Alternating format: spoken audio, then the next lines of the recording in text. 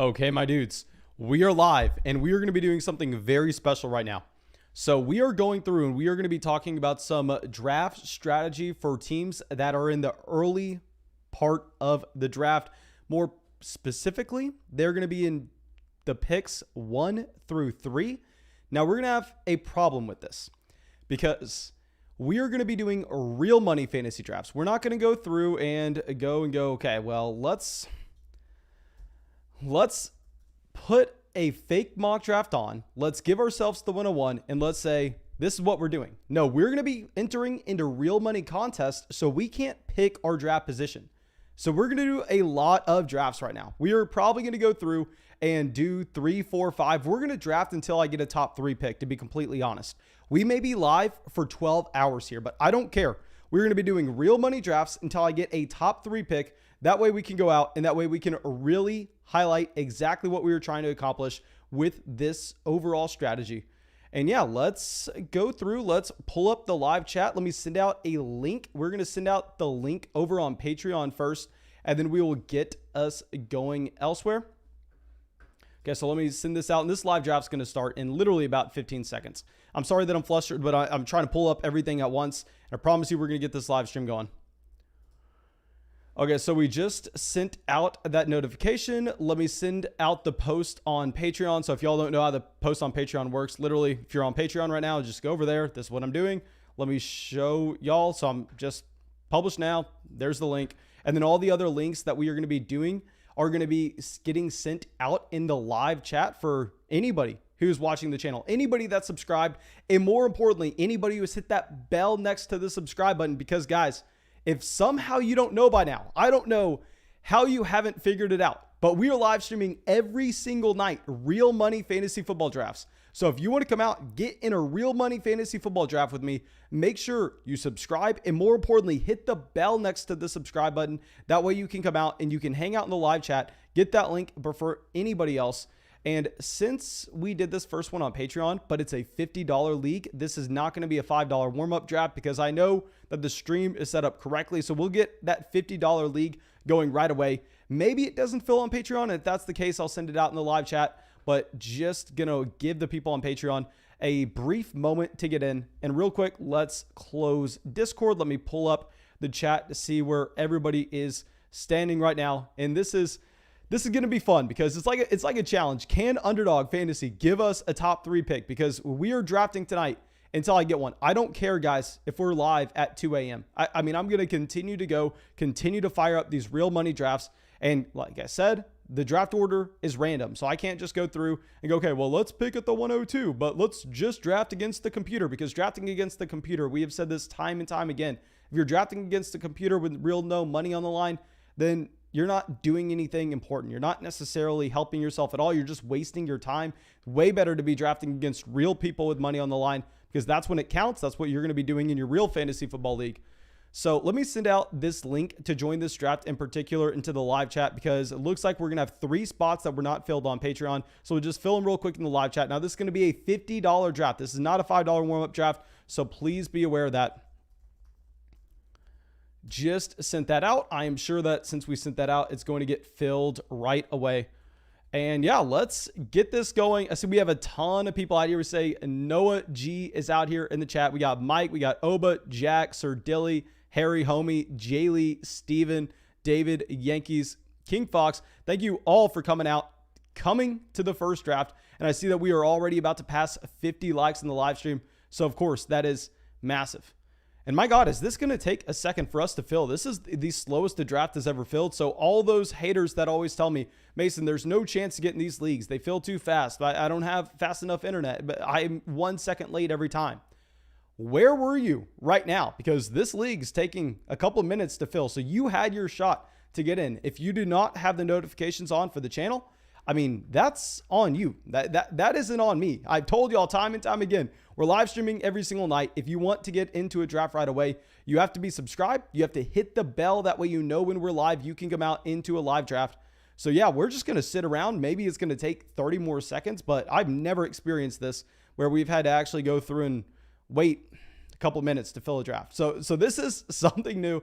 Guys, like I said, go down there, go make sure you join our draft. I will send out the link one more time in the live chat. If you are wanting in, I know that a lot of people complain they can never get in. Here's your shot. Here's your shot. Okay. Let me also get some water because I am dying. I'm dying. Okay, Tyler says, I'm in. Thank God for Patreon. My man, thank you so much for supporting the show on Patreon, being a part of the flock. We have had so many people joining the flock over on Patreon. I mean, I think that we are closing in on 900 or 800. I don't know. We have a ridiculous amount of people, regardless. Okay, so now we have one more person in. So it looks like there's going to be 2 more spots left in this draft for anybody wanting to come out. And we got one more spot in this league. Let's go. Let's get this going. Let's give me a top 3 pick because I don't want to be live streaming for the next 5 hours. So let's get a top 3 pick pretty early on. And yeah, I am just excited about this. TX416 says, do you have any free mock drafts? We are not going to be doing any free mock drafts, but I'll say we're going to be doing something significantly better, and that is on Underdog Fantasy. What is crazy is you're not going to get to draft for free. Instead, they're going to pay you to draft. Because when you use promo code FLOCK and you make a $10 deposit, they add $25 to your account. And a lot of these drafts that we do are actually going to be $5 leagues. So you do some quick math, you make a $10 deposit. So you agree to play in $10 worth of fantasy football contest. They add $25 to your account. So you're getting paid $25 to do fantasy drafts. And boys, we have it. We have it. We have the 103. And I know people are going to hate what we do with this build, but I don't care. We're doing it anyway. Y'all are going to see something that you do not see across really the entire fantasy football landscape. Here we're going Davante Adams at the 103. I think everybody knows what we're going to be doing. Now, hear me out when I say this. Understand that this is a best ball format where you must start 3 receivers. So what's going to happen is I already have done a million of these drafts. We've already done 100 drafts in 2021, all real money leagues. So trust me, I know exactly what to expect here. So what's going to happen is we're going to go Adams at the 103. Then at the 2-3 turn, we possibly grab Darren Waller. It's going to depend on the other receivers in that range. But this draft's most likely going to go Davante Adams, receiver at the 2-3 turn. And then when we're at the 4-5 turn, we'll be looking at running backs in the range of a Miles Sanders, a Travis Etienne, and I can go through and I can outline and show you exactly why I prefer to start with the wide receivers early and then get the running backs in the middle rounds, which historically has been a very bad bet, but we have never seen players priced quite like this. So yeah, obviously CMC, Dalvin Cook are going to be the first 2 picks. We're going to go all the way down here, reach on a Davante Adams, which I know people are not going to agree with. And I will say, if you have the 101, the 102, you need to be going with a Christian McCaffrey or a Dalvin Cook, because the reason why we're drafting a player like Davante Adams here is because with a Davante Adams, this is someone that he has access to the same level ceiling that we find from all the other running backs in this range. The only difference is his floor is going to be significantly higher. And now with the Davante Adams, we already saw him last year be the best wide receiver of all time for fantasy football purposes. If you look at a per game basis and you remove the week where he left at the very beginning of the game due to his ankle injury. So understanding that he has already demonstrated the ability to be the best wide receiver of all time for fantasy football purposes. And we look at the other players in this range. Within Ezekiel Elliott, you have to worry about the drop-off in efficiency that we saw last year.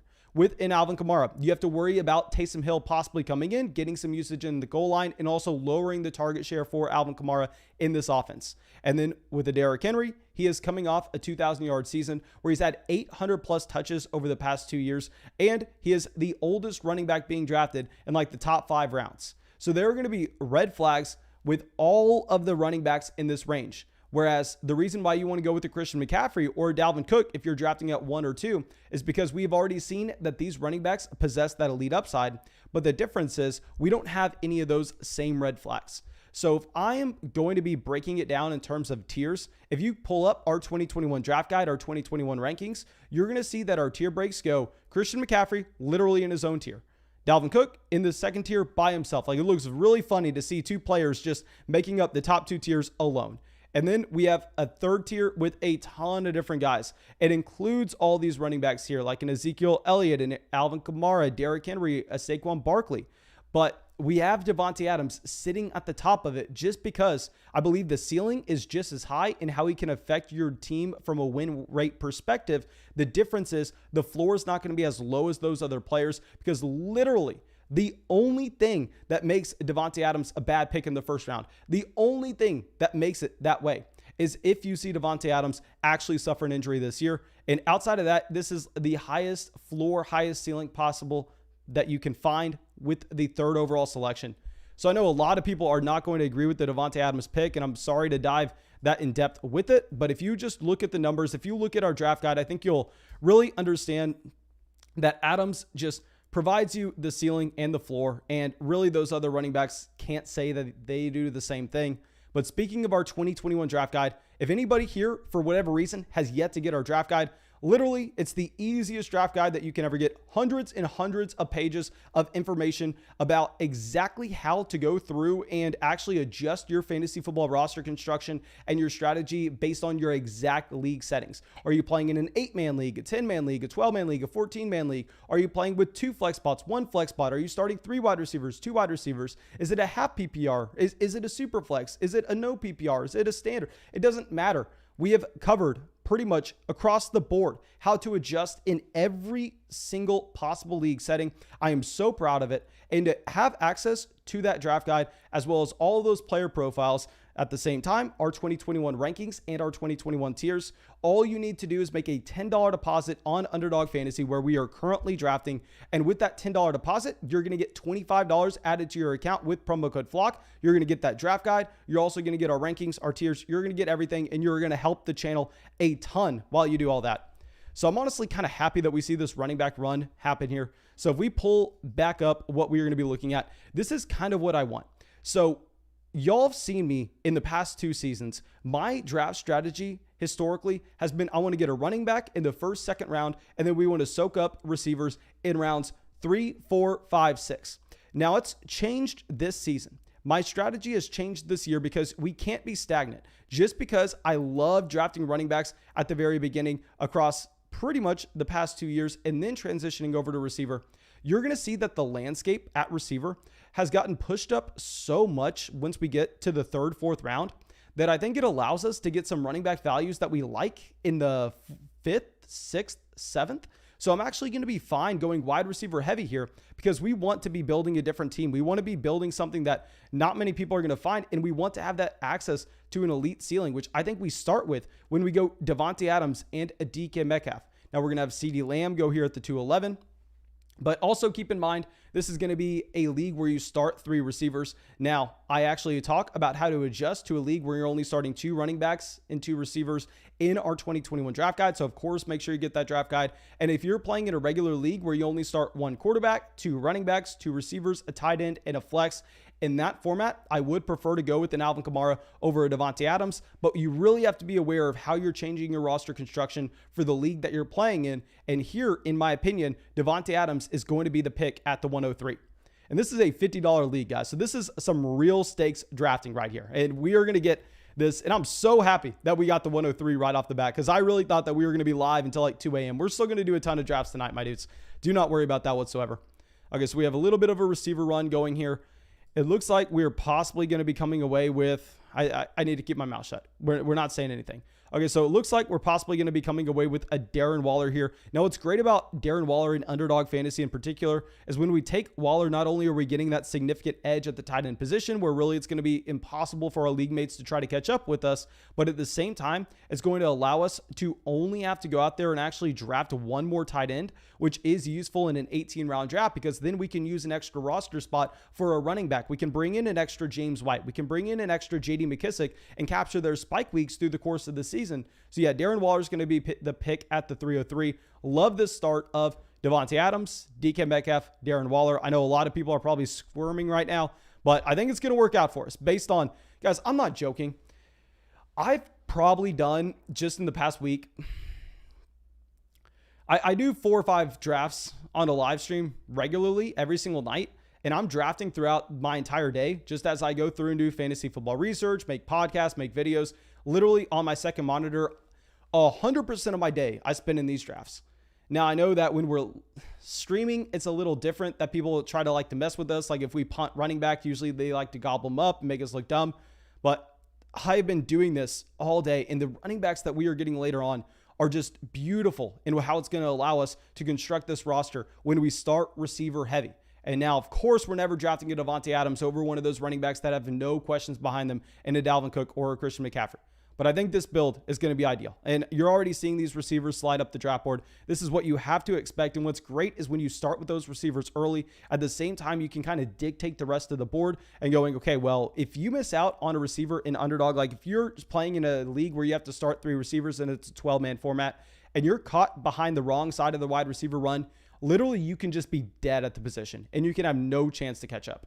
So I really like having these 3 guys.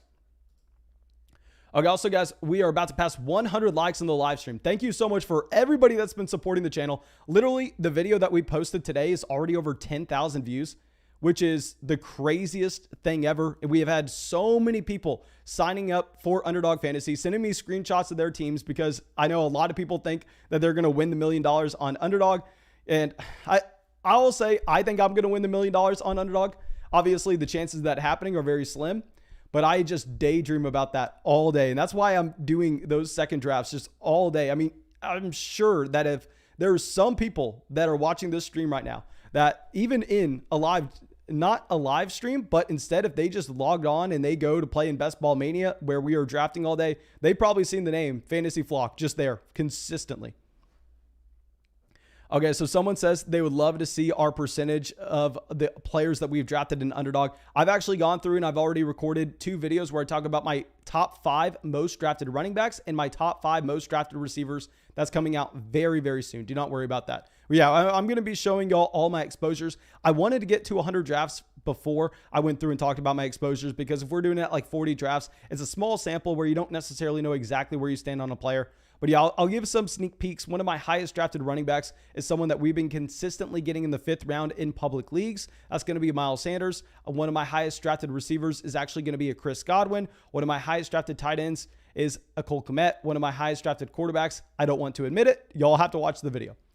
Oba says, seems that Etienne is the running back 2 in Jacksonville. Why do you hype him up? My man, I will say that a lot of people basing the Travis Etienne usage off of one preseason game, they're doing everybody a disservice, in that what you really need to do is you need to take a step back. You need to look historically of what has happened with players fitting a certain mold and understanding that 9 times out of 10, the Travis Etienne mold results in a starting running back in fantasy. I understand, guys, that there are so many things at play in that you don't necessarily know exactly what's going to happen. Okay, oh my gosh. DeAndre Swift at the 408. Imagine if we would have got DeAndre Swift on this team. Imagine what would have happened if we got DeAndre Swift on this team. Okay, so Travis Etienne goes. So we're going to take a running back that I'm probably going to have to gear up to take an L on. So y'all know when the initial Cam Akers injury happened, I came out and I said that I thought there was literally almost no chance that the Rams did not bring in another player. But now it actually looks like that the Rams, I do not think that they're going to go out and trade for a significant running back in that backfield like I was initially worried about. So we're going to have to start to slide Darrell Henderson up our rankings. Like I said, guys, when we made the initial ranking on a Darrell Henderson, we did it with the knowledge that there was no running back in that backfield outside of Henderson that had more team investment than just a 7th round draft pick. They were all 7th round players or undrafted free agents. So when we're looking at a Darrell Henderson, while yes, I was wanting to avoid him, thinking that this was going to be a team that was going out of their way and bringing someone in, now we're looking at it in a little bit of a different light, where I think the window is getting smaller and smaller. They still can bring someone in. They're definitely bringing in a veteran, or I'll say if they don't bring in a veteran, Xavier Jones is going to be a massive, massive value where he's going. But yeah, I think we do need to end up drafting a Darrell Henderson there as our running back 1, someone I'm probably going to have to move up the rankings and take a small L on. And now when we are back up on the clock, it's mainly going to be down between Deontay Johnson and Josh Jacobs for us. Deontay Johnson, not someone I've drafted a ton, but very rarely does he fall to the 5th round. And I think with this start, we are going to go with a Josh Jacobs. Now, I hate, and I repeat, I hate that this has happened to me. But with a Josh Jacobs, this went from a running back that I've already said this a million times before. I hated him just a few months ago, given how overrated he was in fantasy drafts. He was going in the 3rd round. He was going before Kupp, Amari, Robert Woods, Mike Evans, Chris Godwin. He was going before all these receivers. And that was after the Kenyon Drake signing. And I came out and I said, Kenyon Drake got paid $11 million. He's going to have a role in this offense. That's a horrendous value. Josh Jacobs should definitely be going after this tier of receivers. But the problem is when we drop Josh Jacobs all the way from being a mid third round pick to where now you're consistently getting him in the 5th, and I've actually drafted him in the 6th a couple spots. I think this has kind of been a turning point where now Josh Jacobs, he's one of my highest drafted running backs. And I hate to say it, I've always been of the opinion that you should be avoiding Josh Jacobs. But currently his ADP is a low end running back 2 in fantasy. He's 23 years old. He finished as the running back 13 in points per game last year. I believe he finished as the running back 16 in points per game his rookie season. Now let me pull up my draft guide real quick because I could be wrong on that. I could be wrong. That's off the top of my head. And let me scroll this down. I'm sorry to bother y'all. I just want to make sure I'm fact checking myself on that. So I said running back 13 his sophomore year in the NFL and the running back 16 on a per game basis. So let me pull this up just to see. Okay, so that's the Christian McCaffrey chapter. Let me go down and let me just double check on Josh Jacobs because since we're live, I know it's fun for me to go out and pull stuff off the top of my head, but I do have to double check myself because it's very embarrassing. I mean, about a week ago, I said that we actually had Sammy Watkins getting paid $8 million and he was only getting paid $5 million, which of course is embarrassing when people go back and fact check me. Okay, yeah, so I was right. In his sophomore season, running back 13 on a points per game basis, and his his rookie season, running back 16. So anyway, this is someone that, yes, was overrated in fantasy just a few months ago, but now if you're getting a 23-year-old running back, only 1 month older than a Najee Harris, and you're getting him at this point, I actually really like the Josh Jacobs value.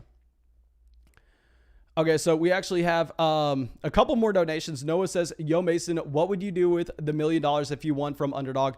That's actually a really good question. I'm going to steal that, my man, and I'm going to send out a tweet asking y'all what y'all would do with $1 million. So if I won $1 million on Underdog, realistically, I would probably host a very, very big flock meetup, like a party flock meetup. And this is something that we can actually do if we get 10,000 signups on Underdog Fantasy with promo code flock. I mean, we already had Underdog agree that they would not only pay for me to go to a Bucs game, but they would pay to fly people down to Tampa, Florida, and they would pay for your tickets to go to a Bucs game with me as well, and they would sponsor a flock meetup afterwards. So the dream is still alive. I'm hoping that we get enough signups on Underdog Fantasy with promo code flock that we can already do that. But if I got the $1 million on Underdog, what would I do? To be honest, probably I would be very boring compared to y'all. I probably wouldn't do anything fun with it, to be honest. I would really just want the bragging rights. Okay, so Nate says, what's a better start in a PPR league? Zeke, Ridley, and Waller, or Zeke, Gibson, and Waller? So I actually probably prefer going with Calvin Ridley. I think that Calvin Ridley gives you an edge at the receiver position and that we could see him finish as the receiver 1 overall. If you look how the offense should have a decent amount of volume, and I'm not necessarily in on Kyle Pitts soaking up what Julio Jones is leaving behind. We have already seen that you can have a Calvin Ridley going out and producing at an elite level. So I'm going to be going with a Calvin Ridley over Antonio Gibson with that specific build. Okay. Now at the 6'10 here, after having Davante Adams, Zeke Metcalf, Darren Waller, Darrell Henderson, and Josh Jacobs, I think that we are honestly kind of fine at running back. I think we have so many guaranteed touches here with a Darrell Henderson and a Josh Jacobs that we can probably just end up going receiver here. Now let's see what Rob decides to do. He has Zeke, Travis Etienne, AJ Brown, Terry McLaurin, and Deontay Johnson. So he takes it down to the very end. Let's see who ended up getting in there. So he goes Debo. So I think we are going to be drafting a Kenny Golladay, someone that I was avoiding for a very long time, but it sounds like he's actually going to be a little healthy. I mean, healthier than he was. So now if we're going to be getting him at the 6'10 consistently, while yes, I didn't like him when he was being drafted at the beginning of the 5th round, I'll take him at the end of the 6th every single time. Okay, so Highlight says, if you asked to be on the Fantasy Pros podcast, would you? It depends on the time of the year. If they ask me, like right now, I have too much going on with the flock. Like guys, if you don't know, I probably make like 7 or 8 Patreon podcasts every single day. So I'm either doing fantasy football research, recording for the Fantasy Flock Network, mainly on Patreon, of course, with videos and live streams throughout the entire day, from the second I wake up to the second I go to sleep. So literally, that's the main reason why I always tell people no when they ask me to go on their podcast, is I literally don't have the time to do it. Like every single second of my day, I needed to devote to making my own videos, putting out my own content, not doing it for other people when I don't have the time. Now, if I had the time to do it, then sure, blah, blah, blah. But I simply don't have the time in my schedule. Okay, so Juju goes to the 701 after Cortland Sutton at the 612. Okay, so I think this is going to be a very fun start to this draft. Okay, so let's see where Untamed decides to go. He has started with Dak, Dalvin, Sanders, Lamb, A-Rob, and Adam Thielen.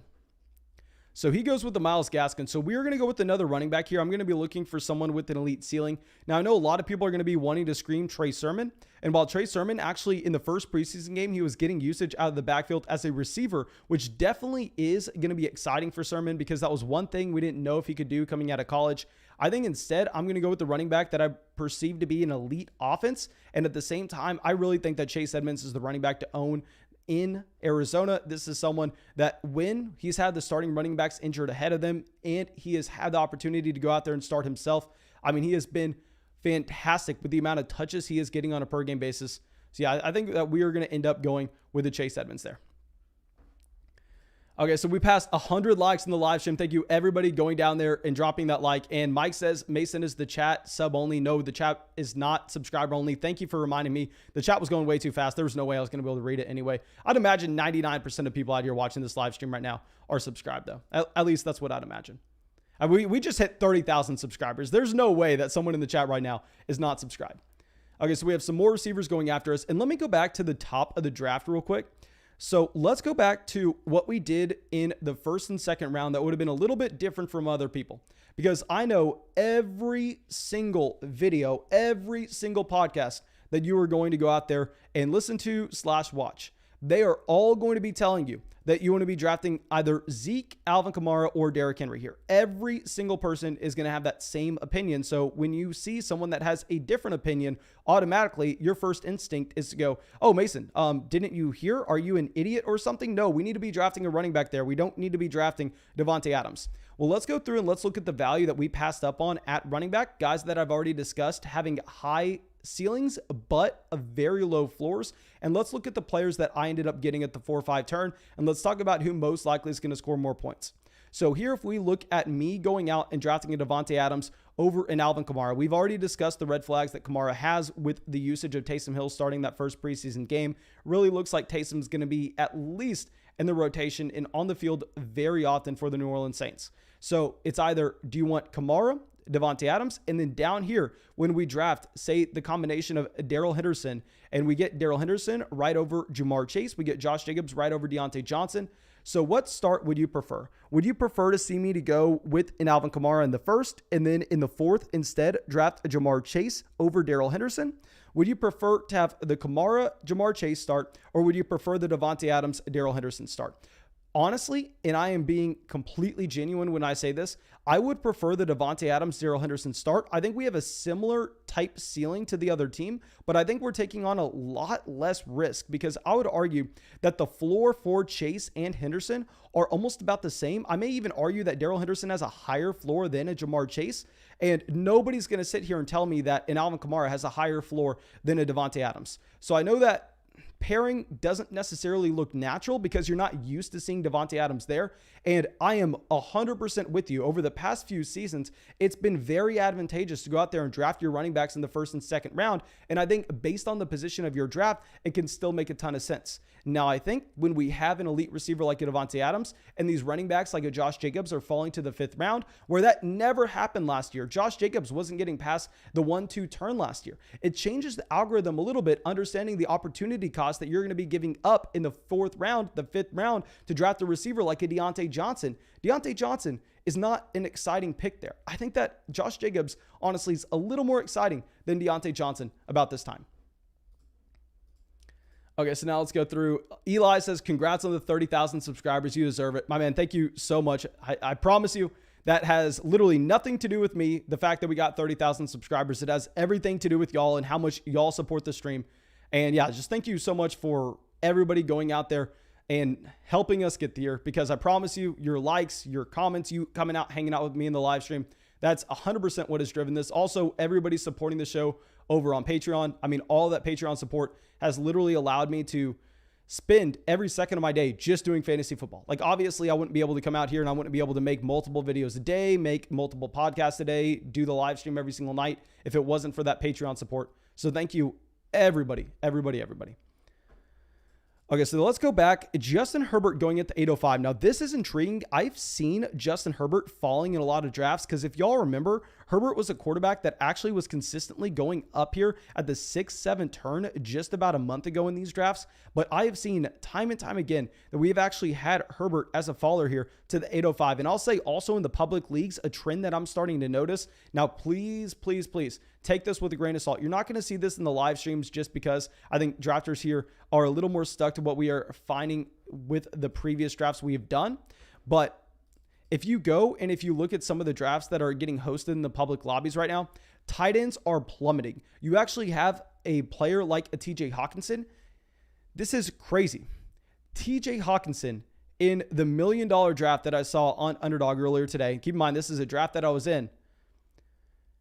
Fell to the late 7th round. TJ Hawkinson got drafted at like the 708. And the only reason I really couldn't draft him is because the construction of my roster. And I ended up taking a George Kittle at like the 309. And I was jumping up and down with that George Kittle value. I thought that we were just going to be crushing the draft at receiver until we saw TJ Hawkinson go. I mean, so those are some more trends. I've seen tight ends falling over the past few days. I've also seen Justin Herbert falling just slightly. So I just want to kind of put this out here for anybody who's trying to win the $1 million on Underdog, that you have to be a little bit worried about those trends that we're seeing. Teresa says, I'm on duty at the firehouse and I got all my other guys to subscribe to the channel. We're all fantasy lovers here. Thank you for what you do. Thank you so much, Teresa. I promise you, I really appreciate it. Okay, so Lightning says, where did Hero go at the 212? He is killing this draft. Okay, let me go through. Let me show Hero's team after we get done with our next pick. Okay, so our next pick is most likely going to be another receiver here. I really think that we want to be soaking up as much wide receiver value as we can because at running back, we already have some guaranteed touches here where we're not going to be strong at running back. I'm kind of fine with that considering we're going to crush people at both tight end and receiver so far through this draft. And obviously, you can't be strong at every single position.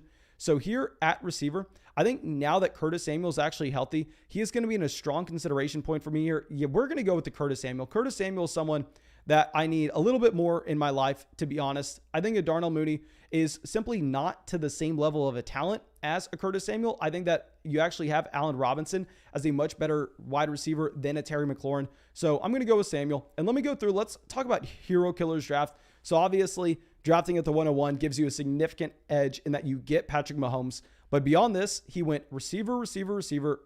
I mean, we're very used to seeing that build. Then Kyle Pitts at the 501. Guys, I just hate the Kyle Pitts value. I really do. I know a lot of people that are smarter than me think that Kyle Pitts is a fine selection here, so I will put out that disclaimer. So a lot of people smarter than me think Kyle Pitts at the 501 is good. Personally, I'm too scared to do it. I've literally never drafted Kyle Pitts in the 5th round. Now we have Sutton, Juju, Ronald Jones. So you get another running back with some guaranteed touches here. And Trey Lance. Trey Lance is an intriguing selection. I honestly think that Lance is probably not a pick that I like there. Just considering the fact that, I mean, you are passing up on the ability to get someone like a Jalen Hurts potentially in the 10th. And at the same time, while y'all know I love Trey Lance, nobody is higher on Trey Lance than I am.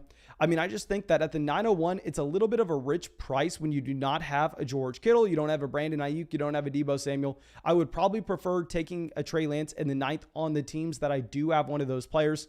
But yeah, I mean, it's a bad day when I'm coming out here and I'm saying I don't like the Trey Lance draft price at the 901 there. If you took Kittle in the 3rd, I would love it. Nate Sugar coming out with another donation. Thank you, my man. Says Ezekiel Elliott or Alvin Kamara in a PPR format. I'm personally going to be going with an Alvin Kamara. Now, I understand Taysom, very concerning, and obviously the red flags are there. But I think that what we have seen from Alvin Kamara, specifically with how many targets he can see per game and his fantasy points per game last year, Ezekiel Elliott has never showed the same type of upside that Alvin Kamara displayed last season. So given the fact that with Zeke, at the same time, we don't necessarily want to say that he's a very high floor player. We saw the drop off in efficiency. While yes, it was mainly fueled by the entire situation getting significantly worse around him with the offensive line falling apart and obviously the Dak Prescott injury. At the same time, Tony Pollard looked pretty dang good at the end of last year. So I'm a little worried that Zeke isn't going to be the same type of workhorse that we have seen in the past. Now, I'm saying that the majority of the outcomes that we're going to have from Ezekiel Elliott in 2021, he is going to be that workhorse. You're not going to have to worry about it, but we can acknowledge the fact that there is some downside there. So if we can acknowledge the fact that there's both downside to Zeke and Alvin Kamara, I probably prefer to go with the player that we have seen a higher ceiling from before. Alvin Kamara also, was drafted in 2017, has way less career touches than Ezekiel Elliott does. So yeah, I think that we go with Kamara over Zeke. Okay. So now let's go through and let's pull up the top of the draft board for anybody who's just now coming into the stream. And guys, if you are just now coming into the stream, make sure you go down there, you drop that like, subscribe to the channel, hit the bell next to the subscribe button. It helps us out so much. We just passed 30,000 subscribers, and that's with all of your support. And also, if y'all are enjoying this draft and you want to see more of these drafts on Underdog Fantasy, you want me to live stream every single night next year. I know next year is a very long ways away, but trust me, it's very important. Just so if you ever want to see another stream on Underdog Fantasy, really make sure y'all are going out there and using promo code FLOCK on Underdog Fantasy. You're getting paid $25 into your account when you do it. You're getting my 2021 rankings, my 2021 tiers, my 2021 draft guide, my 2021 Dynasty Rookie Draft Guide, hundreds of pages of information. If we hit 10,000, Underdog Fantasy is going to do a giveaway. We're going to have multiple members of the flock flying down to Tampa, Florida through a giveaway to go to a Tampa Bay Buccaneers game with me. They're also going to host a massive Florida flock meetup. So yeah, definitely use promo code FLOCK on Underdog Fantasy. My favorite place to draft, and I'm literally just doing draft after draft after draft after draft, even when I'm not on the live stream, to be honest, because I'm kind of addicted at this point. I'm straight up addicted to Underdog. And now, let's pull this up because we're going to be 3 picks away. So Kenyon Drake goes here. Honestly, we like to see Drake going because when we draft a player like a Josh Jacobs, we're not going to be in the range where we can even consider taking a Kenyon Drake because, yes, that will raise our floor, but it will lower our ceiling at the same time.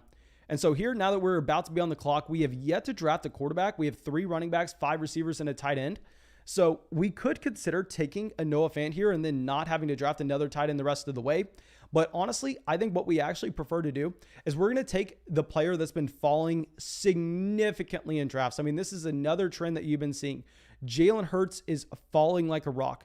And with Jalen Hurts, I'm honestly going to be taking the discount. I understand a lot of people are worried about the Philadelphia Eagles offense. And I'll say that Jalen Hurts can be a very bad real-life NFL quarterback, and at the same time, he can still be really good for fantasy purposes, just given on what he can do on the ground. And this is another example of a quarterback that I do like taking if I'm not going to have the potential for a stack, because we know that if you take someone like a Joe Burrow over a Jalen Hurts, you're not betting that Joe Burrow is going to be able to go pick up points on the ground. You're not betting that Joe Burrow can be a good fantasy asset on his own. You're betting that he's going to have a ton of passing volume. He's going to have a ton of passing yards, passing touchdowns. So I would rather take Burrow on a team that we have one of his pass catchers, raising our ceiling if we have a T. Higgins or a player like a Jamar Chase. Whereas with the Jalen Hurts, I think that having the stack is going to be a little less important because somewhat of the bet is actually just on what he can do on the ground with his legs. So I think Jalen Hurts actually does make a lot of sense there at the 10-10. Aaron says, dude, I love Underdog. I've done 40 plus drafts so far, 2 on the Flock stream. My man, I'm happy that you've been able to get on the stream and do some drafts with us. And I'll say real quick, guys, for everybody who complains, says, oh, Mason, I never have a chance to get in the drafts. I never have a chance to hop in. They're always full before I can press join. My dudes, I will let you know that we sat here for about the first 5 minutes of the live stream waiting for this draft to fill. It took a considerable amount of time. So for anybody who's not subscribed to the channel without that bell hit and you didn't come out to the live stream right away, that's on you. That's not on me. And now we are on the clock. So I think we could potentially look to go Burrow, a quarterback that we just discussed. And here, if we go Burrow, what it's going to allow us to do is it's going to allow us to only have to roster 2 quarterbacks the rest of this draft. They are on different bye weeks. We don't have the potential to stack. We're going to go Burrow anyway because I'm very confident with where we stand currently at receiver and running back. I know running back isn't picture perfect when we have Darrell Henderson, Josh Jacobs, Chase Edmonds here, but I think it's enough touches to get us by. So I think now, honestly, with a combination of Burrow and a Jalen Hurts, we're probably going to be elite at the position. So yeah, I really like that combination that we just pulled away from. Teresa says, Jalen Hurts is going to be the next Kyler Murray. Oh my gosh, I would love for that to happen. I love Jalen Hurts going into the NFL draft last year. I actually got to see Jalen Hurts play in person with CeeDee Lamb against Texas back in 2019 at the Red River rivalry. I actually snuck into that game. I mean, tickets were like $300. I was in college. Of course, I wasn't going to spend $300 on a ticket. So my friend and I, we got there like 3 hours. I mean, we got there 2 hours before the game, went to the fair a little bit, then just went gate to gate, showing them our student ID and went, hey, we get in, we get in. And then every time we went up to a gate, they're like, no, you don't. You need to go talk to our supervisor about that. And then finally, like the last gate we went to, the guy was like, oh, okay. Just let us in. Really fun. Okay, so Kevin Effect coming out with that donation says, 12-team full PPR. Would you rather get Dalvin Cook at the 8th spot of the draft, or would you rather draft Stephon Diggs and lose a 5th round pick? Okay, so would you rather keep Dalvin Cook? Would you rather keep Dalvin Cook in the 1st and you're giving up the 8th pick to do it, or would you rather keep Stephon Diggs in the 5th round? I'm assuming that's the question you're asking here. It's worded a little differently. So I'll say that if your question is, do I keep Dalvin Cook with the 8th pick, or do I keep Stephon Diggs with a 5th round selection? It's going to depend on how many keepers are in the league. So if you're playing in a league where there are about 5 keepers per team, and we know that the 8th overall selection is actually going to be like a 6th round pick in a regular league, then we are fine just going out there and getting a Dalvin Cook. But instead, if it's going to be a league where you only get to keep 1 or 2 players, then that keeper cost is actually going to be a lot higher, because that 8th pick overall all of a sudden turns into a very good player. So there it's more intriguing. I'll say if you're keeping 2 or less players, I would prefer to go with a Stephon Diggs. If you're keeping 3 or more, I think we prefer to go with the Dalvin Cook.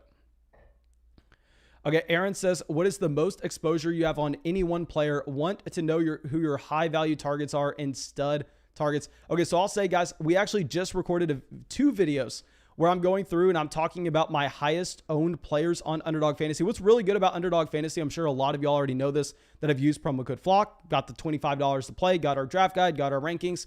But once you get a lot of drafts in, you can go to your completed draft tab and you can click exposure and it will show you your most drafted players. You can sort it by the amount of buy-ins that you spent with that guy. And you can also sort it about the amount of leagues that you have drafted in as well. The percentage of leagues that you have drafted them in. I believe the highest exposure rate that we are on any given player is about 19%. Maybe it's 20, maybe it's 21. Josh Jacobs is actually up there. So maybe now that we just drafted Josh Jacobs again in the 5th, that's probably going to push him above 20. But I'm trying to keep my exposures down, because y'all have to remember, I'm going to be doing 250, 300 of these drafts. And honestly, I probably am going to do more, because I was initially thinking that I was only going to do about 2 or 3 drafts off the live stream a day. But I mean, today I probably did 6 drafts off the live stream. I mean, I was just sitting in drafts all day, and A, it's really fun. B, I think I'm a lot better than people in the public lobby. So I think we're probably going to be profitable on it. So that's kind of the best of both worlds. So I need to cut myself off sometime soon, but that's kind of where I stand with trying to diversify a little bit, just because I'm going to have so many teams. I mean, if I have 300 teams entered and then I have 40% of those leagues, just say I drafted Davante Parker tears his ACL in week 1. I just dusted off a ton of way too much money. Justin says, does your draft guide auto update? So with my draft guide, we actually have everything written out, and you get a link as well with my updated rankings leading up all the way to the season. So yes, the draft guide does update in my rankings. And here we're going to get a running back with guaranteed touches. I am very surprised he falls to us. We're going to go with a Jamal Williams. You actually had Jared Goff playing like 22 snaps in week 1 of the preseason. And obviously DeAndre Swift was hurt. But what was really interesting is Jamal Williams played every single snap with Jared Goff, which kind of shows us that if anything were to occur to DeAndre Swift during the year, Jamal Williams steps in and he's a 3-down running back. So I really do like getting Jamal Williams here at the 12-10. We know he's going to be getting touches every single week regardless. And if he does have that handcuff appeal, I really like getting Jamal Williams at the 12-10. James says, how do you manage 300 leagues? That's what I'm saying, guys. This is why I actually think that Underdog Fantasy is by far and away the best place for you to practice drafting, is because we don't have to submit waivers. We don't have to submit our starting lineup each and every week. You actually can't do either. So these teams that we're drafting, I'm never going to see them again, which is why I'm telling y'all that if you're playing in a league with your buddies, you're going through and you really want to have access to the waiver wire and you want to submit your starting lineups, which you should. That's fantasy football. Of course, that's always going to be fantasy football and the best way to play. Then you go through and you get in these underdog drafts and you practice for that draft so you can go through, you can get in a ton of drafts on your own. And at the same time, you'll be able to go to the leagues that you're doing with your friends and absolutely crush them. Now, Rashad Bateman, can we even consider drafting Rashad Bateman here?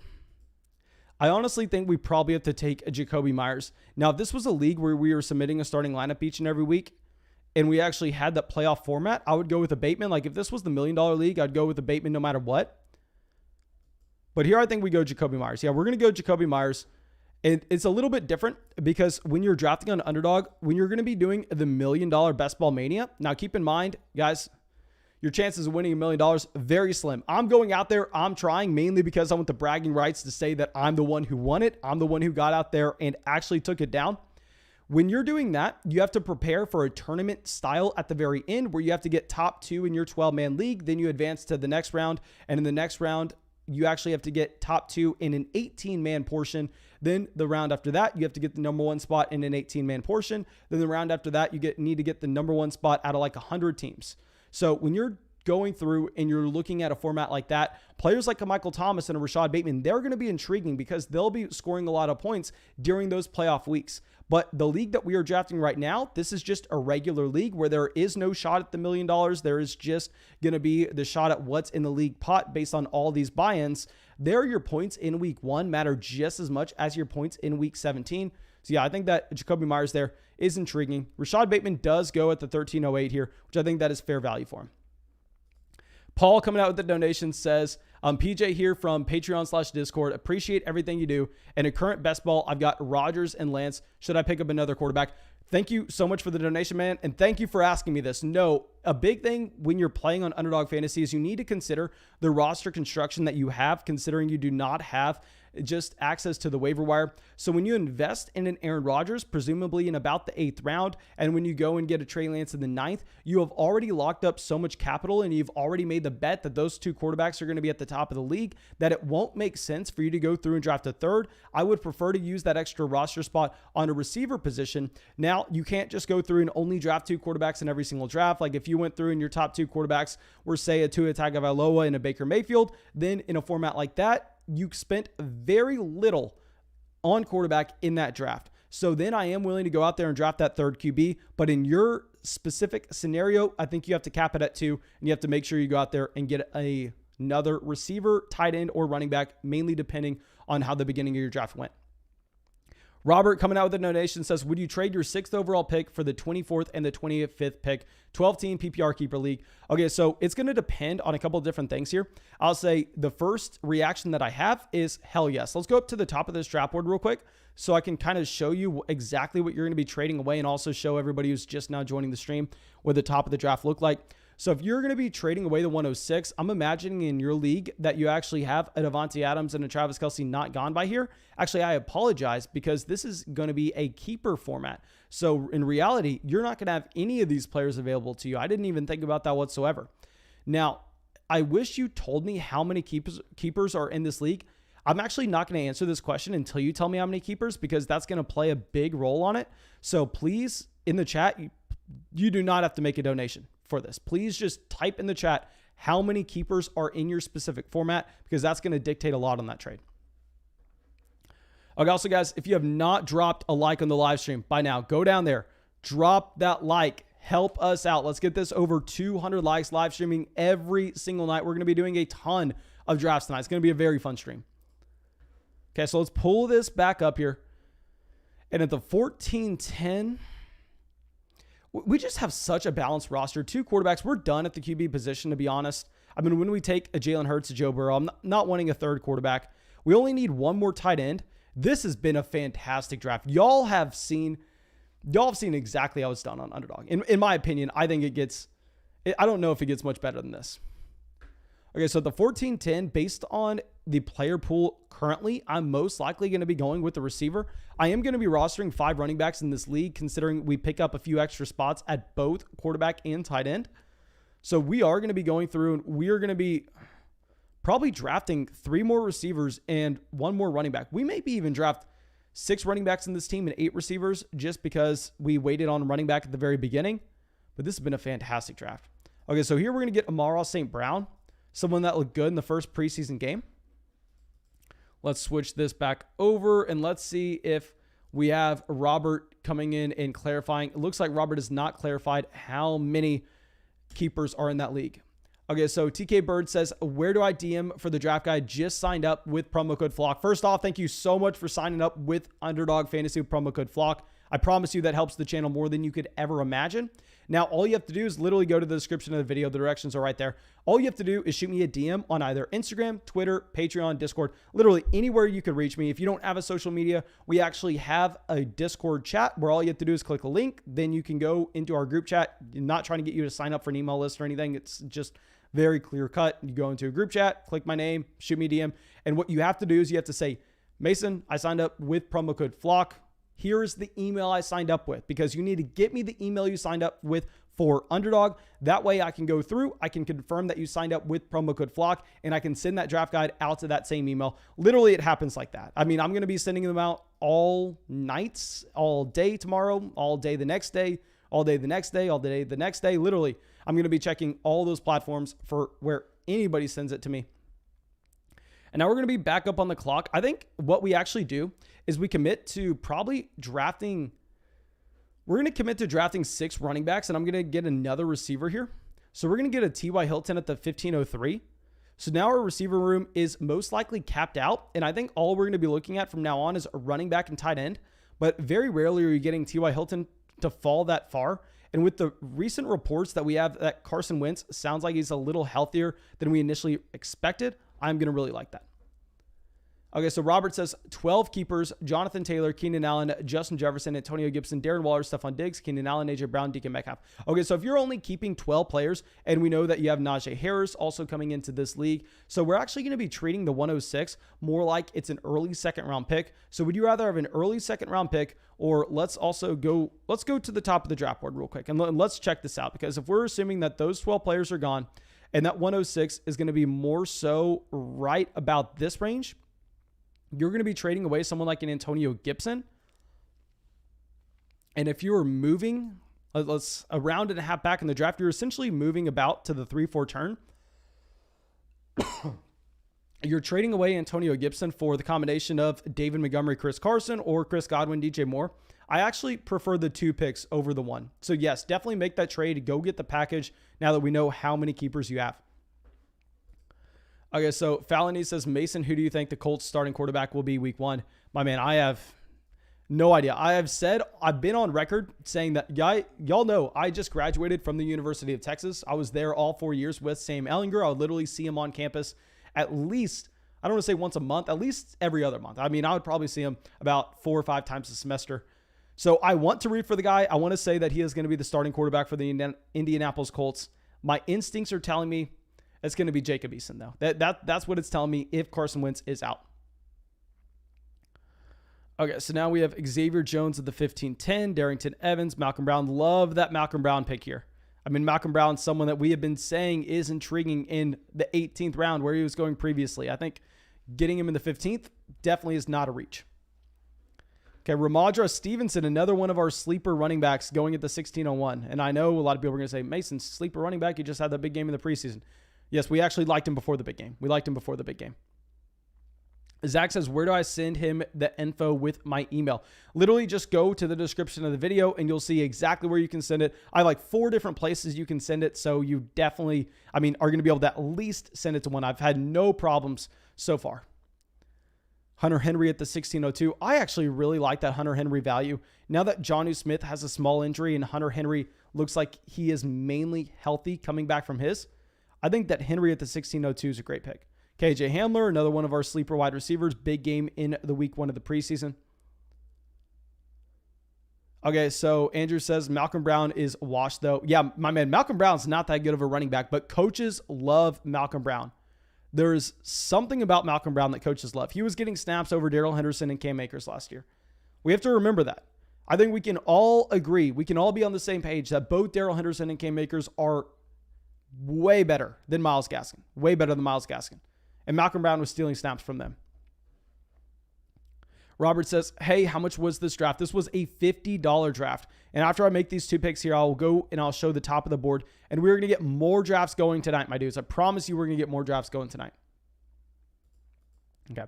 So it looks like we do have a run on the positions we'd be looking at. So we do need another running back and another tight end to wrap up this draft. Actually, we need 2 more running backs and another tight end, so I'm not that worried whatsoever. Okay, so let's pull this up. Carson Wentz goes to the 1608. So now if we're going to be talking a tight end, I think we do end up just getting a Blake Jarwin. Let's see who he has before us. Okay, Johnny Smith, Irv Smith. So Rob may end up going Jarwin. If he does, I think that we actually pivot over to running back because an Eric Ebron's not going to be too appealing to me once we see that Pat Freiermuth is getting snaps at tight end for Pittsburgh in week 1. So let's see where he decides to go. Okay, so he ended up going Justin Jackson. So I think we just get Blake Jarwin. We're going to get Blake Jarwin in here as our second tight end. He does not have the same bye week as a Darren Waller. We're not expecting that tight end to really play whatsoever when we drafted Darren Waller in the 3rd. That's why you take a Darren Waller so you have the edge at tight end and you don't have to worry about wasting roster spots on it. So now our next pick is just going to be a running back. And if we go through, if we're looking at these running backs that we can go to,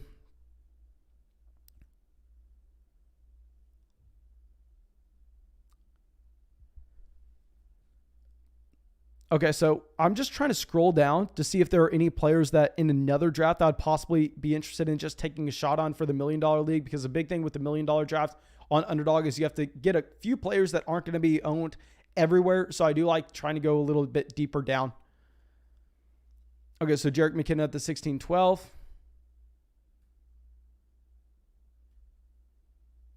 Okay, so I see Link Dog with the donation. I see Adam with the donation. I'm going to get to those in just 1 second. Okay, so let's see where Untamed goes. We have Quez Watkins, Jerick McKinnon going right before us. So here I actually think that we take Boston Scott. So Boston Scott is someone that could get usage and just see some random targets. So maybe gets a random spike week. I don't necessarily think that he is going to get a lot of it, but if we're just taking a shot on someone, I think we go through and we actually do it. Now, if we look at the live chat right now, Adam coming out says, is Antonio Gibson worth the 111? Personally, I'm not drafting Antonio Gibson at the 111. If I pull up my rankings, I believe I have him as like the 203, the 202. So I understand the upside is there, but I think when you're passing on one of those elite wide receivers, it's just a tall ask. And then Lank Dog coming out says, cheap tip, notate your teams on the calendar each day you draft them. Makes it easy to follow which servers they're on, etc. Okay, my man, I do not know what you were talking about whatsoever. Maybe if you're talking about if you're drafting on multiple different platforms. Personally, I'm not going to lie. I tried drafting somewhere else earlier today to see if we were going to be able to try something else on the stream for people who couldn't play Underdog, because I know Underdog's not available in Washington. And it was the most miserable thing that I had ever done in my entire life. Like, I tried another best ball thing. Literally, they didn't even have like a draft board I could look at. So I am only doing these drafts on Underdog, my man. I am only doing them on Underdog. Jan says, Malcolm Brown just had 13.5 yards after contact on 9 carries against guys like Hicks, Khalil Mack. Saying he's not good is plain stupid. Man, call me stupid, JN, because I will be the first person to say that I'm not necessarily viewing Malcolm Brown as a good running back. I do think he's a running back that can be good from an NFL standpoint. And now he's really not going to make any mistakes. He's not going to turn the ball over. I think the ceiling that you would have with the Malcolm Brown, though, is he's not going out there and he's not making defenders miss. He's not really picking up any long plays. So I don't want to call him good. I will say that coaches love Malcolm Brown. Of course, we can say that after we have seen how many teams have attempted to bring Malcolm Brown in. I mean, he was a restricted free agent last offseason. He signed with Detroit, and then you actually had Los Angeles going and matching that contract just to bring him back, just to give him touches over Darrell Henderson and Cam Akers. They really couldn't afford to pay him and bring him back this year once they see how good Darrell Henderson and Cam Akers ended up being in the game. But, I mean, I still want to say that you actually have probably Malcolm Brown, if he does start off as the starting running back in Miami, as maybe the worst starting running back in the NFL. I think that is probably safe to say. Okay, Adam comes out, says, running back heavy league, what running back would be good at the 111? I think running backs that I'd be looking at the 111, if there was any chance that they would fall, would be someone like an Aaron Jones or an Austin Eckler. Someone right now that's been falling in a lot of drafts as well that I'm currently intrigued in is going to be a Jonathan Taylor. So those 3 running backs would be perfect candidates to target at the 111 there. Okay, so now let me go through. Let me show off the top of the draft board for anybody who's just now coming in. And we are going to get another draft going after this. Just make sure you have signed up for Underdog Fantasy with promo code FLOCK. That way you can get in these drafts with us. You get $25 added to your account with a $10 deposit with promo code FLOCK. You get our draft guide, our rankings, our tiers. You help out the channel a ton. And yeah, we're going to be doing so many drafts. So many drafts. Okay, so Darius Slayton at the 1802. Let's pull it up because we're going to be in a spot where I do think we want to end up drafting a running back. Because if we look at our roster currently, we have Jalen Hurts, Joe Burrow at QB. We're done at quarterback. At receiver, we have Adams, DK Metcalf, Kenny Golladay, Brandon Cooks, Curtis Samuel, Jacoby Myers, Amara St. Brown, T.Y. Hilton. I think we're done at receiver. We have Darren Waller and Blake Jarwin at tight end. At running back, we have Darrell Henderson, Josh Jacobs, Chase Edmonds, Jamal Williams, and Boston Scott. So we're definitely going to want another running back because we really only have two guys with guaranteed roles here, and Darrell Henderson, Josh Jacobs. I'm willing to make the bet on a Chase Edmonds. I really like Chase Edmonds at his draft price, but we're not just assuming that he is someone that's locked in as the starting running back in Arizona. So I do think we're at the point where we need a fifth running back, and my God, there's no reason for these quarterbacks to be going undrafted. How did people construct their teams if this many rosters are going with only two quarterbacks in this league? I think it's probably how many teams? Okay, so only going with Herbert, Fields, I guess we're fine. Rodgers, Lawrence, I think we're fine. Mahomes, Tua, you're fine. Josh Allen, Baker, you're fine. That's a 3-quarterback team. This is very interesting. I think that there were probably some teams that went with 2 quarterbacks that shouldn't have. And you have Jameis Winston getting drafted here over Daniel Jones, Derek Carr, Zach Wilson, and Sam Darnold getting drafted over players that we know are going to be starting every single week. Okay, so now that we're back up on the clock, this is kind of a gross spot to be in. Because if we're looking at running back, clearly there's nobody that's exciting in this range.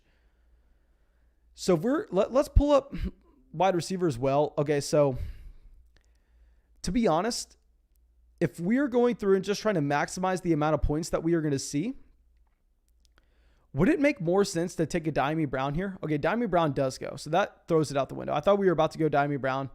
At tight end and Eric Ebron. At quarterback, you know what?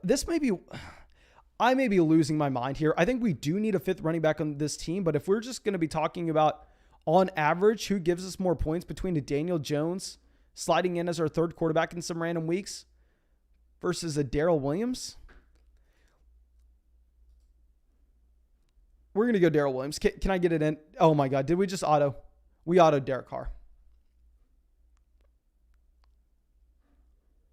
You know what? I guess we had Darren Waller. That was a pick that I messed up. Oh my God, we messed up. Let's show the top of the draft board. If anybody missed the top, we can scroll to the bottom real quick. Let me show the middle as well. Y'all can pause it. And let's get a second draft going. Okay, so that first draft that we did was a $50 draft. If you were unable to get into it, that's on you, okay? Because we sat here for about 5 minutes at the beginning of the live stream waiting for that to fill, spamming that link out in the live chat. So it's on you if you were not subscribed to the channel and you did not hit that bell.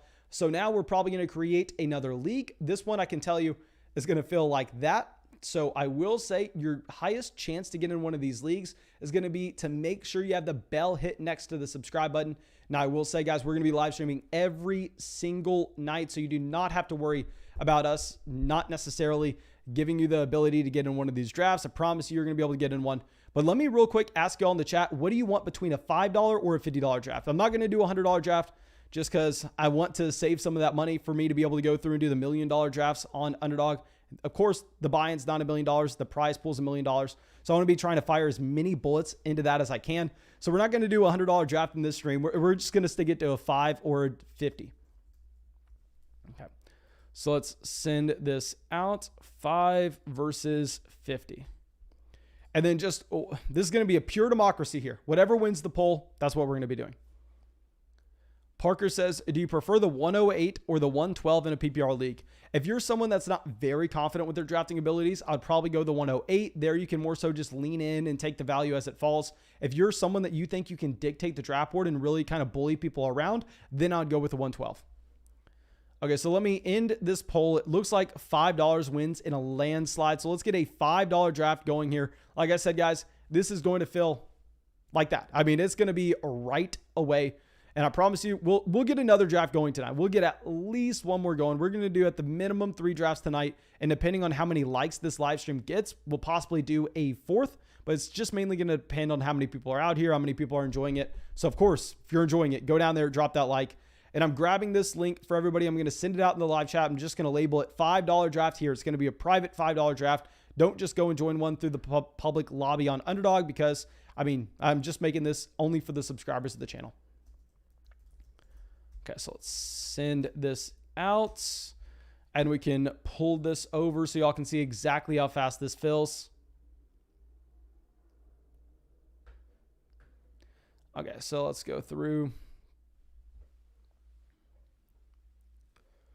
Okay, filled pretty fast. So you got to be quick to get into $5 league. And I will say, actually, first off, the 104 back-to-back early picks. And here at the 104, we're either going to get Davante Adams or we're going to get Alvin Kamara, whatever falls to us.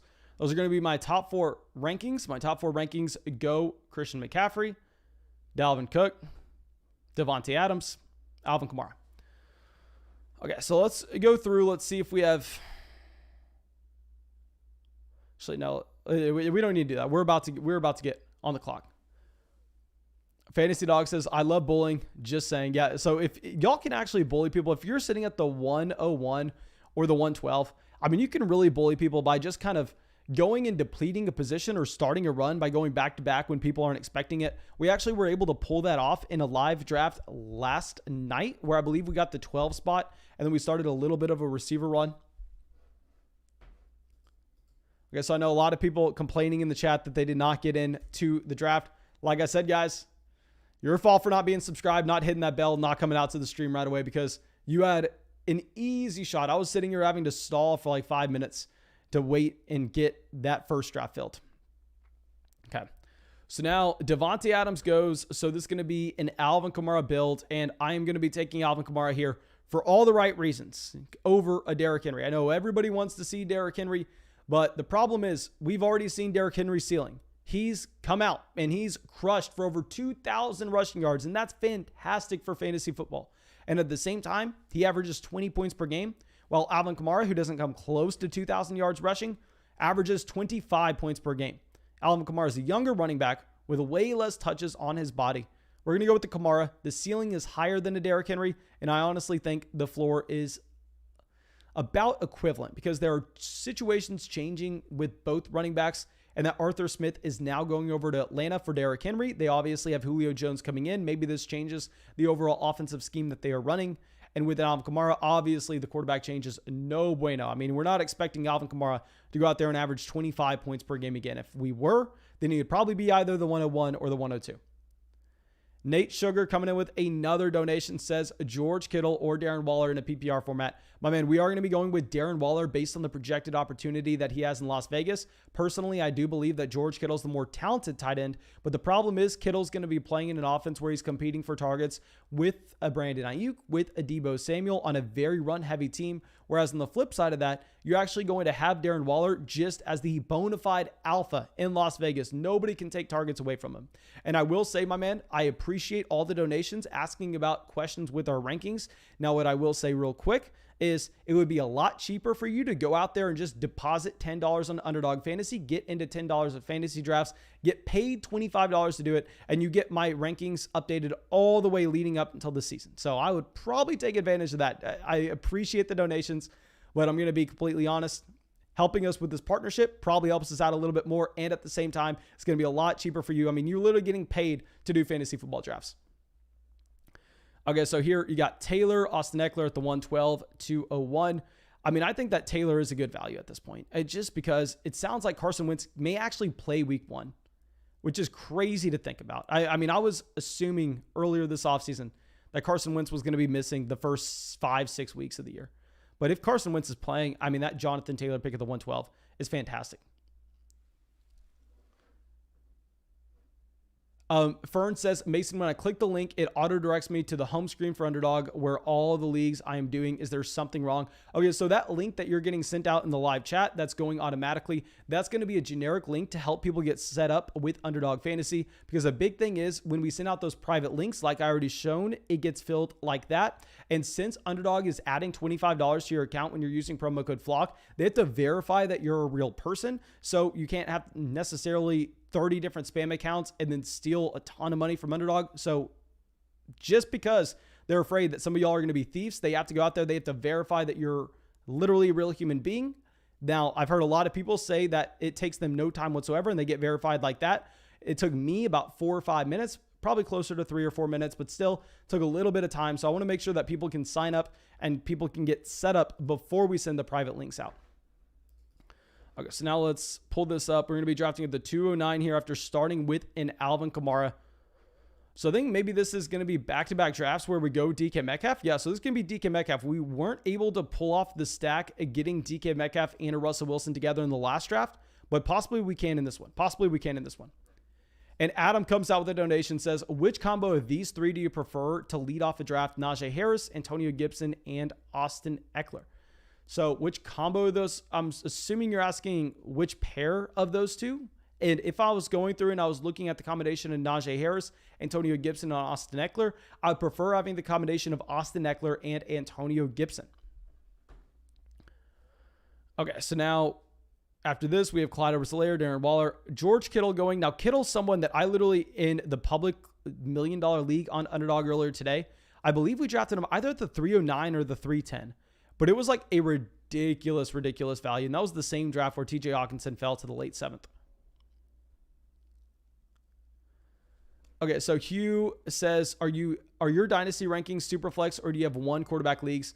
All the dynasty Patreon leagues that I run are actually super flex. I mean, I think that it's, in my opinion, the best way to play just regular 2021 redraft football is going to be one quarterback. In dynasty in particular, I want to keep that super flex. I love me some super flex dynasty. Okay, so Lamb goes here. So I think we're going to, quote unquote, reach. We're going to take an Allen Robinson here over a Terry McLaurin. I'm going to be taking Robinson over McLaurin literally every single time. I don't understand why anybody would do anything differently. So we're going Allen Robinson there at the 304. Actually, one of my top 5 wide receivers in terms of my ownership percentages.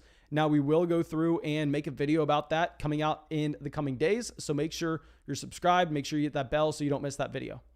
Now, talking about an intriguing build here, you have Jalen. He's starting 3 running backs in a row. You see Zeke, Najee Harris, and DeAndre Swift.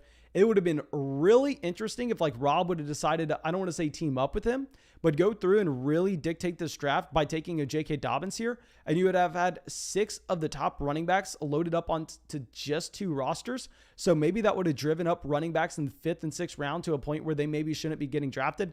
So that would have been a very interesting development. I kind of wish that we would have seen it, even though we didn't go out and get a running back in the 3rd. I think it would have been interesting. Adam says, thoughts on Javonte Williams? He looks pretty good. Yeah, with Javonte Williams, I've been saying, I've had so many haters out on the channel telling me, Mason, why are you drafting Javonte Williams in the 6th round? Don't you know Melvin Gordon's the starting running back? No, Melvin Gordon's the starting running back for training camp, for the preseason. Maybe for week 1 or week 2, but Javonte Williams is the better guy. You can't go out as a head coach and go, Melvin Gordon, we're paying you a crap ton of money. Thank you everything for what you did with this team last year. Thank you for moving out of Los Angeles over to Denver for us. But hey, buddy, we drafted your replacement. You're done here. You're going to be a backup from now on. No, what you have to do is you have to tell Melvin Gordon, hey, you're the starting running back. You've earned that role. And he gets that role until Javonte Williams proves that he can take it from them, which Javonte is going to do that sooner rather than later. Javonte Williams is a very good running back. Okay, so here, one negative starts receiver.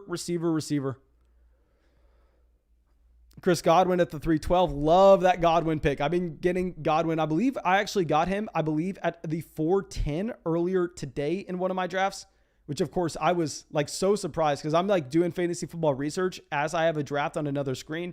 And as soon as I get the little notification that we're on the clock, I pull up best available receivers because that's what I wanted in that round. And I saw Godwin. I was like, wait, where are we getting? I had to double check where we were at the draft board. I was like, how did Chris Godwin fall this far? Okay, so Mahomes at the 403. This is like literally the best case scenario when you take a Patrick Mahomes is you get a Tyreek Hill or a Travis Kelce in the first round, and you have Mahomes fall to you in the fourth. Literally, it doesn't get better than that. I think that's exactly how you pull off that Kansas City stack. You do it at a value, and you get that elite ceiling coming in. I'm kind of scared that Zachary was able to pull that off. Okay, so DJ Moore at the 404. Julio Jones. So it's a little bit of a receiver run happening. Now, we already have 2 top receivers, so we're not too concerned about it. Now, Mike Evans goes.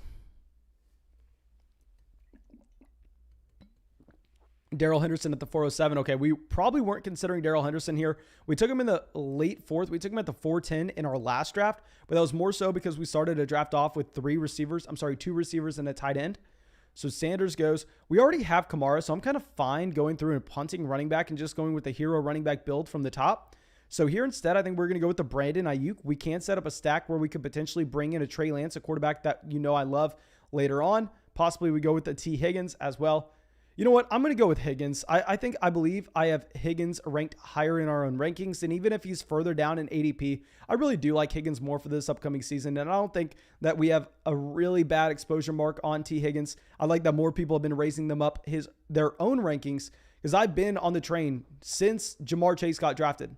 T. Higgins is the wide receiver 1 in Cincinnati. We've been saying this for months and months and months, even when Jamar Chase was being drafted a round ahead of T. Higgins. Okay, so Brandon Ayuk at the 410.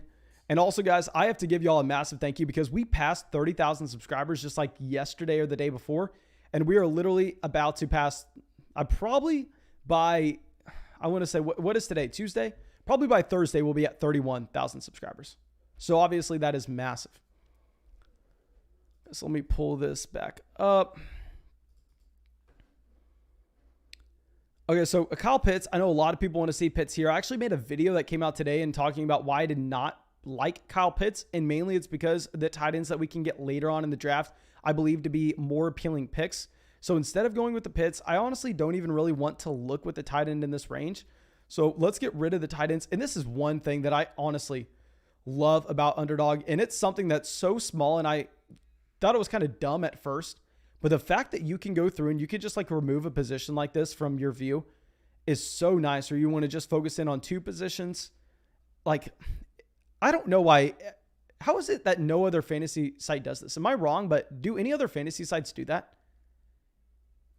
No fantasy sites that I've ever played on has this little feature. And it's the smallest little thing, but it is so convenient. And here, if I'm going through my thought process, so these quarterbacks I'm not necessarily going to be intrigued with because we can get a Joe Burrow, a Justin Fields, a Russell Wilson to stack with our receivers later. And at the same time, I think that if you just look at ADP and trying to balance our exposures, so Adam Thielen is currently 8 spots higher than all those other guys. So we're going to go with an Adam Thielen here as our receiver 4. I would have taken a Travis Etienne if he fell to us, but I'm not going to reach on the other running backs considering that we do have Alvin Kamara at the 104. We have the flexibility to kind of punt the running back 2 position and load up on receivers in a format that we have to start 3 of them. So yeah, I really like the start. Here you do have Josh Allen going at the 505. Personally, I've just kind of made a rule for myself. I'm only taking Josh Allen on the teams where I drafted Stephon Diggs. I'm only doing that unless I believe we have had Josh Allen fall to the middle of the 6th round for us in a few drafts, and we've taken him there even in teams where we didn't have Stephon Diggs. But it's going to be tough to go through and get him otherwise. And now a development that I kind of want to track is what we have between ourselves here, the Fantasy Flock, and Jay Lindsay. So you look at Jay Lindsay's draft so far. They go with Ezekiel Elliott, Najee Harris, DeAndre Swift, Darrell Henderson as their first 4 picks. So they load up with 4 stud running backs. I'd imagine that they are done taking running backs, not going to draft another one in the rest. At least that's how I would be playing it if I loaded that much capital into one position. But on the flip side of this, so if you look, it's literally just a complete inverse on what we did, where we went 1 running back within the first 5 rounds. And then after that, we went Metcalf, Allen Robinson, T. Higgins, Adam Thielen. So let me know what y'all prefer out of these first 5 picks. Do you prefer going with the very running back heavy start? Like, we could have honestly constructed something very similar to this if we wanted to. What the draft would have looked like is we would have gone with Kamara, Clyde Edwards-Helaire, DeAndre Swift, then a Josh Jacobs or a Travis Etienne, whatever you preferred in the 4th. And then we could have still got Adam Thielen. Like, would you prefer that 4 running back start or going with more so the hero RB approach? Okay. Let me switch this over to the left real quick so y'all can see that side of the board. Kyle Pitts falling all the way to the 511. And I know this is crazy. I know this is around behind his ADP. I still can't get over Kyle Pitts over TJ Hawkinson or Mark Andrews. I mean, I just think that we would rather take the more developed tight ends, the guys that we have already seen them go out there and have those roles in their respective offenses. I know I'm crazy, and I will say, I want to give you all this disclaimer. A lot of people that are smarter than me, think that Kyle Pitts is a good pick at the 4-5 turn. So I want to give that disclaimer. Personally, I cannot get behind it. I don't see what makes him a better pick than a TJ Hawkinson or a Mark Andrews. So I'm going to be indifferent to that situation where I'm avoiding him. I've only drafted him in one league, and that league that I drafted him was in the middle of the 6th round. TJ Hawkinson and Mark Andrews were already off the board. And keep in mind, when I say I've only drafted him in one league, that should hold a lot of weight with what I'm thinking on a player, considering the fact that I've drafted in like 100 leagues so far, all real money leagues at the same time. I'm not talking about mock drafts against a freaking computer. Okay, so let's pull this up real quick. So I think that we're probably going to look at the teams behind us to try to get a gauge on what we should be doing. So once Sermon goes, I'm honestly just going to be willing to go back-to-back receiver here, because if we look at the teams behind us, I think that they're kind of going to be in a need to draft receiver. I know Chicago here already has 4, but the other teams only have 2, considering the fact that they went out there and got elite tight ends. So I think they're going to be a little behind the 8 ball on a receiver. So we're going to end up getting a Tyler Boyd here. I'll explain why in a second. But we're going to get a Boyd. Now, Tyler Boyd's going to be a little bit lower than these other guys in my rankings. But a big thing that you'll look at is the fact that we're kind of setting up at this point a stack where we can go through and we can try to make a bet on that Cincinnati Bengals offense, where we do have T. Higgins. Now we add in Tyler Boyd, and we actually got Joe Burrow at a very reasonable price in the same range of a draft where we were drafting at the 103 and the last one, and we got Joe Burrow in the 10th. So if we are able to complete that double stack with a Tyler Boyd and with a T. Higgins at that kind of price, I would be really excited about that. But I'd imagine we're going double receiver here. I think we go Boyd and then another receiver.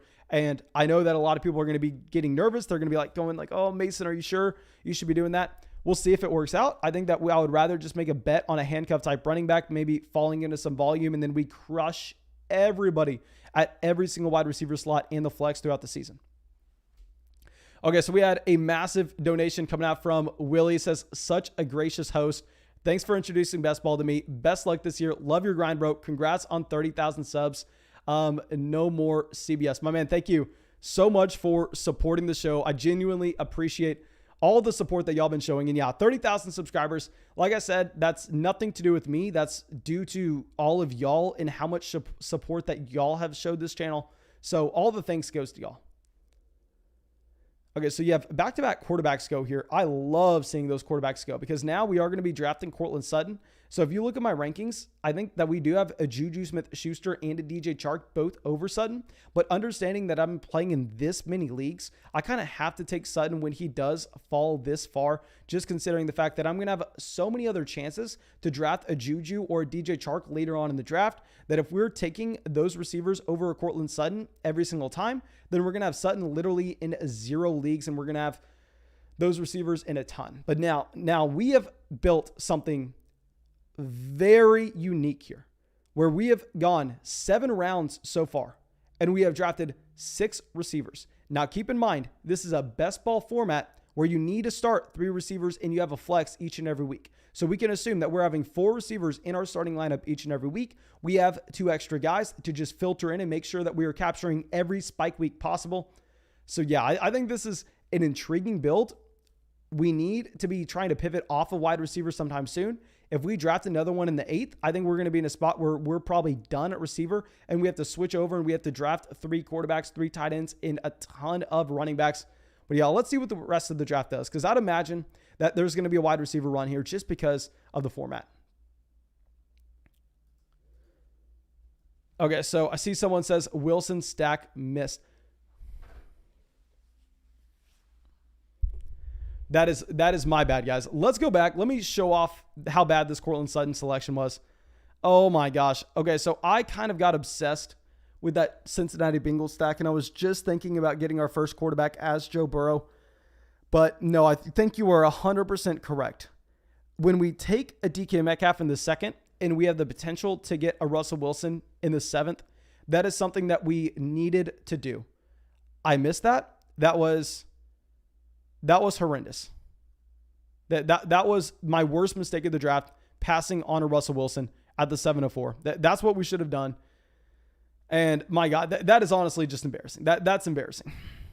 Because it would have been different if we had a reach on Russell Wilson, but he was right up there in terms of best players available according to ADP. Okay.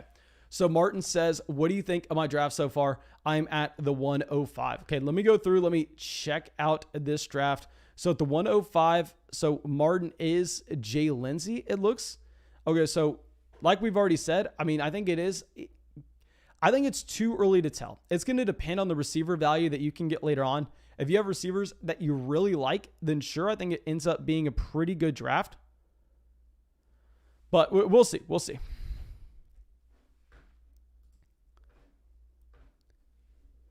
Okay, so now this is kind of what we're trying to find. We're trying to find a pocket where we can get running backs coming back to us. Now, I'm expecting neither one of these running backs to make it back, which I'm kind of fine with. I think we're fine with any of the top 5 coming back to us. But if we look 3 receivers, 4 receivers, 3 receivers, 2 receivers, 3 receivers, I think these are almost guaranteed to be receiver picks. There'll probably be 1 or 2 running backs thrown into it, but we're about to see a lot of receivers go off the board. But yeah, going back on it, that Russell Wilson pick that I made was really bad. That Wilson pick I made was bad.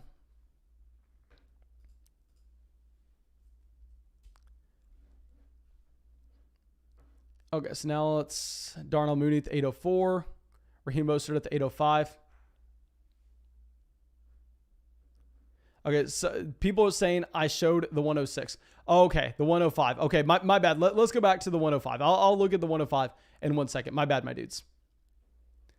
Okay, so Brandon Cooks at the 807. Okay, so it looks like we get exactly what we want, most likely. So if this was a league where I went running back heavy at the very top, actually, I'm going to have to kind of zip my lip right now. I'm going to have to take Damien Harris and then I'll explain my thought process after we make our next selection. We're going to be taking Damien Harris as our running back 2 here. I don't like Damien Harris, but we're getting him 10 picks behind his ADP, and I kind of have to balance out just a little bit, and we definitely need a running back here. And more importantly, we need a running back that's getting touches every single week. We're not necessarily just hunting upside at this point. We need a floor at our running back 2 as well. Like if we were drafting our 3rd or 4th running back, I wouldn't have considered taking a Damien Harris. I would have gone with someone with more upside. But at that point, we just needed to get someone with guaranteed touches. We really had no other option. Okay, so James Robinson, Michael Thomas. Okay, so I'll switch this back over.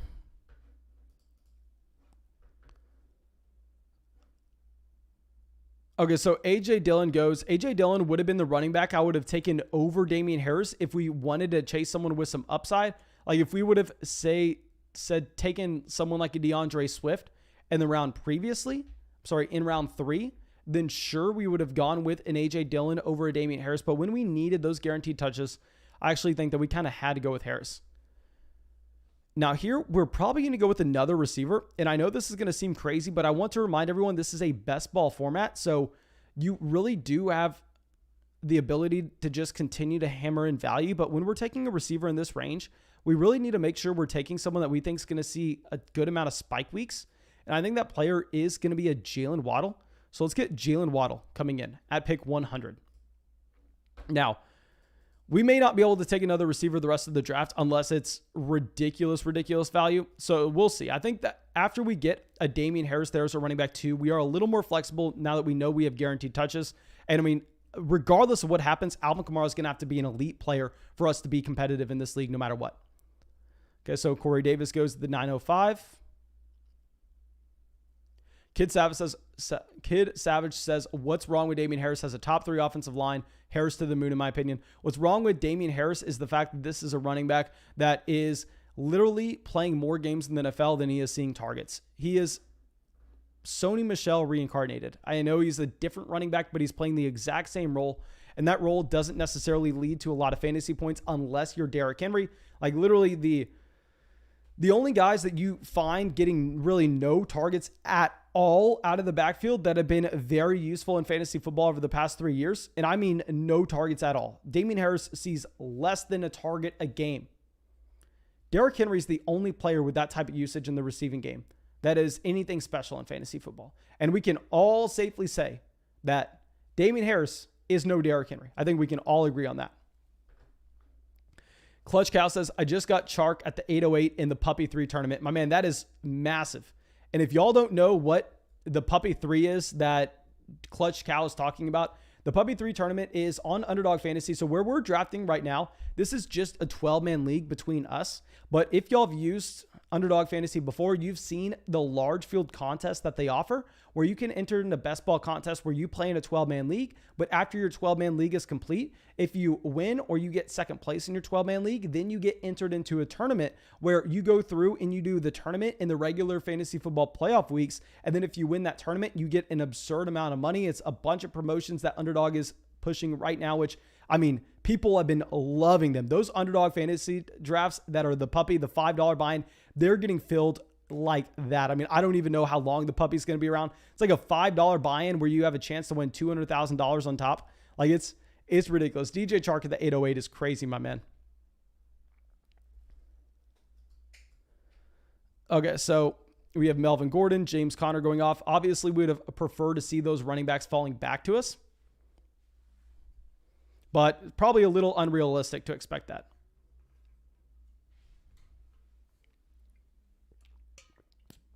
And y'all know that I am the first person to go out there and run a ton of victory laps when we've called players that should be rising in ADP a month ago, and then they rise 3 rounds based on everybody kind of waking up. And I'll also be the first person to run a victory lap on when we call a player needing to be in a void and they fall a bunch in drafts, and we just run some victory laps on that. I have to sit here and I kind of have to take my L. Dallas Goedert was someone that I was saying was a perfectly fine draft pick in the 8th round. I was sitting here and I was consistently drafting Dallas Goedert, and that pick looks horrendous at this point. I mean, it looks like you just can't even consider him in the 8th round currently.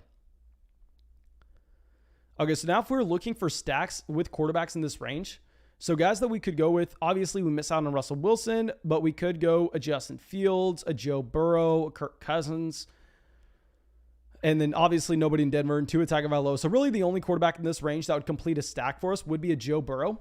But if we look at the teams behind us, honestly, I think that it's probably a little more important for us to know all these teams behind us are loaded up on running back. We're going to be passing on running back here. I think we go with the QB. Would it be reaching too much to get our stack, though? We're going to get Burrow. I know that this looks like we are reaching, but I think we're in the same tier. And when we have both a T. Higgins and a Tyler Boyd, we are just going to go and chase that double stack. Now, maybe this was a fault of mine for drafting Tyler Boyd to begin with and trying to set that up, and that we put ourselves in a position where later on in the draft, we did have to reach over a Jalen Hurts and a Trey Lance. So that's something that I need to think about. But at the same time, I think Burrow, once we have that double stack set up, we just simply have to complete it. I mean, I don't think we have another option.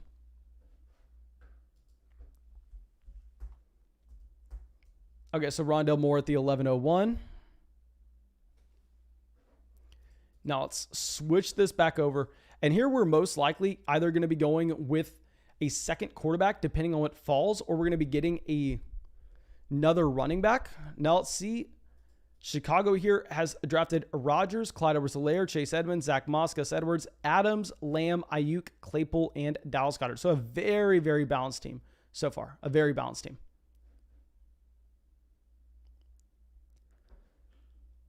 Okay, come on. So at this point, he goes Fields. I think we have to take a running back. I think we have to take Tony Pollard, because when we're taking Pollard here, this is someone that I think could have a slightly elevated role compared to what we have seen in Dallas as of late. Now, keep in mind, we have to understand that Ezekiel Elliott is currently second in the NFL in active touches, only behind Mark Ingram. And at the same time, we did see the fall off in efficiency compared to a Tony Pollard in the same exact situation at the end of last year.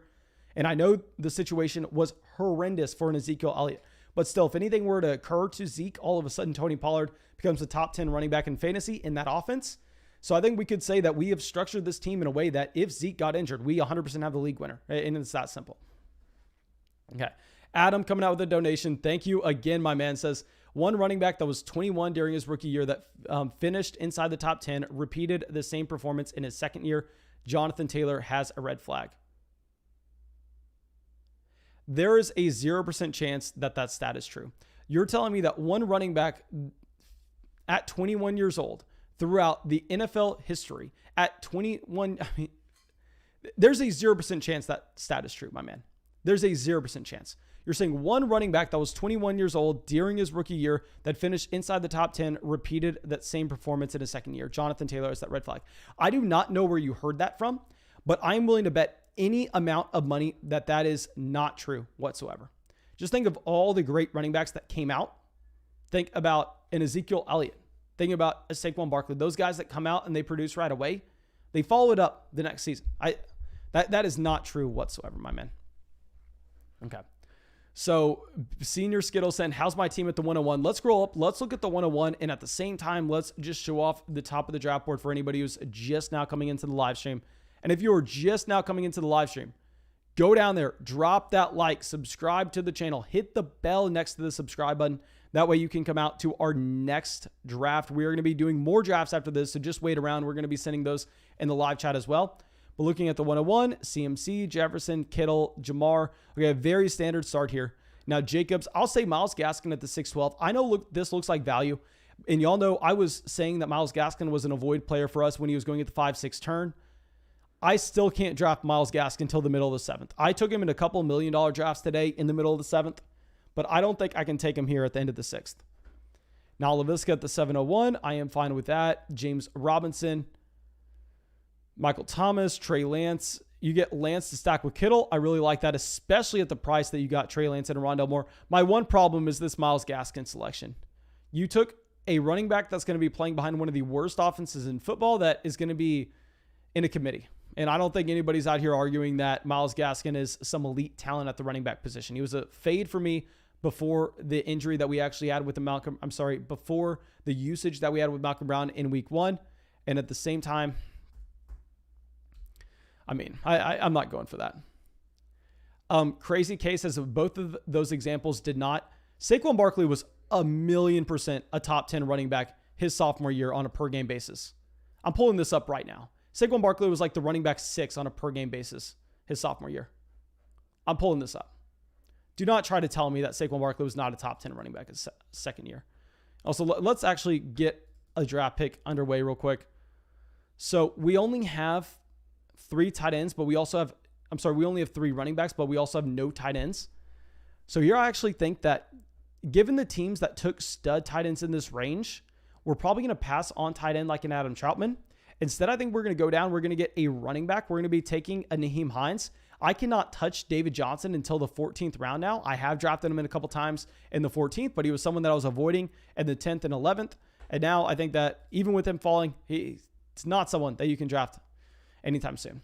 Let me pull this up, though, because people trying to tell me that Saquon Barkley was not a top 10 running back his second year in the NFL. Like, are you freaking kidding me?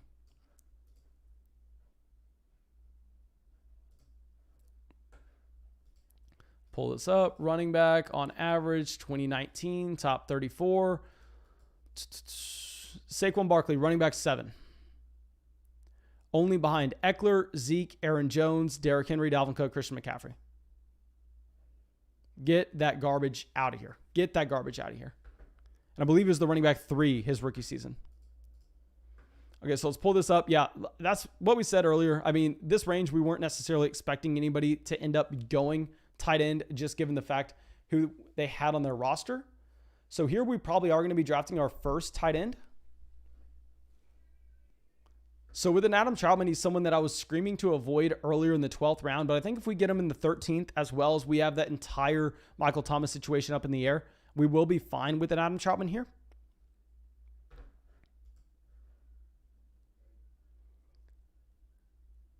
Okay, Adam says one running back in the in the past 20 years.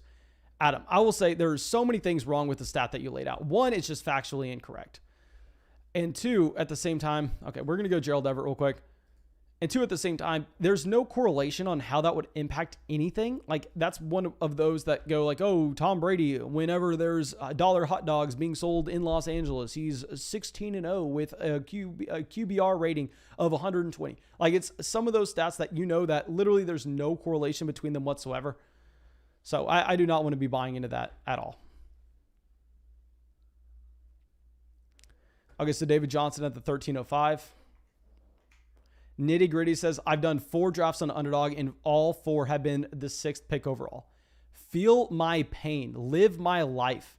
That is literally my life on Underdog Fantasy. I mean, someone told me on Patreon earlier today that their first 3 drafts on Underdog, they got the 101. And I looked at them and I went, I've done 100 drafts on Underdog and I have not gotten the 101 3 times before. It's like the most ridiculous thing ever.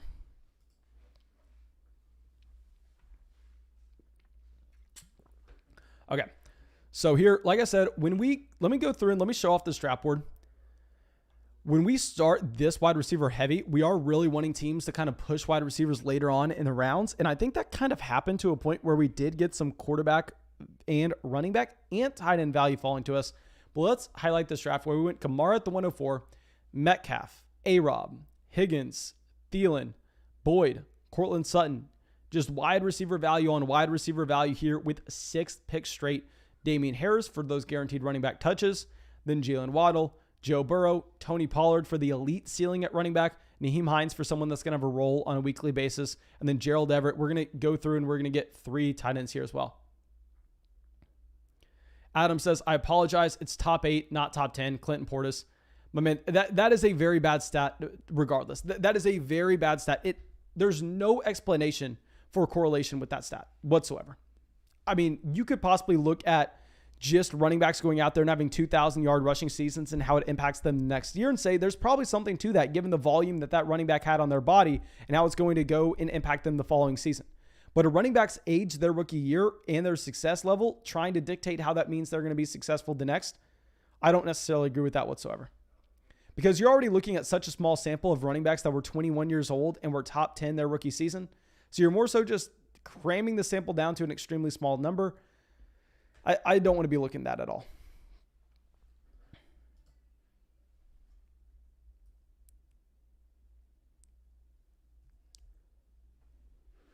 Okay, so now we have some receivers at the end. We want more receivers going off. We have 7 receivers that are just the elite of the elite guys, considering, I mean, our top 7 players were off the board in the top 9 rounds. Okay, Zombie Donkey says, how much is it to join the $1 million draft on Underdog? It's a $25 buy-in for the $1 million draft. They actually have a $5 in for the $200,000 draft. So there are a couple different things. Johnny says, chat was so much smarter and reasonable and much more reasonable a month ago. My man, just wait until we get to the season. I mean, if you think the chat is going downhill right now, which I don't necessarily think it is, wait until we get to the year, because I promise you, and when we're doing live streams, it's like week 3, week 4, you are going to be appalled with what the chat looks like. Like, there will be some questions that we get in the live chat that you're just like, how would you even think of that? I mean, someone will come out and go, are we sure we don't want to be drafting? Let me give an example. Are we sure we don't want to be drafting DeAndre Swift at the 111? What if I don't get him in the 2nd round? And I'm sitting here going, have you ever played fantasy football before? Do you know what's going on? Okay, so Lindsey at the 1404. David Johnson does go up before Philip Lindsay here. I still think this is probably a little early on David Johnson. I think I probably would prefer to just wait until the middle of the 14th. Now let's pull this up. So if we're going to be talking about next best player, obviously, given our roster construction, we're really wanting to look at running back, tight end. Also, I don't necessarily think we really have any incentive whatsoever to take a Baker Mayfield here, considering that we didn't draft any Cleveland Browns players. So I think we kind of avoid running back receiver. Quarterback receiver. Let's just pull up running back tight end here. And Hunter Henry goes, thank God. So we are going to be getting someone that we love in Cole Kmet. So yeah, let's get Cole Kmet. Oh my God, my phone just went crazy. Okay, Cole Kmet, a second-year tight end that was extremely young last year. At the end of last season, he did work his way onto the field and was given a role, I don't want to say over Jimmy Graham, but given a role in a similar area of the field as Jimmy Graham. Now, Darrington Evans at the 14-10. Ferkser, okay, so I am honestly kind of fine probably seeing tight ends go off. Considering we have the combination of Everett, Kmet, I still am wanting to get a third player, but it's not going to be as important as what we find in other leagues. Okay, let's pull this up. We're going to be drafting in 2 more picks.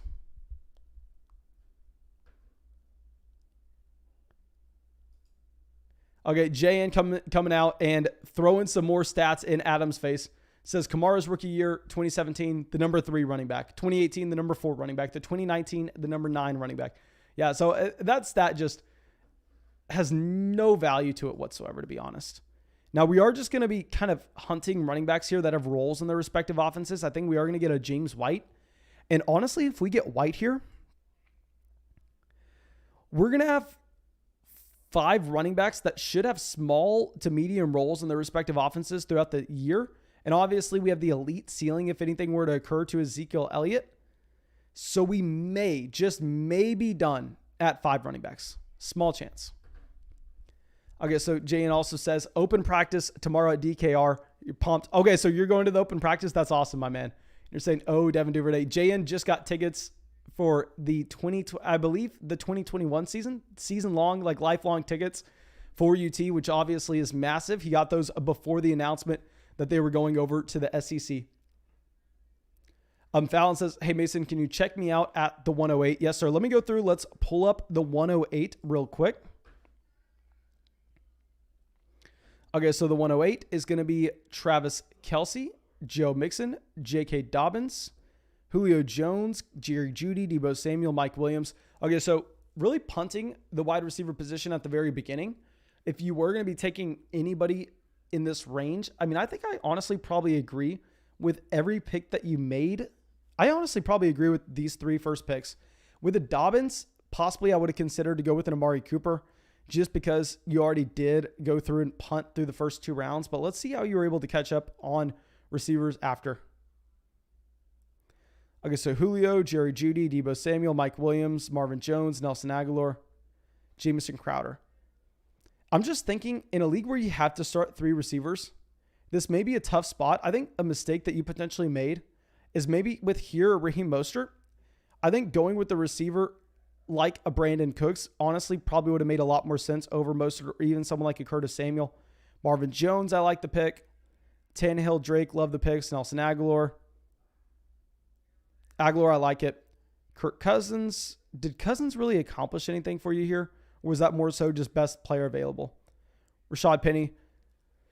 Okay, I like the construction overall. I think we probably would have preferred to pass on a Mostert and instead bring in another receiver to this team, but overall, I think it's fine. Adam says 2,000-yard running backs is a smaller stat line. Yeah, but do you understand like my example of saying like you could at least draw like a conclusion based on something? Like it would at least make sense to look at something like that rather than making all these very specific variables and looking at this one subsection and drawing arbitrary lines on where they needed to finish. Pac-Man says, so for the link, the next draft will be sent here and how much money. At the end of every draft, we go through and we do a poll with what y'all want the next league to be. So far, we've done a $50 league tonight. This one right here is going to be a $5. And then, so the next one will be getting another one. Jaden says, the LSU 2019 is the only team we've lost to recently, and that was a close game. Stop the cap. Yeah.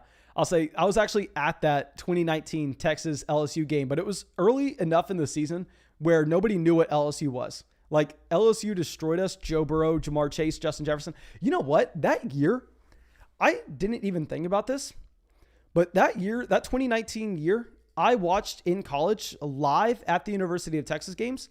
I watched Jalen Hurts, CeeDee Lamb.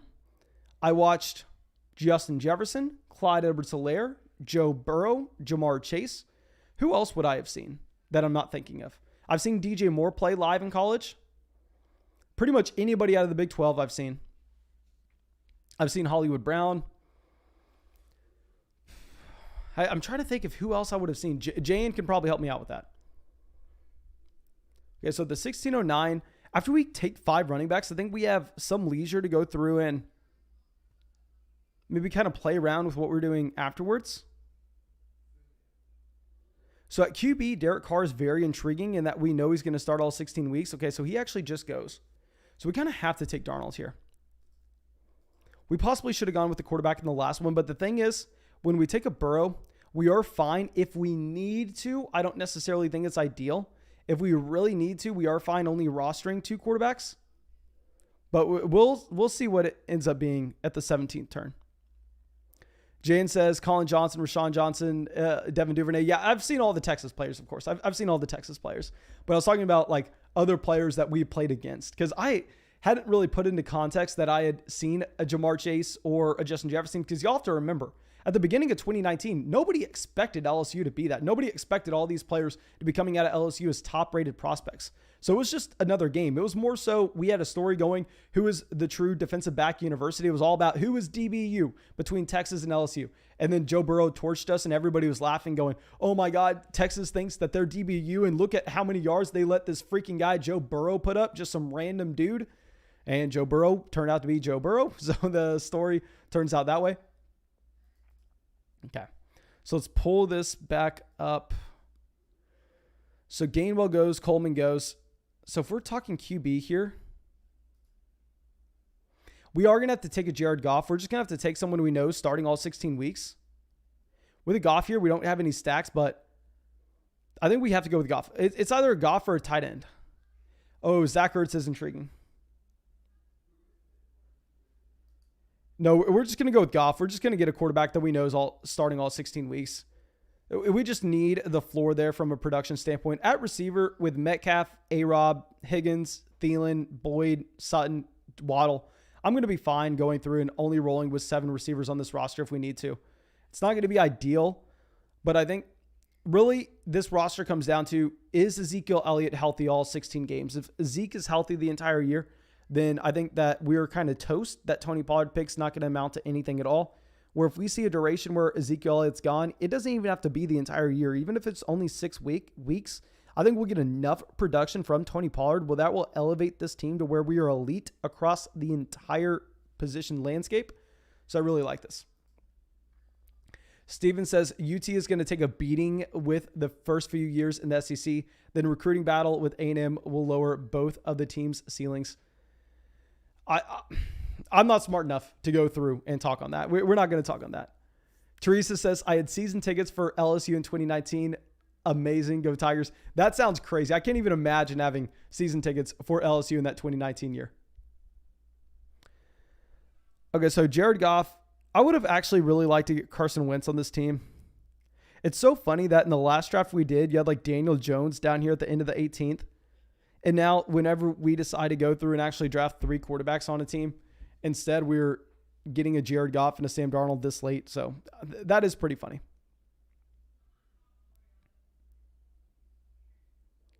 Okay, so Quez Watkins, someone that did get a decent amount of run, and I know a lot of people want to go through and play.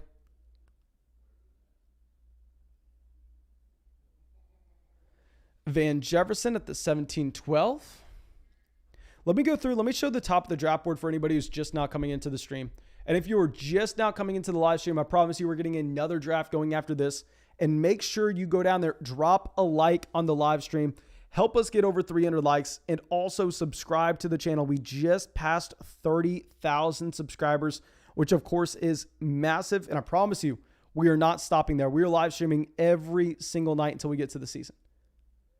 Adam coming out with another donation. Thank you, my dude. Says, I understand your logic. I'm just stating that Taylor isn't worthy of a top 8 pick, especially with wide receiver included. Fantasy is a probability game. I'm not arguing against that whatsoever, my man. I actually have Jonathan Taylor, I believe, ranked as our 11th player overall. I can 100% agree that nobody should be drafting Jonathan Taylor in the top 8 currently. So I'm right there with you. I think that we're kind of on the same page without really even acknowledging it. Okay, so now we are pulling this back up, and I think we're going with the third tight end. Yeah, I think, we have to go with the third tight end. We just have Gerald Everett, Cole Kmet. We really need to try to find someone else who's going to be getting targets. So I know a lot of people want to see Dan Arnold. I'm going Dawson Knox. I mean, Knox played alongside DK Metcalf and AJ Brown in college. So obviously it's understandable why he didn't have the elite collegiate production. And he's playing in one of the best offenses in football this upcoming year. So let's take Dawson Knox at the 1809. And obviously you don't necessarily have to worry about Zach Ertz getting traded over there now. So we are going to be fine with that pick. And we did crack 3,000 on the team projection, but honestly, I'm not too worried about team projections on Underdog anymore. I think that the projections are really off. Okay, so let's go down. Let's show off this board one more time. Let's get our new draft going. Okay, so let me pull this up. I'm going to be asking y'all in the live chat right now what y'all want between a $5 or a $50 league. I'm not going to do another $100 league today. I'm really trying to save as much money as I can for the $1 million drafts that I've been doing through the course of the day. I want to make sure that I don't want to say we're going to max enter the contest, but we're going to get close. I want to fire as many shots as I can because I want to take home the $1 million and, more importantly, be able to say that I want it, be able to come out here and brag to everybody because that's what I'm really in it for. Okay, so let me send this out real quick. Which draft? And also in the chat, as we kind of just wait around till we get this next draft going, it'll probably only take like 60 seconds. Let me know if you won the $1 million on Underdog. Like if you won the $1 million contest, which had the $25 buy-in, let me know what you would do with the $1 million. We actually got this question earlier in the live chat. And also if you went out there and won the $200,000, which they have another contest called the Puppy, that's only a $5 buy-in. And if you don't know what this works, it's a league where you go through and you play with 12 members, then the top 2 members of your 12-man league then advance to the next round, and then you go into a playoff tournament setting. So you're going to be in the fantasy football playoffs, and you're going to progress through the tournament. If you're in the top 2 finishers out of your 18-man group, then you progress to the third round. Then in that third round, if you're the number 1 finisher out of an 18-man group, then you progress to the last round, where it's a large field tournament with like 100-something people, where then you go through and you actually compete for that number 1 spot. And if you get that number 1 spot, then you win the $1 million. Okay, Falony says he would get a Hellcat. CX Lids says a 5K dono. My man, that would be massive. That would be massive. Chicken says I'd give the $1 million to you. I promise you guys, I appreciate y'all saying that, but there would be a 0% chance. If you won $1 million, there'd be a 0% chance you give that to me. I promise you that. Chapman says take time off work and travel for a year, then invest because I know $950,000 in a retirement fund for 40 years. I can live like a king. My man, you could buy a civilization for that. Okay, so here, $5 does win. So what we're going to do is I'll get a $5 draft going right now. And if this live stream, let's make a goal right now. So we've gotten 700, 800 likes consistently on live streams. If this live stream hits 500 likes, then we'll do a 4th draft tonight. So if this live stream hits 500 likes, we'll do a 4th draft. But let me get another $5 league posted up. Then I'll go through and I will send out the link in the live chat. Noam says, Mason, I'd take your job and do these drafts in my beach house, thriving through my retirement. Yeah, that'd be pretty fun. Because if you did win the $1 million on Underdog, I guarantee you, if you start a fantasy football channel and you're the guy who won the $1 million on Underdog, you're getting way more subscribers than I currently have. I mean, that's probably happening like that for you. So you could take my job really quick if you won the $1 million. That's why I'm trying to win that $1 million, because I don't want someone to take my job. Okay, let's send this out.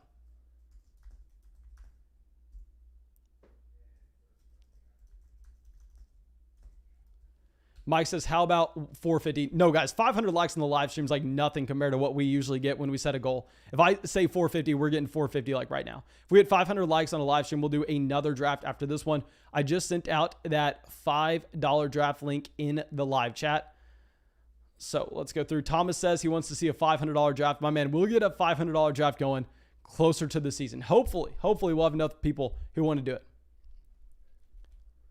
Okay, another 3rd pick overall. So it looks like YouTube and Underdog, they coordinated this and they know that we titled this strategy in the early round. So they're helping us out here. 3, 4. And I think based on the Davante Adams build, I love that build. We're going to go Adams again here. I know a lot of people probably prefer me to go with the running back. I know a lot of people want Henry. A lot of people want Kamara. I'm drafting Davante Adams in almost every league I can. I will say that in the $1 million leagues, I'll probably pass on Adams because there are some other teams that were actually able to get Davante Adams a little later in that contest. So I think if you're getting him at the 103, you're not getting an edge whatsoever. So in a format like that, we have to be a little aware. But in a league that's just a 12-man league like this, we're going to go and we're going to get Davante Adams at the 103. And also, guys, if you are just now joining the live stream, make sure you drop that like, subscribe to the channel. It helps us out a ton. I promise you, it helps us out way more than you could ever believe. Okay, so yeah, let's make that pick real quick. Let's go get a Davante Adams at 3 overall. And then here, I mean, the thing is, I honestly don't even know if we would take a Najee Harris if he falls to us, take a Clyde Edwards-Helaire. I really just like the idea of what we did in the first draft of tonight. Adams, Metcalf, Waller. I mean, it's such a pretty start, and I think we were able to catch up on running back later on to a point where we were completely fine.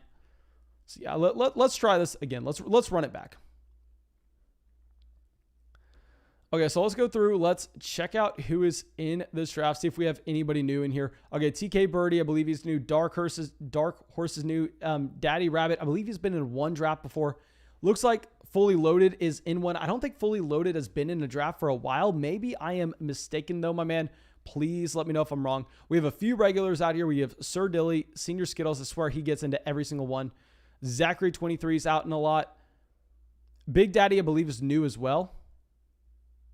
Lank Dog gets in a lot. Chapman gets in a lot. Deezonators also gets in a lot. We have a lot of regulars here.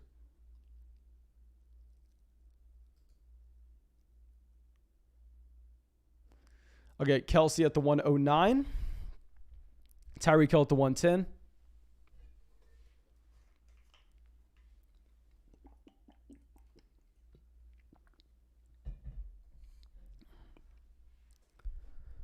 Let me switch this over real quick. I just kind of want to see on this end, like if we were drafting at the late first, what would we be trying to do right here? Like if we were at the 1-2 turn, I probably would go Diggs, Taylor, to be honest. I think taking Ridley over Diggs is very aggressive based on what we saw with Stephon Diggs in that overall offense last year. But to be honest, Calvin Ridley just does have a very high ceiling and a high floor.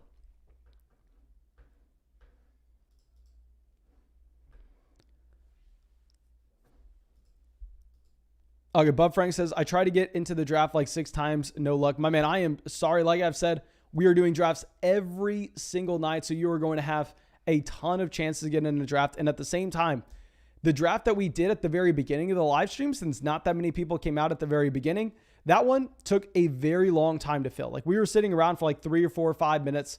So if you want to get in one, if you want to have a better shot, definitely make sure you hit the bell next to the subscribe button. That's going to be so important. That way you get notified when we go live. You can come out and you can opt in that first one. Okay, Zombie says, is the Millie Maker a 12-team format or is it take any player you want? It's a 12-team format. You go through the Millie Makers, the exact thing we're doing right here. So the $1 million draft on Underdog, guys, is literally the exact same format. And if y'all want to get in the $1 million draft, I would not advise this. When people tell me, Mason, I just deposited $10 in Underdog Fantasy with promo code FLOCK. I got $25 added to my account. I have $35 right now. Should I join the $1 million draft? No, do not join the $1 million draft. I think that's a very bad way to go about it. I think the Puppy 3 is literally perfect for you because if you do the Puppy 3 instead, you'll have 7 drafts and 7 shots at the $200,000 prize. And obviously there's prizes for winning your own 12-man league. There's prizes for getting second in your 12-man league. There are prizes for getting third in your 12-man league. And there are prizes all up and down the ladder. It's just not that one little prize. That's not that big prize at the top. So there are prizes throughout the entire ladder. But I would say don't enter the $1 million contest. Enter the $5 buy-in. That way, when you use promo code FLOCK, deposit $10, you'll have $35 in your account. And you can go through and you can get 7 entries into that one contest. So I would definitely prefer to go through and do 7 of those drafts. So we are going to do it. I didn't want to. We're going to take Najee Harris here. Najee Harris, I do not have a lot of him whatsoever. Adam says, is Lamar Jackson a top 5 running back this year? I would say if you classify Lamar Jackson as a running back, he'll be top 5 in fantasy points. Definitely.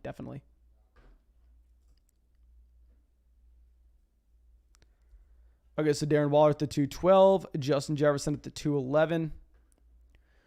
So here we're going wide receiver. It's no secret. I mean, I guess if Kittle falls to us, we could go Kittle. It's either Kittle or a receiver here. So if this was the $1 million draft, I will say that I've seen tight ends, a trend of them falling in those. So I would decide to take a CeeDee Lamb, but wide receivers go a little slower in a format like this. So I think we take Kittle, and we're just going to draft 2 tight ends on this team. Yeah, so we're going to go Kittle. So we're going to start Davante Adams, Najee Harris, and George Kittle for this build.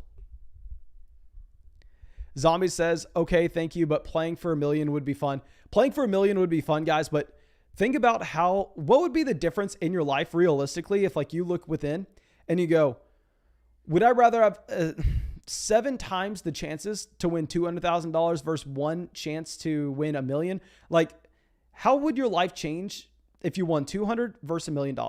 Like 200,000 versus $1 million. Would it be a really big difference between the two different outcomes? It would be life-changing regardless. So I don't know. I think I would, if I was only going to have $35 to go through and play and you only have to actually deposit $10, I would probably fire my shots in the puppy. I would go in the puppy. I would do the $5 drafts. And also I bet you the $5 drafts are easier as well. I bet you there are some really bad people in those $5 drafts because there are some pretty damn bad people in the $1 million.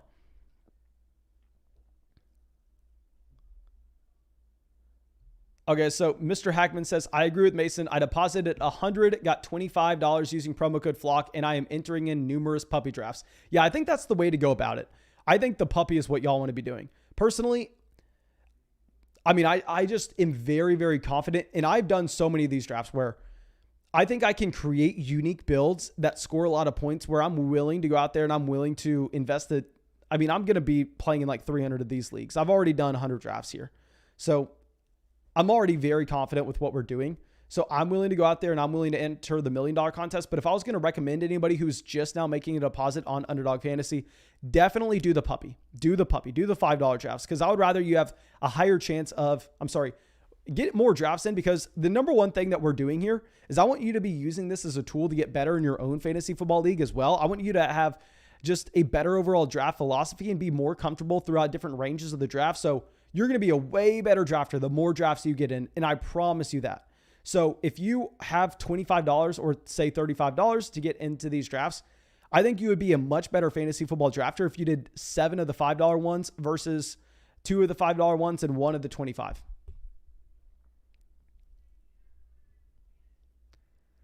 Okay, so Chris Carson, Zombie says, you can't play draft with an Android ? No, you can definitely play Underdog Fantasy on Android. You can play Underdog Fantasy on Android. Okay, Chris Godwin at the 402.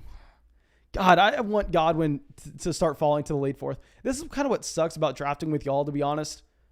It's just we're never going to have a Godwin fall into the 4th, where earlier today he did for me, and it's just so unrealistic, but it's really exciting.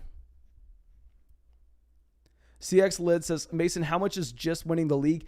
I don't have all that information off the top of my head. You're going to have to look all of that up. Aaron says the $5 puppy drafts can be a messy draft board. So I'm assuming that means people are really bad in those drafts. Yeah, that's why I really want y'all to get in the $5 drafts. Those $5 drafts, I'd imagine that, I mean, you still get a shot at life-changing money.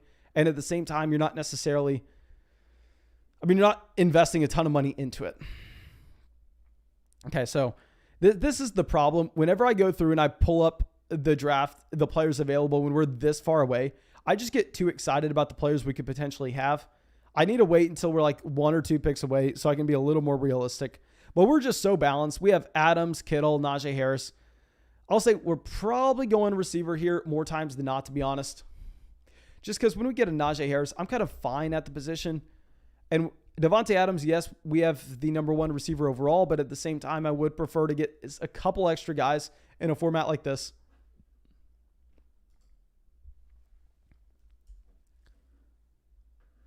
Okay, so DJ Moore goes to the 407. Hate to see DJ Moore off the board.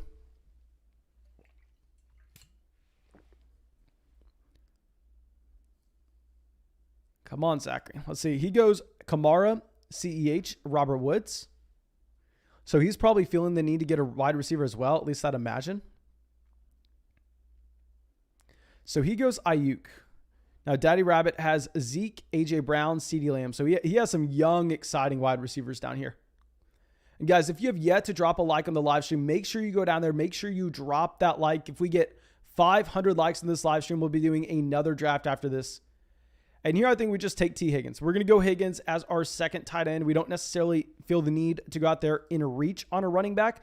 And we're just going to be right back. So if a running back doesn't fall to us, it's kind of whatever. But, I mean, getting a Higgins, I'll explain myself in greater detail when we get back on the clock. But we have 3 picks before us, so I want to make sure that they go off the board before we really dive into it. Jordan says, I traded A.J. Brown for Najee Harris. Is this a good trade? It's going to definitely depend on your league settings, my man. Okay, so actually, I can talk about this now. Okay, so if we were going to be looking at the spot that we were in on the draft just a couple picks ago, so I looked at it and I said, we are fine getting 1 of 4 players when we start T. Higgins at the 410. I'm fine getting Sanders, Etienne, or Josh Jacobs with this pick at the beginning of the 5th. And I'm also fine getting a Jamar Chase because the Jamar Chase would have set us up with a double stack to get Joe Burrow later on with the T. Higgins. Now we are going to be taking Josh Jacobs. Now, Josh Jacobs, just a very high floor with how many touches we should expect this upcoming year. And I don't want to be labeled the Josh Jacobs guy. I was screaming to avoid Josh Jacobs before anybody else was. But getting him at the 503 here is like just so many guaranteed touches for very cheap. So yeah, I think we have to get Jacobs. NRG Fantasy Focus says Mason in a non-flock. I'm in a non-flock lobby. Players are very bad. Like I said, guys, players are very, very bad outside of the drafts that we were doing on the stream. I don't know why, but the drafts that we're doing on the stream are significantly harder. And that's why I'm saying that throughout the entire day, I'm trying to go through and get as many drafts in as possible. And that's why I've tried to limit it to more so $5 drafts on the live stream because I'm wanting to save my big money leagues to not go up against y'all because y'all are way harder to go up and draft against than the other people that we're finding online. Because there are some people in those public lobbies that are just completely lost. Okay, so Thielen, Odell, Chase Claypool, Lamar Jackson. I will say that if you would have told me a month or two ago that I was going to have Josh Jacobs as one of my highest owned players in fantasy football, I would have laughed at your face. I would have laughed in your face. I would have been like, are you kidding me? Josh Jacobs, the player going in the 3rd round? That's about the worst take I could have ever heard in my entire life. But, the times have changed. The times have changed. The price has fallen. He's fallen. Teresa says, look at the stack with Team 4. Let's go through. Let's look at Team 4 real quick. Team 4, Zeke, AJ Brown, CeeDee Lamb, Darrell Henderson, Dak Prescott. I will say I understand the stack wanting to go out there and reach on a Dak. I don't think it was done at good value, though. I think that you could have ended up waiting to get Dak Prescott at the end of the 6th. I mean, I've seen Dak Prescott almost consistently go at the end of the 6th, or in another draft another night, I actually took Amari Cooper as a quote-unquote reach at about the 304 because we started off the draft, I believe, actually it was the 305 because we started the draft off with Ezekiel Elliott, and I knew that we were going to have Dak Prescott available to us at the end of the 6th. So I went through and I was like, okay, well, we know that we're going to have the potential to go and take a Dak Prescott at the end of the 6th. I think that's really good value on Dak, so we can access some ceiling there. So we took a Lamb to set up. I mean, we took Amari. It's like right here where Woods went to set that up. I think if you're just taking Dak here, it's a little too early. I mean, look at the other quarterbacks that are going off. You get Allen at the end of the 5th. I mean, I believe, Kyler goes to the 4th. This is a horrendous pick. Dark horse, what are you doing? Why are you taking Kyler Murray in the 4th round? I mean, you didn't even draft a DeAndre Hopkins. Why are you drafting Kyler in the 4th? Okay, so let's pull this back up. Is this going to be a draft where we have to... Okay, I doubt it happens. I'm sure that one of these teams takes Kyle Pitts before us, but this would be a pick where we take Kyle Pitts. If Kyle Pitts falls to the 610, we have to take him. We've only drafted him in one league, and we drafted him after Mark Andrews, T.J. Hawkinson. Yeah, Kyle Pitts goes. I think this is like exactly where I drafted him. If Kyle Pitts was going here in every fantasy draft, I'd be completely fine with this price. I'd be completely fine. I would never bring up Kyle Pitts as an overrated player. But the problem is going in the 4th round, that's where I have to draw a line. Okay, so now the 610. I mean, I probably do want to get receivers here. Because we already have the guaranteed touches at running back. We have an elite tight end. While we have Adams and Higgins, so we do have 2 wide receivers I really like, I think we want to be kind of reaching on receivers in this range. So Debo, Kenny Golladay go off. Myles Gaskin's someone that I'm not considering drafting until the 7th round. Like if he is on the clock when we get to the 703, sure, I will consider him. But no, I'm not going to consider him right here. Are you freaking kidding me? Chenault goes to the 609. Are you kidding me? Do we still have to go receiver?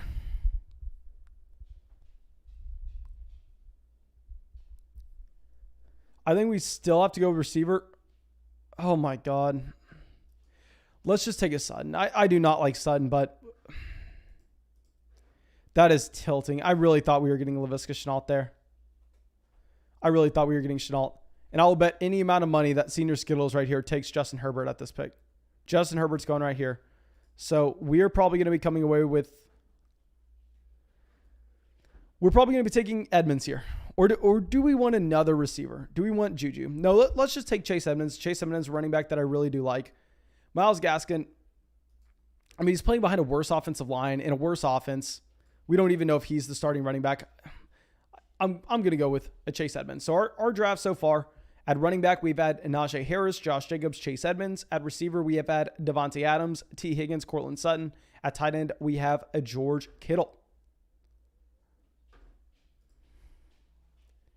Donnie says, you better get a quarterback next because your running backs suck. My man, what does that even mean? That doesn't make any sense whatsoever. Your running back sucks, so you need a quarterback? Please explain that thought process to me, my man. If anything, I figure that would mean we should probably take Chase Edmonds if our running backs suck. Okay, Myles Gaskin at the 705. I think that is about the price that I would expect to pay for a Myles Gaskin. If he's going to go anywhere, I want him going at the 705. Scroll this down. Juju Smith-Schuster at the 707. Adam says, could you have taken Boyd for the double stack? See, this is a lesson that we actually learned before where we did that in, I believe, the last draft. And when we got Higgins in the 4th, we went and specifically targeted Tyler Boyd later on. But that caused us to be in a range where we ended up having to take Joe Burrow around too early, where I didn't necessarily like having to kind of pigeon our draft into that one slot. I do love coming away with stacks, but I'd rather have them naturally come to us with value rather than going out and just having to reach on one just to guarantee our team to have any ceiling whatsoever. So if it was like a Jamar Chase at the 503, yes. If a Tyler Boyd fell to us at the 703, sure. But I think we kind of learned our lesson of reaching a little bit on Tyler Boyd to get the double stack, then having to reach a little bit on a Joe Burrow to get the double stack. Because I think if you start to string together those reaches, all of a sudden the upside that you could potentially have kind of goes out the window. Noam says, are the best ball drafts PPR? They are half PPR. All these leagues are half PPR. Ryan says, is Madden 22 any good or no? My man, I have not played a video game and I probably have not played a video game in 5 years. I don't know. I have no idea if Madden 22 is any good or not. I'll say the best Madden was probably Madden 12. No, Madden 11 was pretty good. Madden 11 was pretty good. Okay, so James Robinson at the 801. Corey Davis at the 802. Let's pull this back up. And like I said, guys, if we hit 500 likes in this live stream, we'll be doing another draft after this one. Make sure you go down there. Make sure you drop that like. And also, if you have not subscribed to the channel, fix your life. Subscribe to the channel. Hit the bell next to the subscribe button. That way you can come out during these live streams and you always know when we're streaming. CX Lid says, I play Madden 22. It's the same game as every year. I'd imagine that it's the same game every year. The only thing that I like to do when I played Madden is I would always go through and I would always just do franchise. Now, I got out of Madden by the time they did Ultimate Team. Like, I think I was already done playing video games by the time like Madden Ultimate Team came around. But I would always go through and like whenever I was young, I'd just do the franchise mode and then go through. And it was really funny with the old Madden games. I mean, they had it where quarterbacks would get drafted in the franchise mode, just like they would get drafted based on their overall, like players like guard would get drafted over like the 4th best quarterback. And you're sitting there going like, oh my God. Like it was just horrendous when you did like a franchise draft and you could just stack your team like ridiculously, to be completely honest. Like I'm pretty sure LaDainian Tomlinson in a Madden that I used to play would go with the 1st pick overall in franchise mode. Okay, so now I really do like the value of an A.J. Dillon. So this is kind of what we talked about in the last draft, where Ronald Jones goes off. Okay, so what we talked about in the last draft is whenever I'd be considering going with a running back here, we ended up going Damian Harris in the same round last draft because we needed guaranteed touches. That's the last thing we need here when we have a Najee Harris, Josh Jacobs, and a Chase Edmonds. So if we were going to go running back, we probably would go with an A.J. Dillon. But only having 3 receivers, I'm definitely going to be wanting to get another receiver on this roster. So we are going to be getting a Jarvis Landry instead. Maybe I'll regret that pick later on. To be completely honest, I probably will. So Damian Harris goes to the 8-11. But yeah, I think that we want another receiver. I'm probably going to double tap receiver at this turn because we already have 3 running backs. I don't necessarily think we want to keep on reaching on them. Tyler says Kareem Hunt or Trey Sermon. Kareem Hunt 9 days of the week. I mean, Kareem Hunt every single time. Okay, Marvin Jones at the 8-12. Let's pull this back up. I'm not going to be considering Michael Thomas here, to be honest. I mean, the problem with the Michael Thomas is just he could miss too much time where you're just kind of completely dead getting zeros at a wide receiver slot in a format like this. So instead, I think we get either an Elijah Moore or a Hollywood Brown. I know Elijah Moore has a higher ADP, and we do like to be aware of ADPs in trying to balance our portfolio. But at the same time, I think we're kind of fine reaching a little bit here on a Hollywood. I personally think that Elijah Moore probably has a higher ceiling during the fantasy football playoffs. But if we're talking about production for the entire season, we're going to go with the Hollywood. Okay, so let's scroll this down real quick. Okay, Ryan says Kareem Hunt or Javonte Williams. Now, that is a much closer question. I've been going with a Kareem Hunt, though. I mean, Kareem Hunt's one of my most drafted players in these leagues, my dudes. I mean, I am all in on Kareem Hunt. Zach Moss at the 904, another one of my highest drafted running backs so far, Zach Moss. We've been drafting him a lot at the 9-10 turn, though. I'm not really taking him in this range of the draft whatsoever. Tyler Higbee, Logan Thomas. We already have a Kittle, so we are fine at tight end. I really wasn't even considering the position there. Okay, with all the trade questions, with all the player ranking questions I'm currently getting in the chat, I feel like I have to say this, guys. If you deposit $10 on Underdog Fantasy with where I'm playing right now, and you get $25 added onto your account with promo code FLOCK, at the same time, you get my 2021 draft guide, you get my 2021 rankings, you get my 2021 tiers. So literally for $10, you get paid $25 to go through and do fantasy football drafts. You get my rankings updated all the way until kickoff for the first game of the season. You get my tiers that are updated as long as we are going through and updating those rankings. The tiers are going to be automatically updated as well.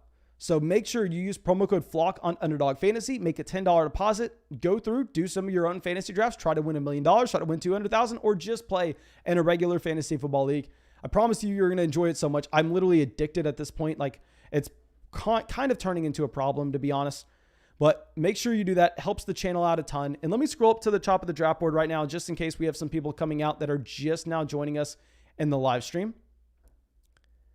Alex says, by what week do you think Trey Lance starts? Trey Lance, if you look at quarterbacks that have been drafted in the top 3 in the NFL draft over the past 10, 9 out of 10 of them were starting by week 4. Trey Lance, I think, is going to be the starting quarterback in San Francisco by week 3.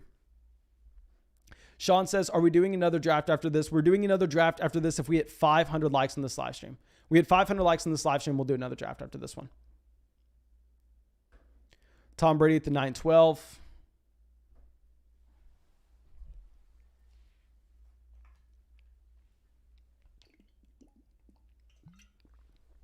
Rondale Moore, love seeing Rondale. Rondale Moore is one of my top 5 receivers drafted so far. Now, it is intriguing to see Michael Thomas fall this far. I'll say if you were playing in a league where you add the fantasy football playoffs, which 100% of the leagues that y'all are going to be playing in will have the fantasy football playoffs, I mean, you have to take Michael Thomas here. Michael Thomas is just a little less valuable in a format like this, given that your points in week 1 matter just as much as your points in week 6 as week 16. So yeah, Michael Thomas should fall here. I mean, if he fell to us at the end of the 10th, we definitely would take him. I'll definitely say that. Jayan says he's not lying. I'm addicted. Yeah, guys, there's nothing better than coming out here and getting into these underdog drafts. Okay, Michael Pittman at the 10-04. So we're gonna get a quarterback 1 falling to us here. I mean, we're 5 picks away, and you have 5 quarterbacks in this tier. So we're gonna get a QB falling. So if we go through, if we try to look at stacks that we could potentially have, I mean, we could get a stack with. I mean, we missed on the Aaron Rodgers stack. Really, the only stack that we have an option for at this point is going to be a Joe Burrow. but I don't necessarily know if we want to go out of our way and quote unquote reach on a Joe Burrow if we have all those quarterbacks fall to us. Now, thank God we ended up doubling up on receiver with a Jarvis Landry and a Hollywood Brown, because obviously receivers just got soaked up here where I don't want to be reaching on a Terrace Marshall or Rashad Bateman over any of these players. So I think it was a good call for us to go with a Jarvis over an AJ Dillon and then go with a Hollywood Brown with that following pick. So Sir Dilly has yet to draft a QB. I'd imagine he gets his first guy here. Yeah, he drafts Jalen Hurts. Jayan says, I think we are receiving a dopamine boost every time we draft, creating a drug-like tendency with drafting. Free up the dopamine, baby. My man, I'm definitely addicted to drafting on Underdog. I will be the first person to admit that. I am straight up addicted. Okay. Now, I didn't notice this at first when we were going through it, but we have possibly my favorite stack in all of fantasy football right now. Trey Lance and George Kittle. Let's lock and load them. So with Trey Lance, I will really hope that we get another quarterback falling to us in this range. Like, I'm hoping we can go QB here with a Trey Lance, and then we'll only have to draft 2 at the position. So yeah, I'm going to be very excited about that Lance pick though. Okay, so let's go through my Terrace Marshall at the 10-12. Let's pull this back up. I think we're going with another QB. And guys, if you have yet to drop a like on the live stream, make sure you go down there, drop a like. If we hit 500 likes, we will be doing another draft after this.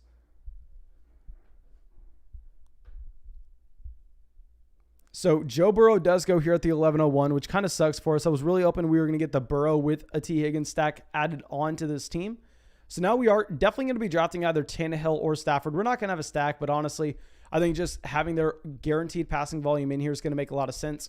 So we check. Neither one of them have the same bye week as our quarterback. And considering we're in 250 leagues and they are in the same tier for me, we're just going to be going with a Ryan Tannehill here. We're just going to get Tannehill because there are going to be other drafts where we don't have the option to draft both. And there we'll just get Stafford. So yeah, let's go Trey Lance, Ryan Tannehill. Let's go through, scroll down to the bottom part. Gavin says, hey, Mason, I love you. No, my man, Gavin, thank you so much for using promo code FLOCK on Underdog Fantasy.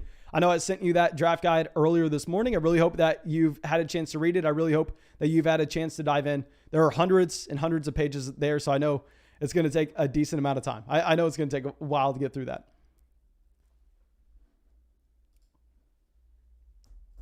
Okay.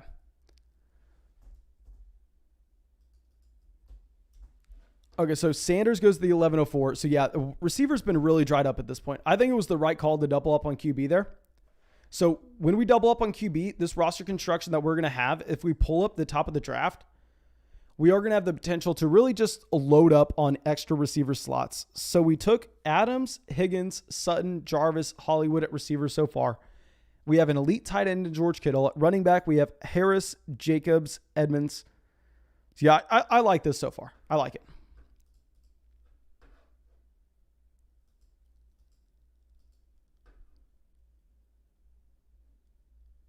Aaron says, you know you want to do another draft. My dude, I want to do another draft, but the thing is, I realistically probably did 6 or 7 drafts before the live stream started up today. So I've already done 10 drafts today. I've done a ton of drafts, and I'm going to continue to do them. So I'll be more than happy to do another draft on the live stream.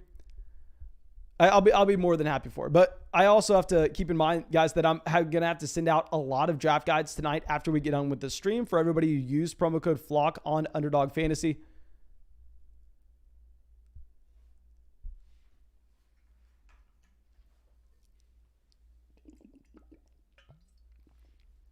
Okay, so Jamal Williams at the 11-12. So this was a nice little run on running backs here. I mean, a guy like a Jamal Williams, Latavius Murray, Gus Edwards, all these running backs are kind of in the same tier. You can throw Kenyon Drake into this as guys that have roles on their offenses where they're going to be getting touches every week. And they also have the hidden handcuff appeal. So that is interesting. Now, Zach says, what do you think of my picks so far? My man, I'll be happy to go through and look at these. I'm going to go through, pull this up. So Zach is drafting at the 105. So he has Kamara, CEH to start the draft. I probably would prefer going Kamara and an AJ Brown, but you were able to get a lot of wide receivers value after this. Woods, Ayuk, Adam Thielen, Antonio Brown. Get Myles Gaskin at the 705. I think this is really the only appropriate range to be drafting a Myles Gaskin, so I'm fine with that selection. And then you get Rodgers at the 808. Why did you take Rodgers there? Just because he was best value available? I think I probably would have preferred you passing on Rodgers, knowing that you didn't have any of the stacks, and you getting a Trey Lance here at the 10 in your 10th round pick instead. I think that's something I probably would have preferred. Actually, I guess Melvin Gordon's very similar to Ronald Jones. So if you do prefer Aaron Rodgers over Trey Lance, no, that's fine. Logan Thomas, Melvin Gordon, Kenyon Drake. I love the Kenyon Drake selection. Kevin says, can you get me in another $50 league, brother? One day, my man. We'll do another day, but I will say that I'm not going to be able to send you the link while we are live streaming just because I have so many windows up, but it would have to be definitely as we started the draft off like we did tonight. TK Birdie says, this is my first Underdog draft. I'm the 108. I botched it bad, but what do you think? I'll go through and I'll check it. I'll check it. And that's what I'm saying. Your first draft probably is going to be pretty bad. So I would recommend going through and doing the $5 puppy drafts. It would be funny if like your first draft we draft the team that wins the $200,000. That'd be pretty crazy. I think there are actually a lot of teams on Underdog this year that are going to be winning the $200,000 though, because this is the third puppy. So they're giving away 3 different $200,000 pots. I mean, $200,000 first place prizes. Obviously, there are ladders down beyond that. Okay, so Gerald Everett goes here. So now we are on the clock. So like I've said, I'm not taking David Johnson until we get to the 14th round. We probably do need to start looking running back sometime soon. I think that we actually get a Marquez Callaway now. With Marquez Callaway, I understand that this is someone that really has not been on the radar for that long, but everything coming out of New Orleans is saying Callaway is the guy. And obviously, if he's going to have that role week 1, that's going to be very valuable in a format like this. Now, Nick says, what do you think about my team? And then tries to make us feel a little uncomfortable. I'll go through, I'll look at your team as well. So we need to look at the 108, and let's try to find Nick's team as well. Nick, you got to, okay, your name is Big Daddy. Okay, so let's look at TK Birdie. Let's look at both of these teams right here. Let's look at both of these teams right here.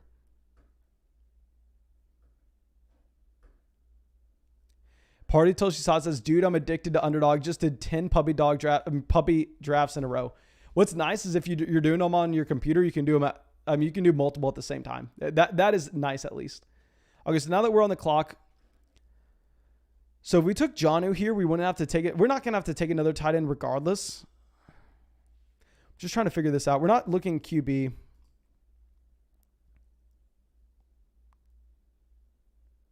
Madison could be intriguing. I think we actually go Madison.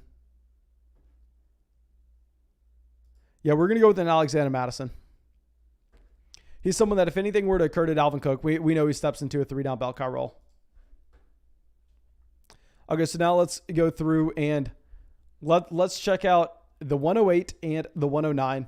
And here the 108 getting Derrick Henry. I'll say, y'all know I'm not a massive fan of drafting Derrick Henry, but if you're ever going to do it, I think that is the exact range you want to be. I mean, that is a massive fall on Derrick Henry. Most people are drafting him at 3 overall. So obviously getting him at the 8th pick is great value. And now beyond this, you actually get a DK Metcalf in the 2nd, a J.K. Dobbins in the 3rd, Mike Evans in the 4th. Metcalf in the 2nd here. Actually, I'm fine with it. For a second, for whatever reason, I thought Jonathan Taylor was in this group. No, we're fine with Metcalf. Evans in the 4th. He was on my do not draft players list, but honestly, the main reason I'm not drafting him is because he's going over Chris Godwin. And I think if Godwin's already off the board as well as Julio, fine to go with Mike Evans. Lamar at the 506, Kyle Pitts at the 606. Kyle Pitts, this is like the only spot I've drafted him as well. So you're kind of just taking the falling players here. You're taking a falling Henry. You're taking a falling Kyle Pitts, which I'm fine with. I think they're overrated with where they're going with their current ADPs. But if you're getting them at this kind of value, I think we're completely fine with that. Okay, so now beyond this, Michael Carter, Darnell Mooney, Russell Gage, Michael Thomas, another falling value into Michael Thomas, Rashad Bateman. I think this is probably too early on Bateman. Just because he's missing training camp. I mean, he's missing training camp. He's going to miss the first couple weeks of the season as well. He's missing the preseason. I don't know what the role looks like for Bateman when he comes back. I would be a little bit concerned about drafting Rashad Bateman in the 11th. Singletary, I really like in the 12th. I like J.D. McKissick in the 13th. So this is your first underdog draft as well. So let's look at your overall construction. I'm sorry that we're spending so much time on it. So I'll say when you draft 6 running backs and you go Henry, Dobbins, Carter, Singletary, McKissick. Actually, I'm sorry. You've only drafted 5 running backs. I'd probably cap it off at 5 here. If you really like the value of another one, you could go out there and get him. I would say that I think you're solid at 5, but if there's a value that you see, I think you could get one more running back on this team. You get a Lamar at the 508. When you draft the Lamar, you can only draft 2 total quarterbacks. At receiver, Metcalf, Evans, Darnell, Gage, Thomas, Bateman. This is a very strong team for this being your first underdog draft. That's a very strong team for that being your first underdog draft. Okay, so let's look at the next team. Let's look at Big Daddy right here. And here you took Kelsey at the 109. Love the Kelsey pick. Love the Hopkins pick. Swift at the 309's value. Julio versus Mike Evans is very close for me here. Very close. Jerry Jeudy at the 509. I'm not sure I agree with Jerry Jeudy. I actually definitely don't agree with Jerry Jeudy because if we look at this, you pass up on a Javonte Williams and a Kareem Hunt. More importantly, you pass on a Kareem Hunt. You also pass on a Robbie Anderson.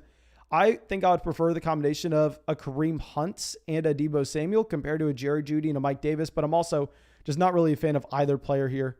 Russell Wilson at the 7-9. Raheem Mostert, Devontae Parker. What's up with Mostert?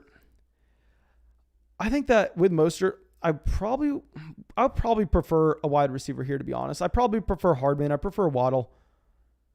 Parker, Pittman, Edwards, Fields, fine with all those picks. Randall Cobb, T.Y. Hilton. I really like how you ended the draft. I think my only picks that I have a problem with are going to be Raheem Mostert and this combination of guys that you got for the 5-6 turn.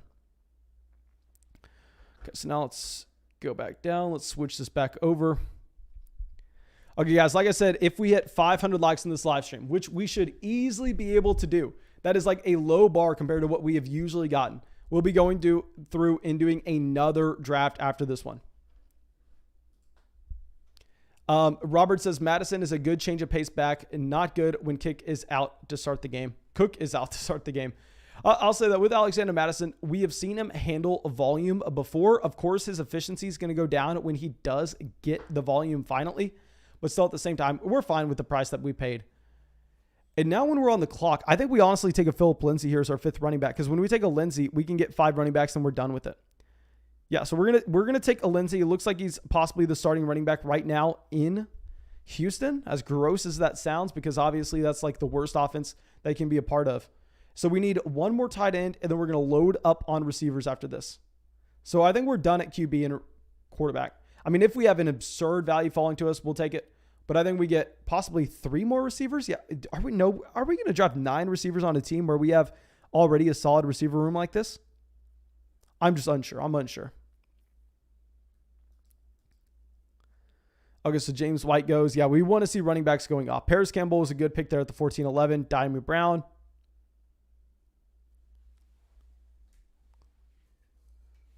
Okay, so now with this next pick,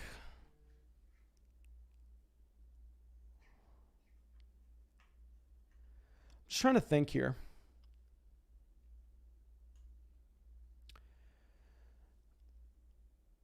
I think, do we just go with our guy, KJ Hamler?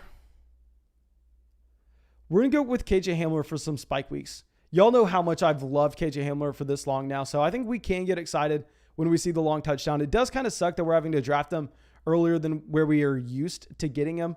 And that's one big thing that I have to get over, is when we're so used to getting a player like in the 18th, 17th round that I love the value. And if he moves up into the 14th, 15th, a lot of times I'm kind of like done drafting him because I'm like, oh, we've gotten enough of them in the 18th, 17th.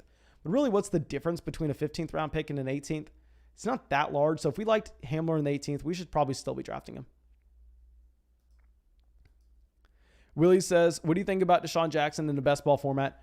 I am a lot more bearish on a Deshaun Jackson than most people. I understand the thought process, but at the same time, Jackson's very old, and we have yet to see him really be able to piece together. I mean, when's the last time Deshaun Jackson has had a spike week even? Let me look this up. I think more people are chasing the name with Deshaun Jackson than what has actually happened over the past few years, because we also have to acknowledge that when a player gets hurt like that, then if a player is consistently getting hurt and we're expecting him to miss like 12 games this upcoming season, he's kind of toast. So can anybody take a guess on when the last time Deshaun Jackson had 50 receptions was? Okay, I'm not even going to wait for you all to guess. It was 2017. Deshaun Jackson over the past 2 years has totaled 23 receptions. And I know he's going to be very, very efficient with the receptions that he has, of course, because he's going to have an extremely high average depth of target. But still, at the same time, 23 receptions the past 2 years. Deshaun Jackson, I think we can safely say that he is injury prone at this point. This is wide receiver, I believe, 34 years old. Let me look it up just so I can confirm. We looked this up the other day on a live stream. Yeah, 34 years old, going to be 35 this season. Deshaun Jackson, I do not like him in a format where you do not have access to a waiver wire.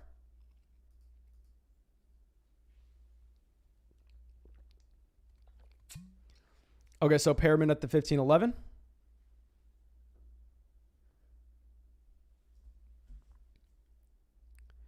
Mark says, I know you say we should be chasing volume in fantasy, but don't you think Kyle Pitts will get any? I'll say that I think Kyle Pitts, I understand a lot of people are just going through and they're assuming that the Atlanta Falcons offense is going to be as pass happy this season as they've been over the past few, because the Atlanta Falcons have been near the top of the NFL with the amount of pass attempts that you've actually seen. But the problem is with Atlanta is that this is a team seeing so many changes with their situation. You've obviously had the drop-off in efficiency from a Matt Ryan over the past few years. And at the same time, you have Arthur Smith coming over from Tennessee. Obviously, Arthur Smith in Tennessee ran the ball. And I'm not saying they're going to do that because, this is a situation where they're going from a Derrick Henry to a Mike Davis. So I don't think Arthur Smith is going to be wanting to be that run heavy. But I think we're going to find that maybe they slow the pace of play down slightly, which is going to drive down the passing volume. At least that's what I would imagine, because I think without Julio Jones, they're probably a little less willing to go out there and sling the ball as they've done before. So yeah, I don't necessarily think the overall passing volume is going to be there. Like if we knew that Atlanta was for sure going to be top 3, top 5 in the NFL in passing targets and passing attempts again this upcoming season, then yes, I will be fine with a Kyle Pitts. I'll be completely fine getting a Kyle Pitts if we knew the Atlanta Falcons for sure were top 5 passing offense in terms of their passing attempts this season, because then the volume would be there. But I don't know if we can say that with certainty, and that's the problem. Okay, so now let's pull this up. Probably not looking QB or running back. Let's slide this over, see if we're going to be looking at a receiver or a tight end. Now, honestly, there are a couple tight ends that I like in this range, and if we look at the teams right before us, they all have, they all have 2 tight ends. So we possibly actually get whoever we like falling to us. Now, we have to avoid the bye week 6 for our tight end. That's what Kittle has. Okay, so Daniel Jones goes to the 1608. That's perfect for us. And John Brown, just a massive faller now that it's clear that he is only playing in 3 wide receiver sets for Las Vegas. Here's Deshaun Jackson, someone we just got done talking about. The only time I taken Deshaun Jackson in any of these leagues, I think I drafted him in one league when we got him at the very end of the 20th round. Now we're going to get one of my favorite just freebie tight ends in Austin Hooper. I'm going to be drafting Hooper a ton this season. Just cheap volume.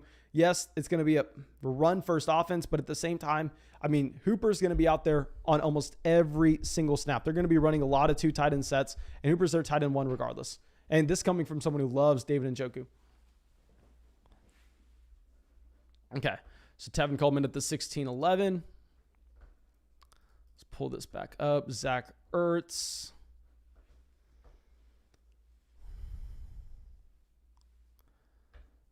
Okay, now I think we're done at receiver. We could go with another running back in this league if we really wanted to. Because our receivers, we're done at tight end. And our receivers are Adams, Higgins, Sutton, Jarvis, Hollywood Brown, Marquez Callaway, KJ Hamler. Interesting. I think we could potentially go with the running back. If we were going to go with the running back, it'd be Darrington Evans. A receiver that I've been drafting consistently is actually Nico Collins. But John Brown, while he's falling, I think we kind of just have to take him here, even if he's only playing in 3 wide receiver sets. If anything were to happen to a Henry Ruggs or a Bryan Edwards, he would slide in and be playing almost every single snap for them, seeing a decent amount of targets. We're getting him 13 picks behind his ADP. So we're going to take John Brown in the second to last round. Okay, so this is the top of the draft board for anybody just now coming into the live stream. And I want to remind everyone, guys, if we hit 60 more likes, if we hit 500 likes in this live stream, we will be going through and doing another draft after this one. So make sure you go down there. Make sure you drop that like. Let me go down. And Willie says, you're going to get Deshaun Jackson in the 18th round now. I don't think so. I think once we take a John Brown here, I may be looking running back, to be honest. It's something that, like, I think fringe decisions like this may not seem like that big of a deal, but in reality, I think they are pretty important. If you're going to be determining your win rate, I think these guys that you're getting at the very bottom of your roster are going to be really, really important. Okay. PD says, thoughts on Jamar Chase. I was naming him my number one avoid player just a month ago when he was going in the middle of the fourth. He was going a round ahead of T. Higgins. Now that he's falling in drafts slightly, I think that it's honestly a price that I would probably be a little bit more willing to go out there and pay.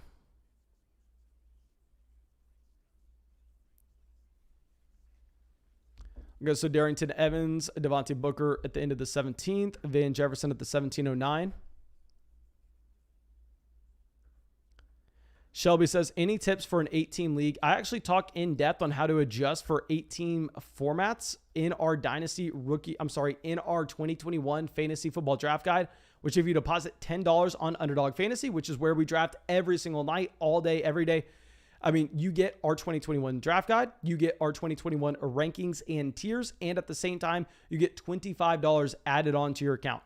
So definitely make sure you take advantage of that. Make sure you go out there and grab that guide. And I talk in depth on how to adjust for your specific fantasy football format. If you add a flex, if you take away a flex, if you add a starting wide receiver slot, if you make it half PPR, if you make it full PPR, if it's a 14-team league, 10-team league, super flex, tight end premium, literally anything you can imagine. I talk about how you want to be altering your roster construction and your draft strategy around that. So definitely make sure you go out there and get that draft guide. And all it costs you is for you to take the 5 minutes out of your day to sign up for Underdog Fantasy, deposit $10, go get your $25 bonus, get our draft guide, get our rankings. So yes, I would definitely say if you want to hear more about how an 8-team league affects that, I would. Now, JB Pat says Harrison Bryant over Austin Hooper. I can't get behind it. I know Bryant was surprising his rookie season. I mean, I did not expect I believe, was he a 4th round draft pick? Maybe even a 5th round draft pick out of a tiny school in Florida to come out and get snaps right away over both David Njoku and Austin Hooper. I mean, they were both healthy whenever he was getting usage, particularly in the red zone. So that is very surprising. I will admit that. Okay. So we have some more receivers going off the board, making it a little more likely that we end up going with the running back here, which of course, not necessarily excited to do, to be honest. Jan says he feels like he is killing those puppy drafts. My man, the puppy drafts you sent me earlier today on Twitter, you definitely killed. Cam says, Mason, so I can't get the 25 if I've already deposited, right? Yeah, guys, it's only for first-time players on Underdog. It's only for first-time players. Okay, so now let's pull this up. It looks like Kenneth Gainwell. I mean, I haven't drafted him at all.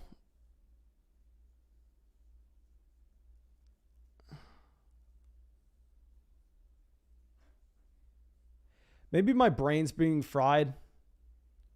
But I think we're actually just going to get a Jared Goff. Just in case. That was such a bad pick. That was called a panic pick. That's a classic panic pick. That was really bad. And okay, my dudes, let's see how many likes we got on the stream. Okay, if we get 40 more likes in the live stream right now, we will be going through. We'll be setting up another draft to do. We'll vote on what size of a buy-in y'all want. Let me go through and see. Aaron says, don't ask me how, but I have Christian McCaffrey on 16.3% of my teams out of 43 drafts on Underdog. You got Christian McCaffrey, and that means you've gotten the 101, literally 1 out of 6 times. You've gotten the 101 twice compared to what you should have gotten it. That is crazy. Jayan says he's trying to get that to that 200,000. My man, aren't we all? That's what, Jayan, what would you do with that 200,000 if you won 200,000 on Underdog Fantasy? That would be ridiculous. And can you imagine, like, people go like, oh, how'd you win again? Oh, fantasy football. I'm just that good at fantasy football, you know? Oh, you play fantasy football? Well, did I tell you I've won $1 million with fantasy football? Did I tell you I won $200,000 with fantasy football? That's what I'm trying to get to. I'm trying to get to the point where I can just go up and say, hey, have you heard of Underdog Fantasy? Did you know that they did $1 million contest for the best fantasy football players in the world, and I won it, and I won $1 million? That's what I want. That's what I want. Andrew says, Mason, do $1 million draft for us. Let me see how many Twitter DMs I currently have for people wanting the draft guide. Because like I said, guys, after this live stream, I go through and everybody shot me that DM. They used promo code FLOCK on Underdog Fantasy, made a $10 deposit. I'm sending out a bajillion draft guides. So let me go through and let me see exactly how many I have to send out, because it does take a considerable amount of time.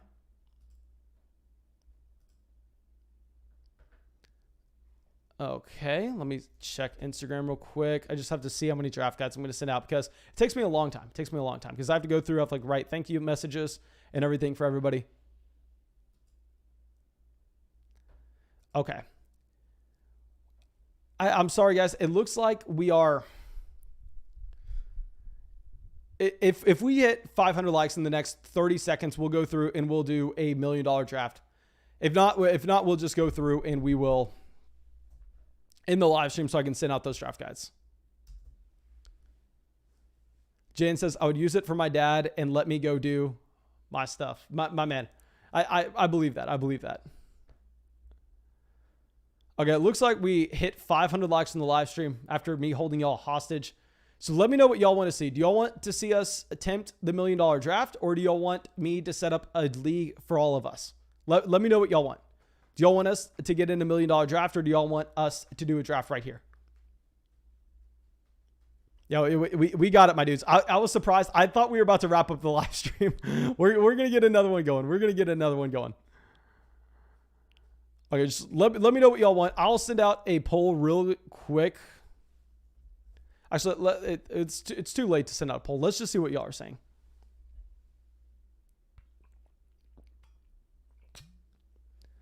The problem with the $1 million draft is I kind of have to...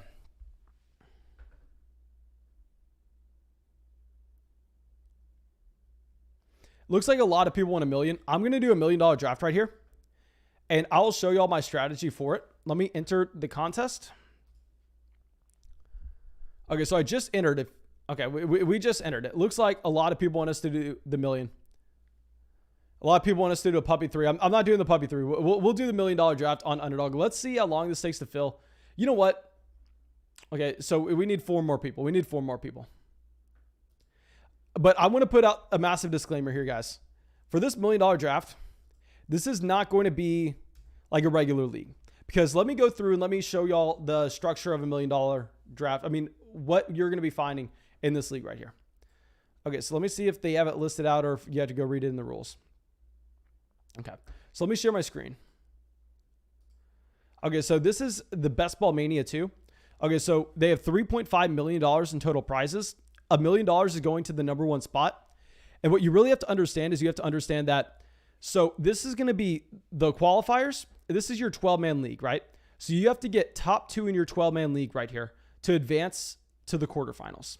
So if you're one of the top 2 teams in the qualifiers, then you're going to the quarterfinals. And then you're going to be put in the quarterfinals in an 18-man pool. So you're going to be in an 18-man league for just 1 week. And then if you're one of the 2 highest scoring teams there, then you're going to advance to the semifinals, where there you're going to be placed in an 18-man pool. If you were the highest scoring team in the 18-man pool, then you advance to the championship. And then here, this is where you have a chance to win the serious money. Like, let me scroll up, show you all the prizes at the very top. You got $1 million at first, $250,000 to second, about $200,000 for third, $100,000 for fourth, and then obviously so on, scrolling down. But what you have to do here is, because there are going to be so many teams, is you have to build a unique team. Okay. So picks I'm going to make here, I will verbalize why I'm going through and why I'm making certain picks at certain selections. Jayen actually got in this draft. Jayen's going to be at the 101. But I will verbalize what we are doing. And I want y'all to know that this is not a regular league. This is not your 12-man league that you're just going to go out. You're going to be making sure that you have a nice balance of floor and ceiling. So we could go crazy here. We may go crazy and understand that a big part of this contest is creating a unique team. We actually have Davante Adams at the 103. Okay, so maybe this is a wide receiver heavy room. Maybe this is a wide receiver heavy room. We'll see what happens. Aaron says 2-4-10 2 is the build. I think it's the build if you can pull it off. I don't think you can force it though, to be honest. So if you want to go through and if you want to have a shot at the $1 million, I'm going to be completely honest. These are the drafts I do all day. I just sit here and I'm in the $1 million rooms all day. Like if you join one of these drafts at like 3 p.m. on a Tuesday, you're going to see Fantasy Flock in here. You're going to be going up against me. You'll see my little username. Now, if you want to join one of these, I'll say it's a $25 buy-in. And what's great is when you use promo code FLOCK on Underdog Fantasy, and my God, this is what I am talking about. These public leagues are so soft. Patrick Mahomes here at the 106. Guys, it's free money on Underdog Fantasy right now. This is why I've been begging y'all to go out there, because when you use promo code FLOCK, it helps the channel. And at the same time, you can go and you can win this money. People are not good at fantasy drafts in these public leagues. I know in the Flock leagues, people are pretty dang good, so it looks competitive. But you get in these regular drafts, people do some dumb things. So now we're going to be on the clock. We're taking Tyreek Hill here. We are not going to have the chance to obviously stack Patrick Mahomes later on because he goes in the first, but it doesn't matter. We're taking Tyreek. And JN says, time to murder the draft. Also, someone took Devin Duvernay at the 18-10 in my other puppy. I'm so proud. My man, that is big. That is big. Okay. So Calvin Ridley at the 111. Okay, so I want to... I just really want to place the emphasis, guys. If you have not deposited $10 on Underdog Fantasy, if you are not taking a shot at the million, if you're not taking a shot at the 200,000, you're literally getting paid $25 to go through and use promo code FLOCK. You help out the channel so much. Make sure you go and take advantage of that. Please do so. And I am freaking pissed. I wanted Jonathan Taylor there so bad. I wanted Jonathan Taylor for a multitude of reasons. So if we're trying to build a unique team here, actually, I think at this point, we really don't have that many chances to build a unique team. I think we're still just trying to take best player available, because you can't just necessarily reach on guys like a George Kittle way down here, go, oh, okay, I'm going to take him at the 203, and I'm going to be the only team who ended up taking him there. Well, yeah, then the other teams who ended up having him fall to the 310, then they're just going to be crushing you because they got another player at the very top of the draft that you didn't have access to. So, yeah, we're going to go with the combination of Tyreek Hill, Austin Eckler. I'm so pissed that Taylor didn't fall to us because there were a lot of drafts in this contest that happened months ago. And if you have to remember, before the Carson Wentz and before the Quentin Nelson injury, Jonathan Taylor was actually a first-round pick. So in 99% of leagues, at least in just say about 70% of formats, no team even had a chance to draft Tyreek in the first and then Jonathan Taylor in the second. So it would have 100% been an extremely unique build. But yeah, we don't have that option here. So we're going to go Tyreek, Austin Eckler, and I hate seeing Taylor at the 202. And guys, this is what I'm saying. Y'all have to use promo code FLOCK. Get the $25 added to your account. Get my draft guide. Get my rankings. It helps out the channel tremendously, and go up against these people who have no idea what they're doing with a Patrick Mahomes at the 106. Yeah, so I'll say definitely take those shots.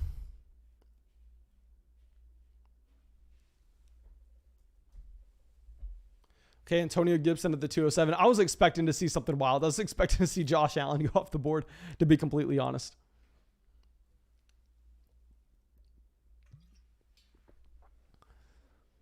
Okay, so DK Metcalf here at the 208. And one thing, I don't want to be streaming these $1 million drafts with y'all because I don't want y'all to be getting in them, if that makes sense. Like, I don't want to be drafting against y'all. I would rather be drafting against random people in the lobby. And that's why I really haven't been streaming them, because you only get 150 entries into this. And I've been considering possibly maxing it out. And I don't want to be drafting like with people like JN, where I know JN's not going to make that many mistakes. I want to be drafting with as many G-laws as humanly possible. So maybe I'll do a stream tomorrow night where we just do the $1 million drafts, but I do not want y'all to be joining them with me, to be honest. I really don't. Maybe we'll do like a big dog or something. We'll do like a $250 draft. Clutch Cow says, Mason, I had a guy take Flacco, Mariota, and Todd Gurley in my puppy 3 draft. That's what I'm saying, guys. People are bad in these leagues. People are very bad. Darren Waller at the 212. And JN, I want you in the chat. Obviously, do not make a donation to tell me this, but when we get about 10 rounds in, I want you to let me know how you're making your team unique. Like, what about your team is going to make it stand out from the other teams once we get to the tournament? So I will say, I think not that many teams are going to have to start CMC, Darren Waller, Joe Mixon. I mean, Mixon fall into the third very rarely does happen. Now, I'll say in a lot of leagues like this, at least in the public lobbies, you're going to find people kind of skew a little more wide receiver heavy. So I actually almost considered going with the Tyreek Hill and DeAndre Hopkins to start this draft. I've actually done that a lot.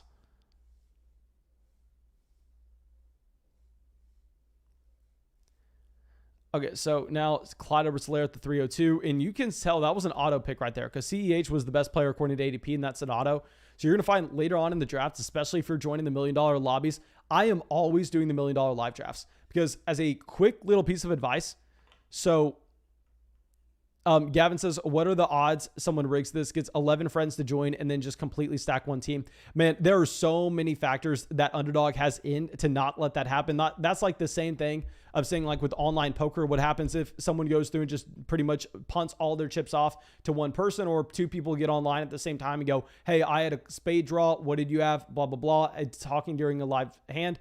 I mean, there are so many things that they have in the algorithm to detect fraudulent behavior that wouldn't happen. Like if there were like 3 or 4 teams in one draft that all went with quarterbacks in the first round, that's getting flagged ASAP. And you have to keep in mind, Underdog verifies your identity when you join, so you don't really have to worry about that much. A David Montgomery at the 304.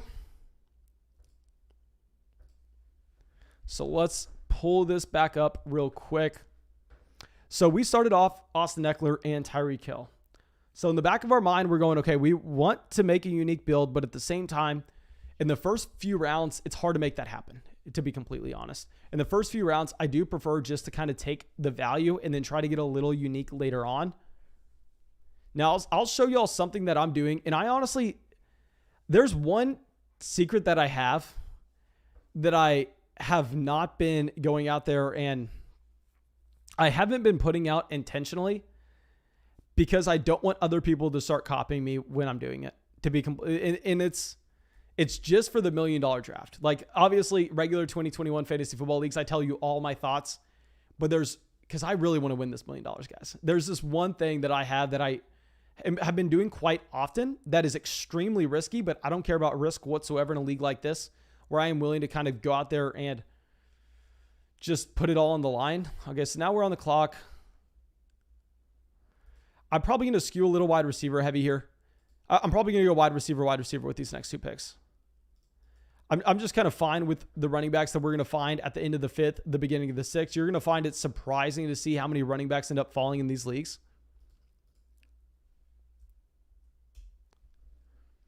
Okay, so after Amari at the 310, we're probably going to be going with like a Chris Godwin, I'd imagine, at the 403. We'll see. I bet we go with Amari at the 403. Dana White says, what does ADP stand for? ADP stands for average draft position, where a player gets drafted on average. And guys, if y'all are wanting to see me do $1 million drafts tomorrow, make sure you subscribe to the channel. Hit the bell next to the subscribe button so you can come out. You can hang out in the live chat with me. You can tell me how dumb my picks are. So here we probably, after saying we're going to go back-to-back receiver, I think we do kind of consider Swift. Now, how many combinations of teams do we think are going to have Eckler, Hill, Amari, DeAndre Swift? Honestly, probably a lot. I don't think that's very unique whatsoever. We could set up Swift here, and then what we could potentially do is if we have 2 running backs that we like falling to us at the end of the 5th, the beginning of the 6th, then we could potentially go running back here and only have a team where we have to build around 4 guys and make it a very hyper fragile build. That's a strategy that people have been implementing in the $1 million drafts a lot. And then just drafting a ton of receivers. It's going to mainly be dependent on how many quarterbacks and how many tight ends we need to roster. But yeah, I think we go Swift there. We go Swift. Steven says Amari Cooper over Robert Woods ? So the thing is with Amari, we also have to understand that this is a player that was going later on in drafts. I mean, he was going, I don't want to dive into it. Okay. We have to draft this team a little differently than we would in a regular 12-man league. And I think we can say based on the talent profile of an Amari Cooper, he probably has a higher ceiling than a Robert Woods. So Sanders at the 405. I mean, seeing Sanders at the 405 does make me like this DeAndre Swift pick a lot more. The player that I would have taken if we didn't take DeAndre Swift would have been Chris Godwin. Kyle Pitts at the 407. So this team is going to just be behind the 8 ball at receiver. It is dangerous to get behind at receiver in one of these leagues. Like in the $1 million drafts, it is so hard if you get behind at receiver. And also, guys, if you have not dropped a like on the video, make sure you go down there, drop that like. It helps us out significantly. And yeah, we'll do some $1 million drafts tomorrow. We'll do some $1 million drafts. And also, if you use promo code FLOCK on Underdog Fantasy, you can get in those drafts with us. You can do the drafts on your own. You can get our rankings. You can get our draft guide. You can get our tiers. You can get our Dynasty Rookie Draft Guide. You can help the channel. Underdog said if we get 10,000 signups with promo code FLOCK, that they will fly people to Tampa, Florida to go to a Tampa Bay Buccaneers game with me. They'll pay for the tickets. They'll also pay for you to go to the game.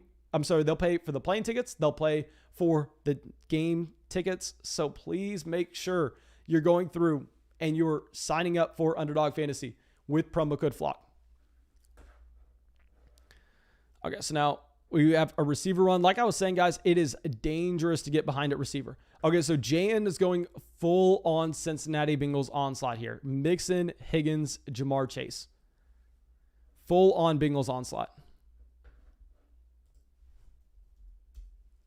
Lamar Jackson at the 502.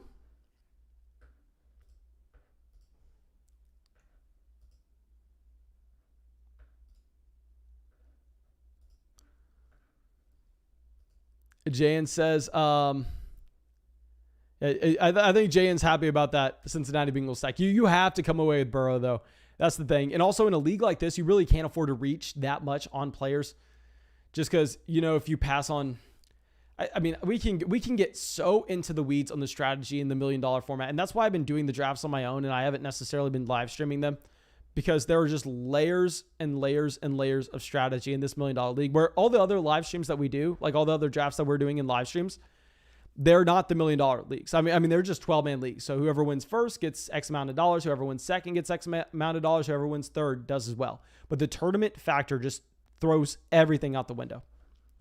So Jacobs at the 503. Chase Claypool.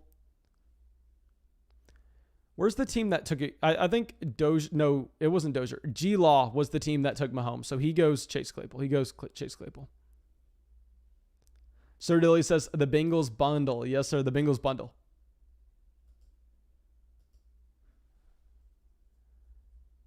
Dak at the 507.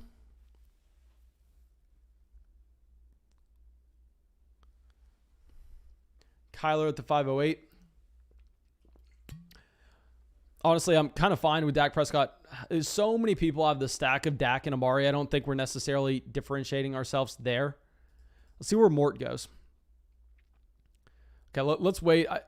Adam Thielen, thank God. We get Travis Etienne. I was really wanting Etienne on this team. So I think if we get Etienne, what we can actually do is if we get a running back that we like falling back to us in the sixth, which I bet we will, to be honest, looking at the board and knowing how these things tend to go, we're probably only going to be drafting 4 running backs, and this is how we can make sure our team's a little bit different than others. We're going to be drafting 4 running backs, and we're going to be going through and essentially making a bet that I'll show y'all in a second. We'll be making a very intriguing bet. So, Javonte Williams, Masked Enigma says, same buy as Eckler. I don't care about that whatsoever. Okay, Jerry Jeudy at the 601. Come on. Give him to us. Give him to us. TJ Hawkinson, let's go. This is what we want. And this is a running back that I've been drafting over and over and over and over and over again in these $1 million leagues. Kareem Hunt, we're drafting him knowing that we're going to get starts throughout the season. And if something were to happen to Nick Chubb during the playoff weeks, Kareem Hunt's winning us $1 million. Like literally, if Nick Chubb gets hurt week 1 and Nick Chubb tears his ACL, I'm going to be sitting on an island, sipping God knows what. I'll be sipping a drink. I'm not a big drinker, but that's because I work all the time. Who knows? Maybe if we win $1 million, we win the title of Best Ball Mania champion, then that may change. We'll be sipping on an island, sipping on something good, just relaxing, because Kareem Hunt will win us so much money. So with this build so far, you have to kind of tell yourself a story if you're going to win $1 million in this contest. What is the highest ceiling possible? With this story that we're telling ourselves that Eckler comes out, he crushes behind the improved offensive line for Los Angeles. Swift turns into Aaron Jones. He turns into Alvin Kamara. Travis Etienne, that same profile. We have a lot of pass-catching running backs in this team. And then a Kareem Hunt takes over as a 3-down feature running back, and none of these guys get hurt through the season. Then we're going to load up on so many receivers. We're going to go receiver, receiver, receiver, receiver, trying to find those random spike weeks throughout the year. Yeah. So I really like this start. I love getting 4 running backs in this $1 million contest and not drafting another one throughout the rest of it. I think that it's honestly probably ideal if you can do so at value, which I think we did.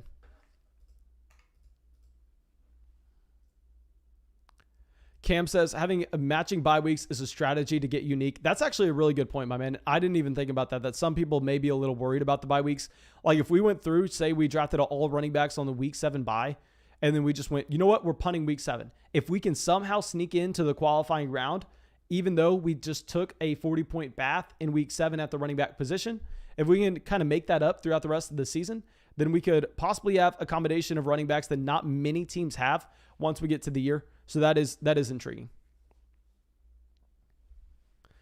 Sir Dilly says a lot of people who probably have Kareem Hunt on their team will advance as well. Yeah, and definitely. But a big thing is a lot of people that also have Kareem Hunt on their team may not necessarily only have 3 other running backs on their team. So in that scenario, when we can load up on receiver afterwards, I think we can be at an edge.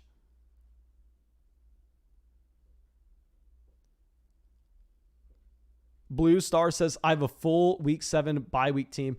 If you have a full week 7 bye week team, I think your chances of getting to the qualifying rounds probably pretty small. I don't know exactly how you're qualifying that in terms of a full team that's week 7 bye. Now, Mark Andrews does fall all the way to the 610, and this is something that I've been saying. Guys, in these $1 million drafts, I've noticed these tight ends falling a ton. I mean, these tight ends have been falling a ridiculous amount. Like earlier, so we actually, at this same exact draft position, we took a George Kittle at the 310 in one of these drafts earlier today. And then we ended up taking Mark Andrews at the beginning of the 6th. And the reasoning that I took a Mark Andrews is oh my God, this is the funniest thing ever. Because Riley does the same thing here, but he does it this is why you have to be, I know a lot of people want to say, Mason, you can't focus in on ADP. You have to ignore ADP when you're building a unique roster. You have to pay attention to it because in some instances, teams will be able to get a much better combination of players. The same exact combination of players that you may have reached on to collect. At the same time, they'll also have a guy like a Davante Adams and an AJ Brown.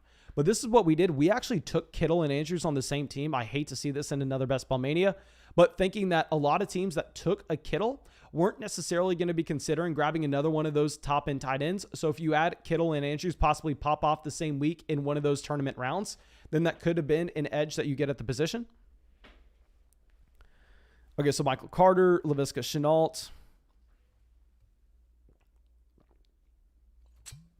And what's going to be great is if I win the $1 million, of course, I'm going to make like 1 million videos out of it.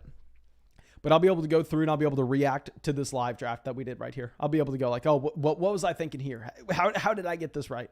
Of course, guys, the chances of this happening are so small. So small.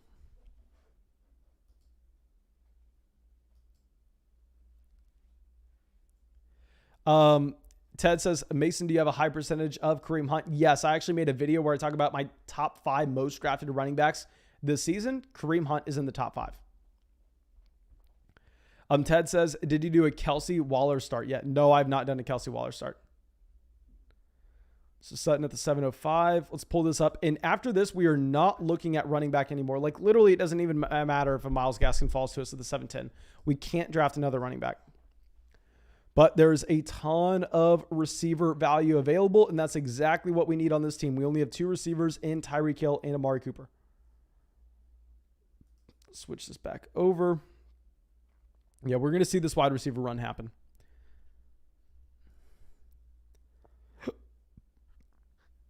Okay, Davante Smith at the 707.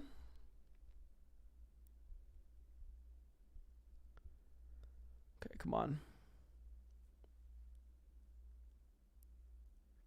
Pass on receivers. Give us as many of these receivers as possible. Take running backs. Take running backs. Take running backs. I don't know how many people in this draft are in the live stream.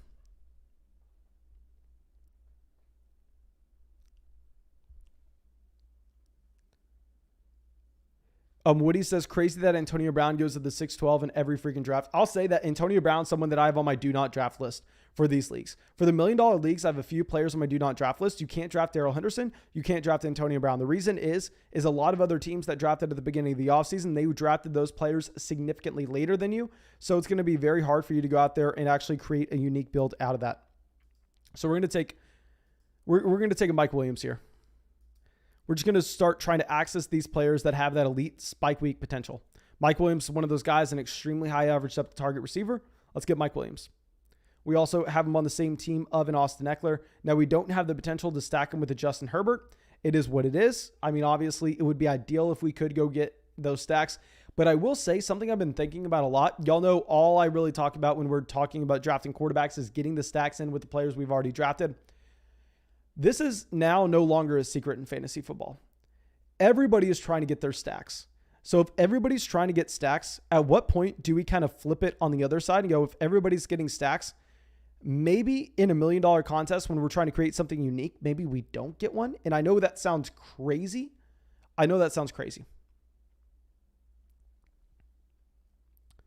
Okay, so the 803, we're going to do something that literally I hate to do. And this is why I didn't want to do $1 million draft on the live stream, because you can't treat it like a regular league. You just can't. So Michael Thomas goes. So never mind. I was going to take Michael Thomas there. I probably should have taken him in the 7th. Michael Thomas is a great pick in this format, considering a lot of other teams took him in the 3rd. So those teams are dead. So if you get to the tournament style, you'll know that you'll have less Michael Thomas there. And also that's when he'll be producing points for you. So we're going to take Will Fuller here. If I was going to draft a McCole Hardman, I think we want to be doing so on a team that we either don't have Tyreek Hill or we also have Patrick Mahomes. I think in a format like this, it would be very dumb to take both Tyreek Hill and McCole Hardman on the same roster if you did not have Mahomes. So we're going to go Will Fuller, Mike Williams to the turn, even though for this specific $1 million contest, I think Michael Thomas would be pretty good.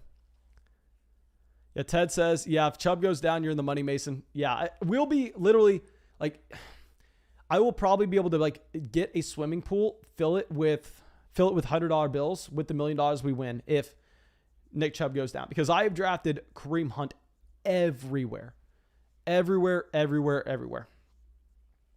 Okay. So we have Chase Edmonds going at the 806. That is fantastic with Chase Edmonds. I mean, how did Chase Edmonds fall that far? Oh my gosh. But Myles Gaskin going at the 805 as well. The thing is, we couldn't consider taking running backs there, my dudes. We simply couldn't. When we already have 4 running backs, possibly we would, looking back, hindsight is 2020. Actually, no, Kareem Hunt just has way more upside than a Chase Edmonds. I'm fine taking Hunt. I mean, Hunt's level of upside is unmatched by many players whatsoever. Really, the only guys that you can see matching it are possibly someone, I hate to say it, but someone like an A.J. Dillon. I think he could get there. And I know y'all are going to be annoyed with me for saying that. Casey says maybe once. My man, my math may not check out. Okay, so Darnell Mooney at the 809.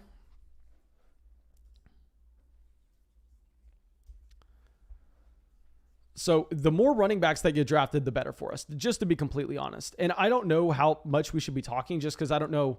We joined this league with 6 people already in here. I don't know if the other 6 that got in were due to us live streaming. I know obviously JN got in, so that's a little that's a little alarming that some people that are in the live stream could be in the draft right now. So I kind of have to be a little quiet. Steven says, you're going to be celebrating a torn ACL if Chubb goes down. I'll say, I'm going to have to like come out and I'm going to have to say on a video, like if Nick Chubb gets a serious injury, I'm going to have to come out and be like, oh no, I feel really bad for Nick Chubb.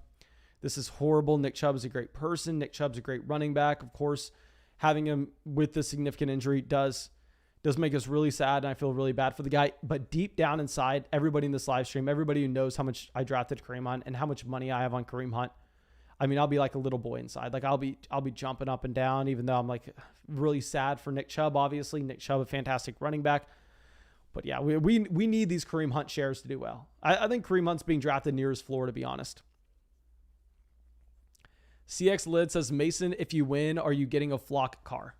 I don't know about that. I definitely wouldn't be getting like a luxury car or anything. I wouldn't be getting a luxury car.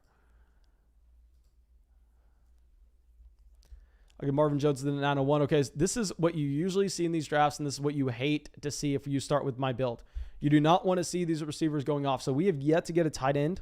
So possibly we do just go through and grab 2 tight ends if they make it back to us. But yeah, we've had a lot of wide receivers fly off the board here. A.J. Dillon does go at the 903. I think that makes a lot of sense. If we're going to be talking QBs, I do think it makes... we do still want to be getting stacks where we can. Quarterback stacks that we could have access to. Literally the only one would be a player like a Tua Tagovailoa. Now, I have said before that I actually think that in $1 million format like this, getting a sneaky stack in here with maybe a pass catching running back like a Kareem Hunt to a Baker Mayfield, or a Trevor Lawrence to a Travis Etienne, or Jared Goff to a DeAndre Swift, I actually think that would be a little intriguing. Now, Corey Davis to the 905. Ronald Jones, thank God we weren't wanting Ronald Jones. Rocker says, just joined Underdog with the flock. Hope you hit 10,000 signups. My man, thank you so much for joining Underdog Fantasy with promo code flock. We are one step closer to 10,000 signups. Like I said, guys, if we hit 10,000 signups, Underdog Fantasy is flying people down to go to a Tampa Bay Buccaneers game with me. They're hosting a Florida Flock meetup. That is awesome. And also, you get $25 when you sign up with promo code flock. You get our 2021 rankings, our 2021 draft guide. So definitely make sure you take advantage. Definitely do it. I guess Tyler Higbee at the 907.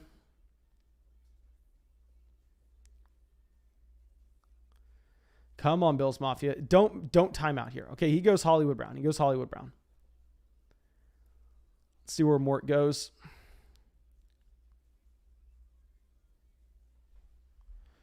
Mort has started off the draft. Rodgers, Barkley, Chubb, Robinson, A-Rob, Mike Evans, Adam Thielen, Kenny Golladay. Okay, and it looks like he is more so taking players that are falling based on their ADP. Like if I'm looking at ADP and picks. Okay, so he goes with a Brady. So we are going to get a Curtis Samuel here. And I know a lot of people are going to say, Mason, you can't just draft off ADP in this format. I'll say, guys, I mean, how many teams have been able to go through and draft a Curtis Samuel at the 9-10? I bet very, very few. And we're going to be able to get another receiver or a tight end on the way back. Now with the Samuel, he also offers us a stack potential with the Ryan Fitzmagic that we can get later on. So we're going to go with Curtis Samuel. I was just eyeing him down the entire round. Davante Parker at the 9-11. Davante Parker, I've drafted a crap ton of Davante Parker. Aaron says, so do you think the strategy is to go running back heavy in this mode, or is that just the hand that was dealt? Just the hand that was dealt. You'll see me in a lot of these drafts. Like if you're doing one of these drafts, literally at like a 3 p.m. on a random Tuesday, you'll see me in these lobbies. It's literally Fantasy Flock. I don't have any other accounts. You'll see me going out there, and there may be other drafts that I start 7 receivers in a row, like just trying to create something truly unique. So here we're going to be trying to get a Washington stack. So you better believe we're aiming for Ryan Fitzmagic later on. So we're going to get a Curtis Samuel, a Logan Thomas coming in here. Logan Thomas, a tight end that I am very excited about this upcoming season. So yeah, I think that's a no-brainer turn of events for us.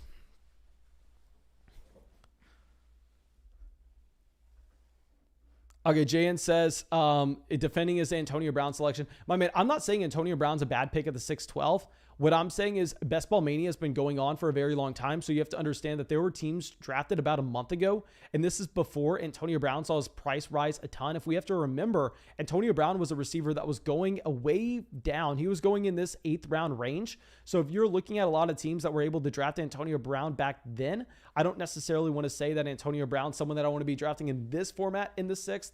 I'll say if we were drafting in a regular league, like a regular 12-man league that we did, I'm perfectly fine with Antonio Brown in that format. But it's very similar to Darrell Henderson, where Darrell Henderson, I haven't drafted him a single time in one of these leagues because the problem is there are a lot of teams that had him in the 12th round. So why am I thinking that I can create a unique team with Darrell Henderson in the 4th that's going to be better than a unique team with Darrell Henderson in the 12th? So there are just a few players that I'm looking to avoid. Like, honestly, I hate to say this because y'all know you see me in the regular leagues with y'all, and it's because it's a regular league and those are my rankings. I'm taking Davante Adams over Tyreek Hill, but in a format like this, when teams were getting Davante Adams in the 2nd round, when Aaron Rodgers, we didn't know if he was going to be in Green Bay. Then instead, I was going through, and you'll see me, if you just join a public league, I'm drafting Tyreek Hill over Aaron Rodgers here. CX Lid says, imagine if the last 2 peoples in the finals got the same exact team. If you think about how many variables there are through a fantasy football draft, it's nearly impossible for 2 teams to be the exact same. I'd say it's nearly impossible, especially with how you go through and how you're doing the separate little brackets to even get to the last round. So maybe there could be 2 teams drafted, but that doesn't mean there are 2 teams drafted that are the same. That's very, very small chance. And even if that were the case, the chances that they both get to the last round, very small. Jaden coming out with a donation. Thank you, my man. Says, tell me what you think about my team.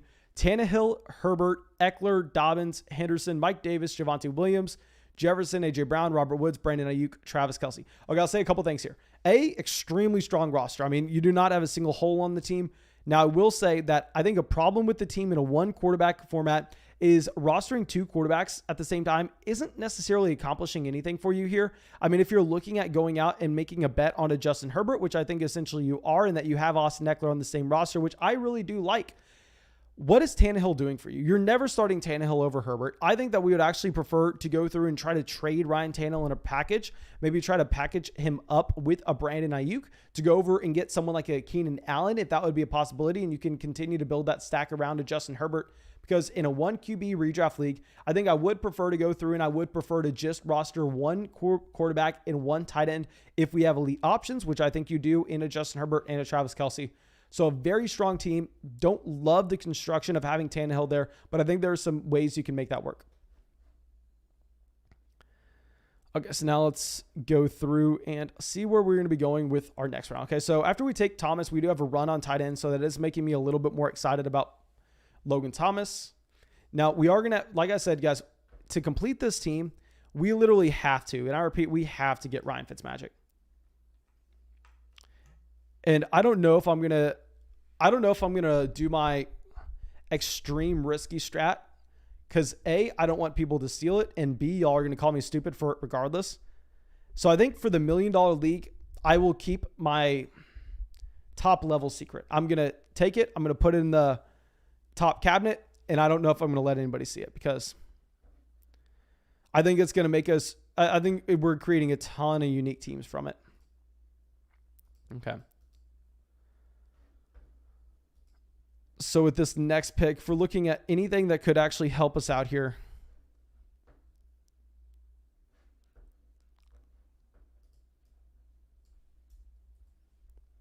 Matthew Stafford of the 1107. I'm glad Stafford's gone. I didn't even want to have to consider him.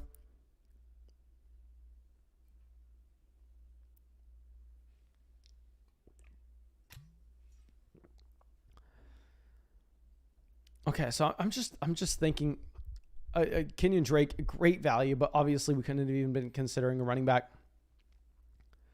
Okay, so I know what we're doing. I know what we're doing. This is going to be perfect. Mort already has Rodgers and Brady. He really can't take a third quarterback here.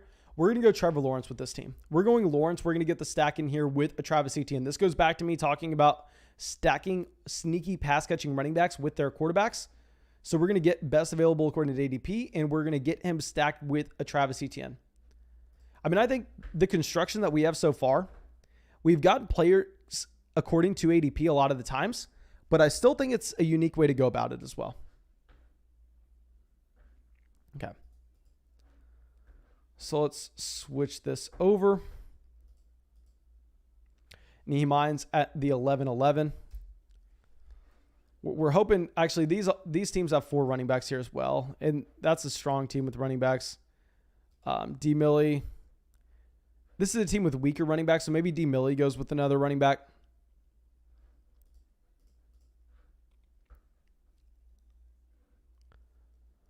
Okay, so yeah, he goes Gus Edwards. So that's nice for us. Ooh, we don't want to see that. We want to see quarterbacks.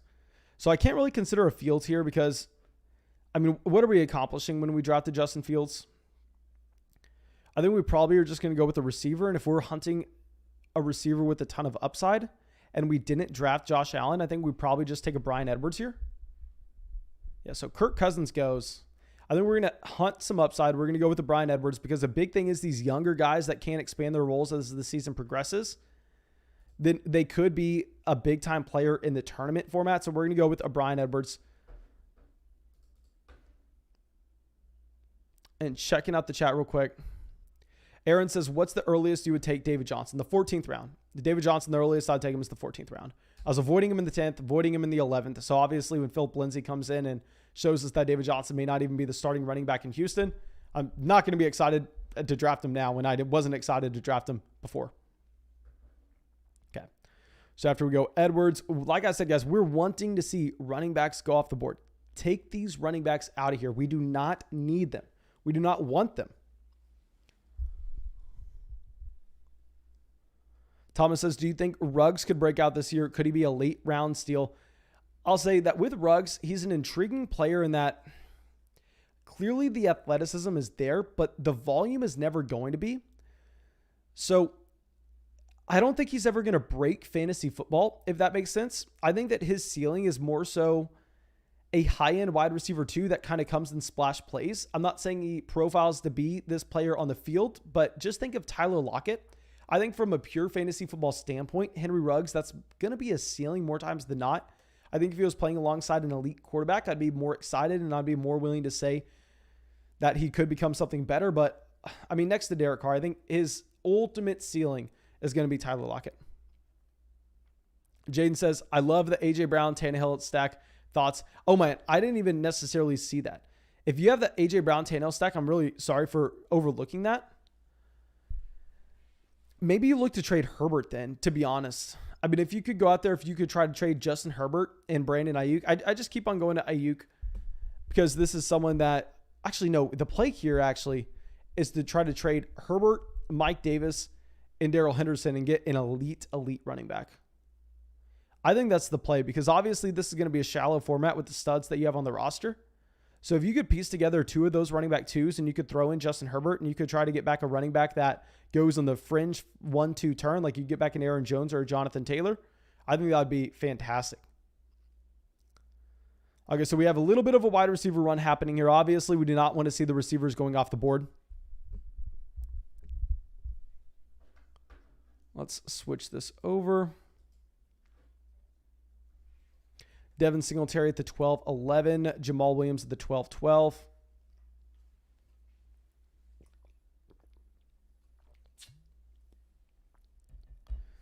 Come on. Get more of these running backs drafted. I mean, this is kind of what you see, though. Like, I don't even want to complain because in these $1 million drafts, we know it's going to happen. You know these running backs are going to fall. Like a Jamal Williams, Devin Singletary, great value at the end of the 12th, but it's honestly to be expected. And we're fine at receiver. We have 6 receivers on this team.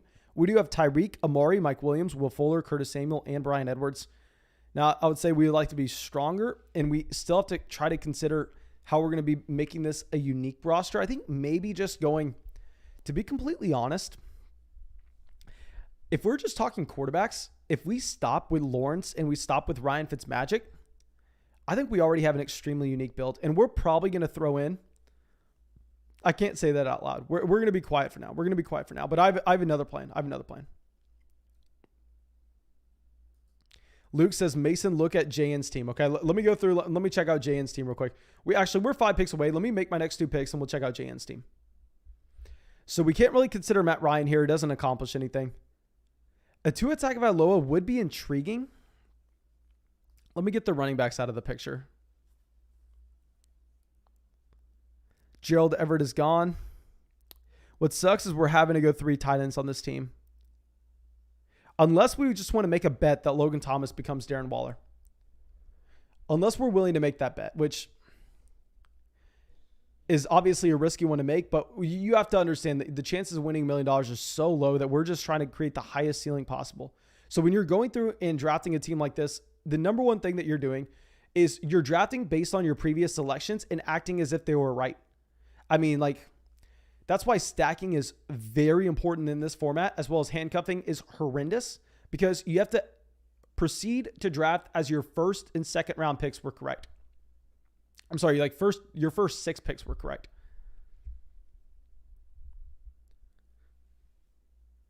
Okay, let me go through and check this out.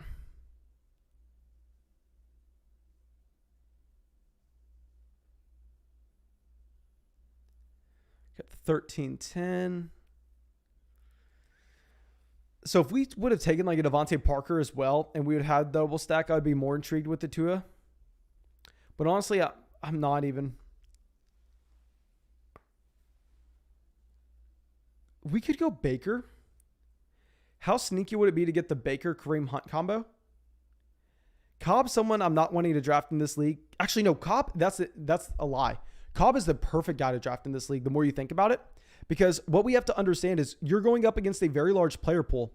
And a lot of the teams that were drafting a month ago, none of them, not a single one, drafted Randall Cobb. So half the player pool isn't going to have Cobb. So the exposure, the ownership percentage on Cobb is going to be driven down. So that's why players like Xavier Jones, who goes right before us, and Randall Cobb, I actually think that they are better picks in a league like this. So even though, yeah, he's a lot more expensive than he used to be free. He used to not be getting drafted. So I actually really do like drafting Randall Cobb. Okay. So now talking about players that have potentially fallen down. Do we go with the T.Y. Hilton with the next pick? I think we possibly go with the T.Y. Hilton.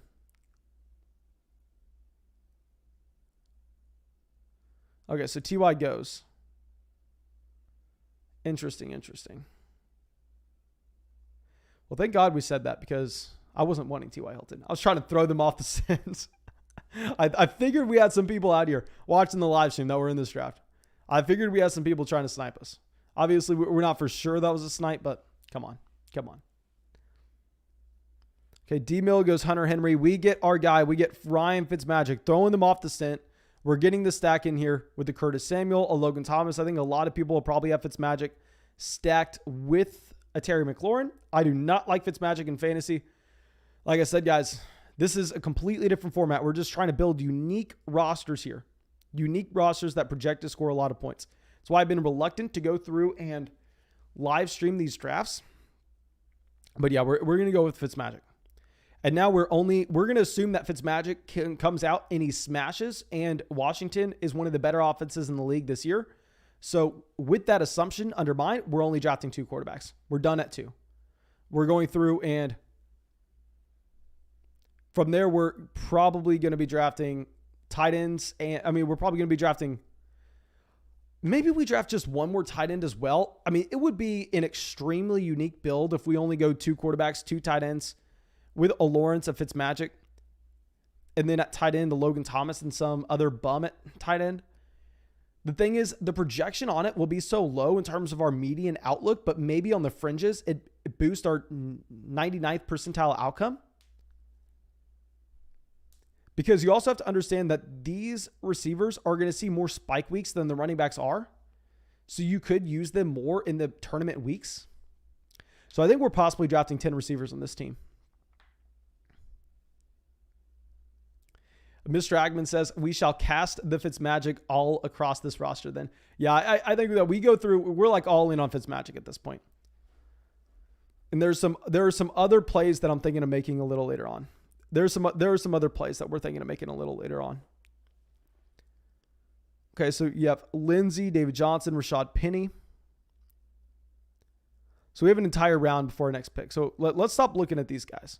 I just kind of want to see where the running backs were according to best available, to try to expect how many more of those we could expect to go off the board. Yeah, so what's great about also only drafting Fitzmagic as our last quarterback is I don't have to reveal my secret. CX Lid says, Mason is the first draft of the stream only for Patreon. Yes, the majority of the time we open up the stream, the first draft is going to be just for Patreon. Oh yeah, I forgot, guys. Let me go through. Let me look at JN's team real quick. So if we're looking at JN's team here, he goes to start the draft, CMC, Darren Waller, Joe Mixon, and then from here, Higgins, Chase, AB, Juju, Jarvis, Jones. He gets Burrow to get the ultimate stack for the Cincinnati Bengals. Mike Gesicki at tight end. And I believe he actually got Darren Waller as well. He got Darren Waller as well. Jamal Williams, Cole Beasley, Baker Mayfield. So I'll say, yeah, you're definitely done at drafting QB after Baker, and you get the Baker Jarvis stack. So that's like a perfect. I don't know if we would have done anything different with this team. I think just Antonio Brown, someone I'm wanting to avoid overall just because his price change.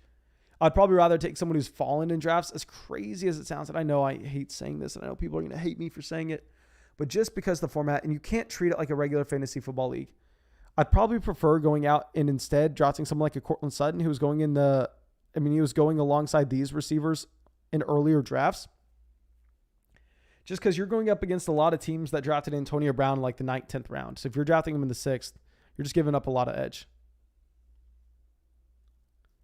Maybe I'm overthinking it. I could be completely overthinking this, my dudes. Okay, so Derek Carr at the 1502, Sterling Shepard, Giovanni Bernard. Certainly says, Mason, what do you think about drafting 2 receivers on the same team in a regular redraft league, non-best ball? Didn't that limit the ceiling? Let's say Justin Jefferson and Adam Thielen. No, sir, because what you're doing is you're just making a bet that the overall offense, I mean, if you look at correlation for wide receivers beating their ADP, it's actually surprising. But if a receiver beats their ADP on their team, just say a Justin Jefferson comes out and he crushes, it's actually more likely historically that Adam Thielen beats that ADP as well. His own ADP. And it's more so just making a bet on the offense compared to the individual player. And I know that sounds really dumb. Now, running back is the complete opposite situation because an offense can only be so productive and a running back can only get so many touches. But at receiver, we know that in overall passing offense, getting vaulted up to the next level helps everyone. I mean, imagine if you were drafting both Tyreek Hill and Travis Kelce in 2018. I mean, just think of it that way. Okay, so Gronk at the 1506. And I want to remind everyone, we are trying to win $1 million here. This is not a regular fantasy football league. This is a tournament style. Okay, so now, is our guy? No, our guy is not gone. For a second, I thought he was. Okay, so Bills Mafia up on the clock. He went with 3 QBs, Kyler, Fields, Tua. I really don't like that. I mean, he's just so behind the 8-ball wide receiver. I really like Robbie Anderson's new profile pick. Robbie Anderson looks good in this profile pick. Hopkins, Robbie, Boyd, Hollywood, Sammy Watkins. Also, drafting Hollywood and Watkins on the same team, they should play the same role. They should both be the field stretching option on that roster. Okay, so Mort, he goes KJ Hamler. Okay, so we get our guy. Bring in Fitzmagic. This is the season of Fitzmagic. After me talking so much crap about him, this is the Fitzmagic team. We're going through getting Diami Brown as our wide receiver 8. So dream scenario here. Dream scenario for this one individual roster. Terry McLaurin, significant injury. Ryan Fitzmagic says, don't care. Still going to ball. Still going to be top 5 in the NFL in passing. If that were to occur, it's over. We win. Okay, so from here, we're going to be drafting 2 more receivers, 1 more tight end.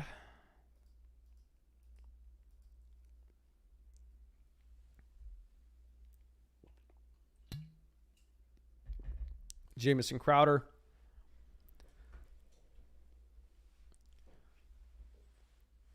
Okay, also, Zach Ertz is an appealing tight end in that earlier he was getting drafted. Yes, he was getting drafted a lot in like the 20th. In the 19th and the 18th round. But at the same time, he's also someone that's not been drafted in every single draft. So he could be intriguing for that reason.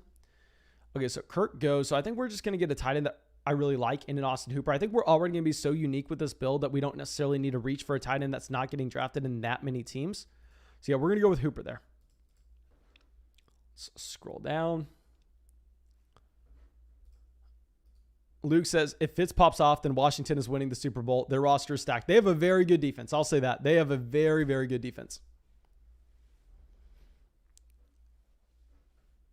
Zach Ertz at the 1604. Now we're done at tight end. I think that unless we were to have just a ridiculous value fall to us in the 17th, 18th round, we're done at tight end.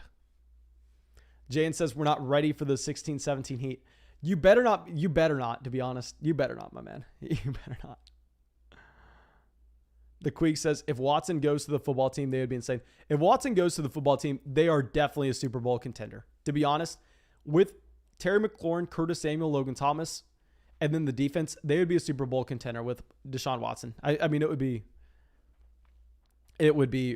what would the odds be of them winning the Super Bowl, realistically?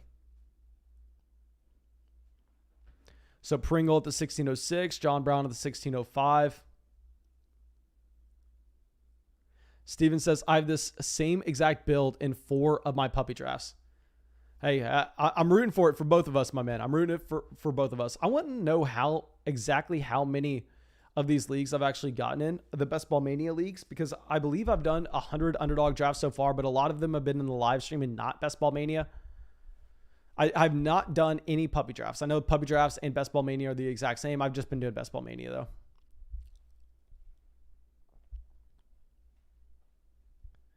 The Queek says football teams should just trade their next 4 first-round picks for Deshaun Watson.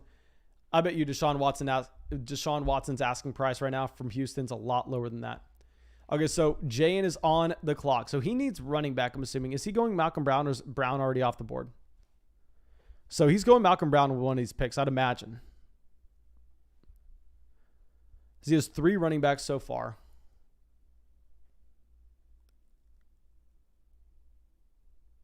Taking it down all the way to the end. Donovan Peoples-Jones, intriguing. Okay, so he gets the stack with the Baker Mayfield. And guys, anybody asking me about ranking questions down there in the chat, I will let you know one thing. If you use promo code FLOCK on Underdog Fantasy, which is where we are drafting right now, and you make a $10 deposit, you get $25 added to your account. And at the same time, you actually get my 2021 rankings, my 2021 tiers that are going to be updated all the way until the beginning of the football year. And at the same time, okay, so he goes Stevenson. And also you get my 2021 draft guide, my 2021 Dynasty rookie draft guide, hundreds of pages of information. Okay, so let's go pull that up.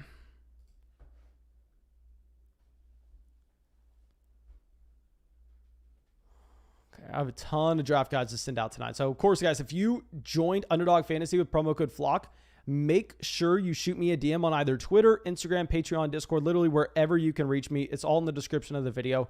And say, hey, Mason, listen here, you bum. I joined Underdog Fantasy with promo code FLOCK. Here's the email I joined with. That way I can go through and I can confirm it for you, and I can send that draft guide over ASAP. I'm literally going to be sending them out all night. I'm going to be sending them out tomorrow. I'm going to be sending them out the day after that, the day after that, the day after that, every single day.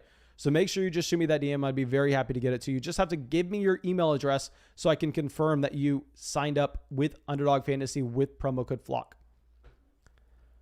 Okay, so now we're going wide receiver with these next 2 picks. So I'm very surprised to see that Jayen did not go with the Malcolm Brown, unless Brown was already gone. Okay, Jayen says Malcolm Brown got signed. Oh, okay, I'm sorry, man. I didn't even see that Malcolm Brown was there at the 16-10. Brown's a really good pick in these drafts just because Malcolm Brown didn't go in every league. Okay, so now I think we're actually going to get... So when you were going in the last few rounds, this is also something that you really need to take note of. That what's the real difference in projection between a Darius Slayton and someone down here like a N'Keal Harry, Rashad Higgins? Like, if we just go through, all these receivers are kind of similar, like a Tutu Atwell as well. But the difference is the guys at the very top here are going to be owned in almost every single league. The guys here are going to be owned in no leagues. So if we're trying to build a unique roster, the easiest way you can build a unique roster is just scrolling down and avoiding these guys. And I know their names stick out like a sore thumb. I know you really want to go draft a Dwayne Eskridge, a Kadarius Toney. Trust me, I have done it in a ton of my own leagues. But I think we want to scroll down slightly further, and we instead want to be drafting guys that aren't necessarily going to be popping up on as many teams. Mort only drafted 5 receivers so far. Yeah, Mort just has a dead team here. I'm sorry to say that, but that team is dead. Quez Watkins as your 6th receiver in this format. You have no shot. Now, we're going to be taking Colin Johnson. We're going to be getting the stack with Trevor Lawrence and Travis Etienne. Also, Colin Johnson, a player that should be very, very, very low owned in these formats. So, yeah, we like the Colin Johnson pick for a multitude of reasons. We get a stack, and at the same time, we increase the uniqueness of our roster. That's exactly what I'm trying to accomplish here.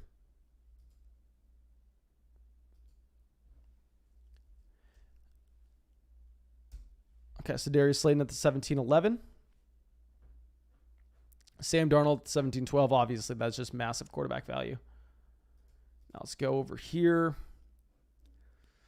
Just looking at receivers, and we're going to be scrolling down, and there's one receiver that I'm drafting over and over again. Let's take someone else. Let's take someone I have not drafted that often. We'll do this just for JN. Devin Duvernay incoming. This will be the Colin Johnson, Devin Duvernay team, my man. I know you're probably hoping on one of these. JN says, you bastard. Yeah, we're going to go Devin Duvernay with this next pick. I think that, like, in the leagues that we're doing, like, that are closed leagues, then Devin Duvernay has no real appeal there. Like, you're never taking Devin Duvernay over someone like a Kadarius Toney or Dwayne Eskridge. But considering that he's not going to be owned in really any of these, we're going to take Duvernay. And that should be it for this draft. Let me show you all the top of the draft board. I will go down. We'll hang out at the bottom for a while. But But guys, if you have yet to drop a like on the video, make sure you do so. If you have yet to subscribe to the channel, make sure you do that as well. We are live streaming every single night, real money fantasy football drafts. Nobody else is going out putting out real money like we are. So make sure you subscribe.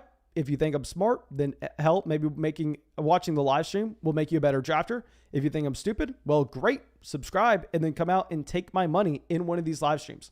It's a win-win regardless of what you think about the stream. Ty Montgomery at the 1806. That's the first pick I've ever seen of Ty Montgomery. That's also the team that took Mahomes, right? No, that's not the team that took Mahomes. Never mind. Jayan says I didn't snipe him on the last pick.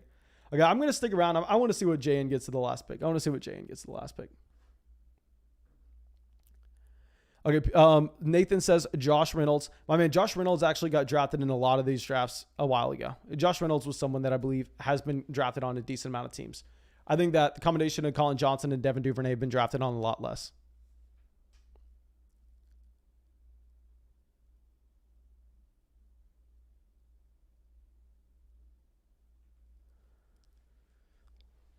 So we had these running backs going.